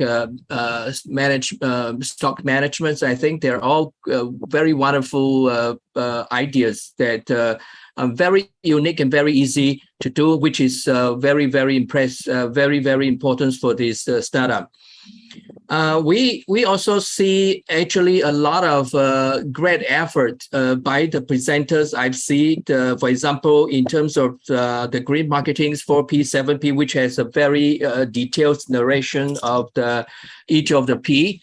It would be very good if we can extend those into empirical process, so that we can get better ideas, not just these narrative ideas, but also the empirical realities of this, of which one are really being practiced at the present moments, and so we will know what is going on, and the interrelationship of each of the P's, and how other issues are related to each of the screen marketing P. We also and Professors Povar have greatly shed light on it, which is about the corporate social responsibilities, demonstrating some correlating benefit. But I think there are like Professor Powell has said, there are we should look carefully into the research literature reviews, and probably we can also observe or interviews so that we can explore other factors that can really impact on the benefit, because there may be certain association or correlation, but they are not really driven by corporate social responsibility. So it is very important that I think we can explore further. And also we see women's empowerment and social networking in the Pula Facebook groups, which has very impressive weekly activities.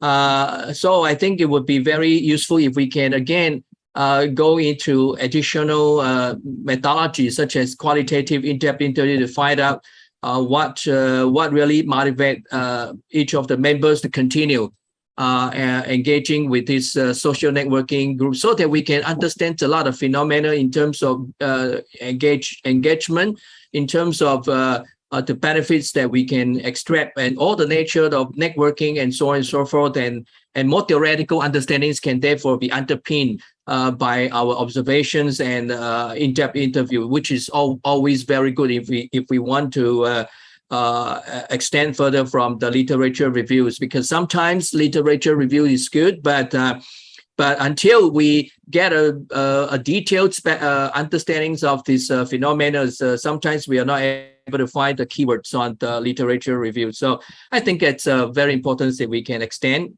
potential is there. And also, we have this AI, artificial intelligence in human resource management and so on and so forth, which has, again, a very detailed descriptive knowledge through the literature reviewed. Again, if we, like Professor Pawa has recommended, if we can stand it into research, clearly understands from the descriptive knowledge what are the research problems, and then probably we can empirically validate and expand the versions of description until we reach into some explanatory and predictive area that I think would be very good for the researchers. And similarly, there are many great presentations today. Not only those that I mentioned, such as police stations. They're all very wonderful, because some of the issues are very rare, like police station, police employees. And if we not only go into the quantitative surveys, which is targeting on some of these hypothetical understandings, but if we can have the opportunity to know them and get into the in-depth interview, I think it's always useful. Quantitative is always very useful for sure, because we can verify, validate. We can see the structures, we can see the patterns, we can see the interrelationship, we can see the cause and effect. We can, in a broad snapshot, we can understand various comparative differences. But I think being in the reality world, to add on new knowledge with innovation, which is the theme today, and to really understand the challenges and the problem structures, sometimes maybe take a little bit more effort, talk to them and go into the details. Maybe we can get more understanding and get more pictures, so that that will give us a good foundation for a better organizations and reorganizations of our literature's review. Or even if we have done the literature review, we can talk to Professors Powers or similar professors and just simply talk it out and share, and they will give us some idea, and certainly it will shift our mindset into different frontiers and different areas of the way we approach literature review. So congratulations to everyone. You are giving us a very good presentation today. Really seeing a lot of good work today, and thank you very much. Thank you so much. Thank you, Professor Power. Thank you so much, Professor Tan, for your fruitful chairperson's remarks. Thank you. Yeah, thank you so much, Professor, once again. Now, Professor Manvinder Singh Pava, sir, for the additional chairperson's remarks. Yes, Pava sir. Sir, I have been talking a lot during this last 1.5 sir, hour. but I we would want, just summary. I would just say this that this particular platform which Inspira Research Association provides to all the researchers and collaboration with the universities which they do, it is really very fruitful for all of us, and it's a platform for a mutual learning. So while I was giving some inputs, I was also having a lot of things to learn, and I'm highly thankful to Honorable Professor S.S. Modi sir and my friend Dr. Ravi Modi, and along with the Ma'am Aarti Chopra ji and my Guruji also, Professor Anil Mehta ji, for giving me this opportunity to be with all of the vibrant participants. And let me tell you one thing, one comment which I have personally observed, and after, of course, Dr. Ravi also shared, that the day by day, if we see the level of the presentations and the in the conference, particularly in this conference, is increasing, and there is a significant difference. I would use a research language over here, the hypothesis language, that there is a significant difference between the previous presentations, the quality of the previous presentation, and the quality of presentations now. And I hope it will keep on increasing with all the great efforts of all. And I would like to thank Professor Tan for saying so high words for me many times. And sir, you are a great researcher, and you are so down to the earth. And it could be seen by whatsoever you say. I am nothing before you, sir. This is a fact. But still, you keep on acknowledging the way I just did it. It is just a small effort. You might be laughing on me on certain inputs which I might have been giving over here, but still, the thing is that whatever I know, I have just shared, and I'm equally thankful to Lucia ma'am also. She has always been a patient listener and always been coming to the conferences and showing her great presence over here, which is so soothing. So this is all from my side, and thank you all, and thanks for participating, and keep on participating, keep on doing research, and keep on making our country also look high, because this is again a 75th Azadi Ka Amrit Mahotsav, and this conference is a part of it. I feel proud to be a part of Inspira Research Association. Thank you, Ravi ji, and thanks to everyone. Thank you so much, Professor Manvinder Singh Pava sir, for motivating all of us, for motivating all the presenters with his knowledge. Thank you so much, sir, once again. And now I would like to invite Professor Anil Mehta, Vice President, Inspira Research Association, Professor, School of Legal Studies, Banastali University, Banastali, for delivering vote of thanks on behalf of organizers of the conference. Professor Mehta. Thank you, Dr. Captain Ravikant Modi, for giving me this opportunity to move a vote of thanks. Dear participants, indeed it was a long session, almost 4.5 hours. But you will agree with me that we all cherished. It was a great learning experience for all of us, whether the senior persons like the chairperson, the additional chairperson, and myself, or whether the young researchers. We all have taken rich inputs out of this very useful, exciting, and full of thoughts relating to this session. First of all, I would like to thank the chief guest of this particular session, that is Professor Khara from Sharda University. In fact, I know that Sharda University is perhaps very closely approaching to their NAC accreditation perhaps next month. But in spite of his very busy schedule, he would spare time with us for this conference. Thank you very much in absentia, Professor Khara. Professor Chai Ching Teng. In fact, we don't consider himself outside. He is very much part and parcel of Inspira Association. In fact, in every conference or workshop, wherever Professor Chai Cheng Teng is there, perhaps we get a lot of insights about the current trends at the global level. And whether he's a chairperson or not, but I would add not only Chai Cheng Teng, but Madam Bijuta also.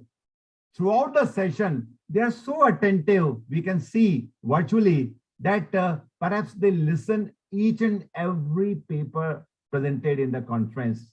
So from the core of my heart, I am grateful to both the Dr. Chai Cheng Teng from Thailand as well as Madam Bijeto for very actively associating yourself with our institution IRA.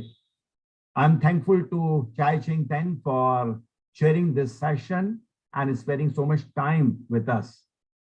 Professor Manvinder Singh Pava, what I can say about him? He's a great researcher, great scholar, an excellent teacher, because I've got an opportunity to work with him in Manipal University. Of course, he respects me and considers me as his teacher. But truly speaking, he is my younger brother, my young friend as well, where we share a lot many things each other. And I learned so many things from Dr. Manvinder Singh Pava, academically also, and he's a quite tactical person and gave a lot of inputs to us. Very lively person. Thank you, Dr. Pava, for co-chairing this session. And interestingly, you have given very, very rich inputs after each paper. And you can, our participants can very well now assess that how keen observer you are, how much depth you are having in the research area. And most of the participants know it very well that you have conducted series of workshops for not only for IRA, but for at other forum also. Thank you very much, Dr. Pava. I am thankful to Dr. Kinri Thakkar from Mumbai, Professor, University of Mumbai, who has given a lot of inputs on the contemporary issues relating to the challenges, innovations, and research at the global level. It was an excellent presentation by Dr. Kinri. Dr. Aarti Chopra. In fact, she is a great speaker, a wonderful orator, a very lively presenter. And today she took a topic, particularly keeping it in view the month of August. She presented all the facts in such a lively manner that we all enjoyed her presentation, and some of the inputs that were given by her is really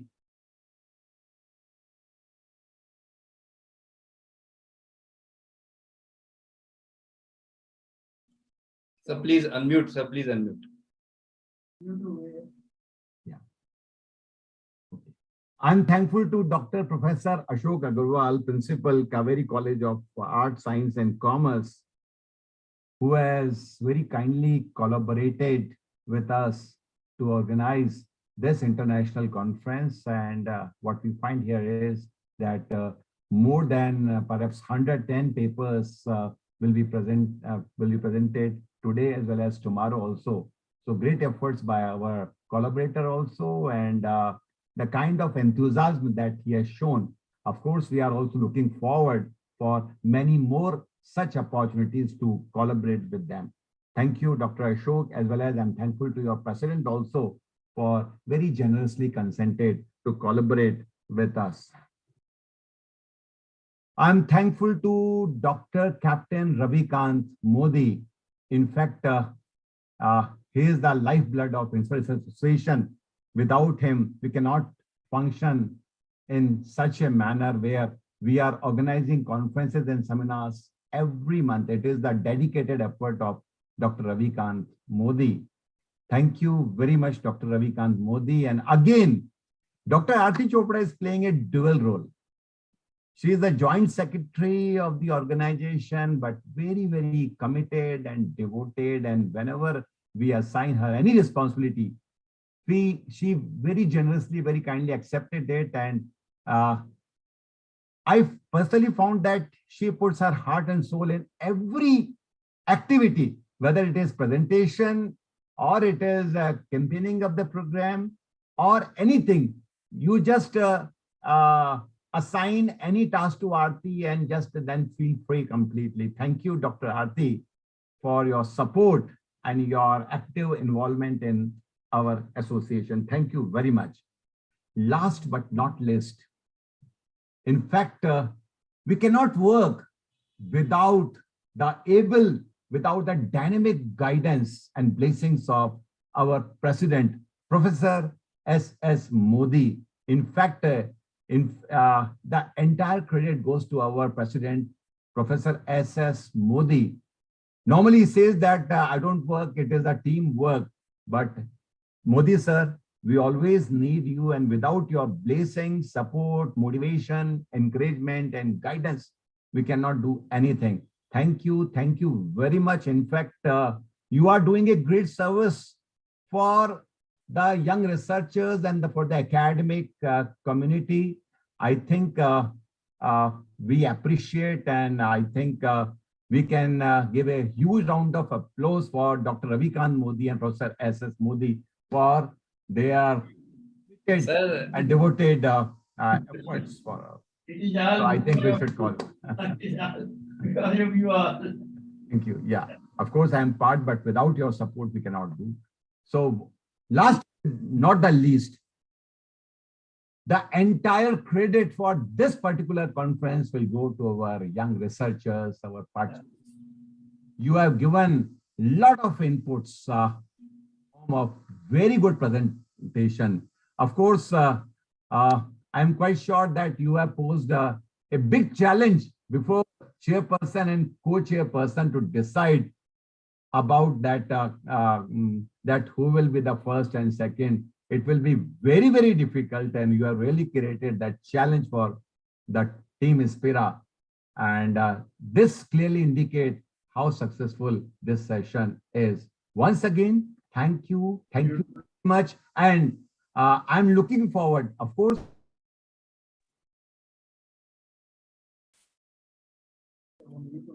Please unmute, sir. Please unmute. Sorry. Yeah.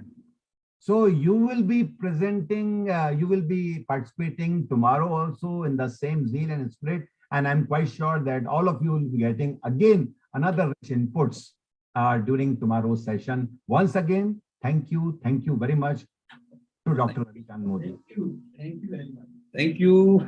Thank you so much, Professor Mehta sir, for your wonderful words. Thank you so much for your blessings to all of us. And it's a teamwork, sir. So thanks to all my team.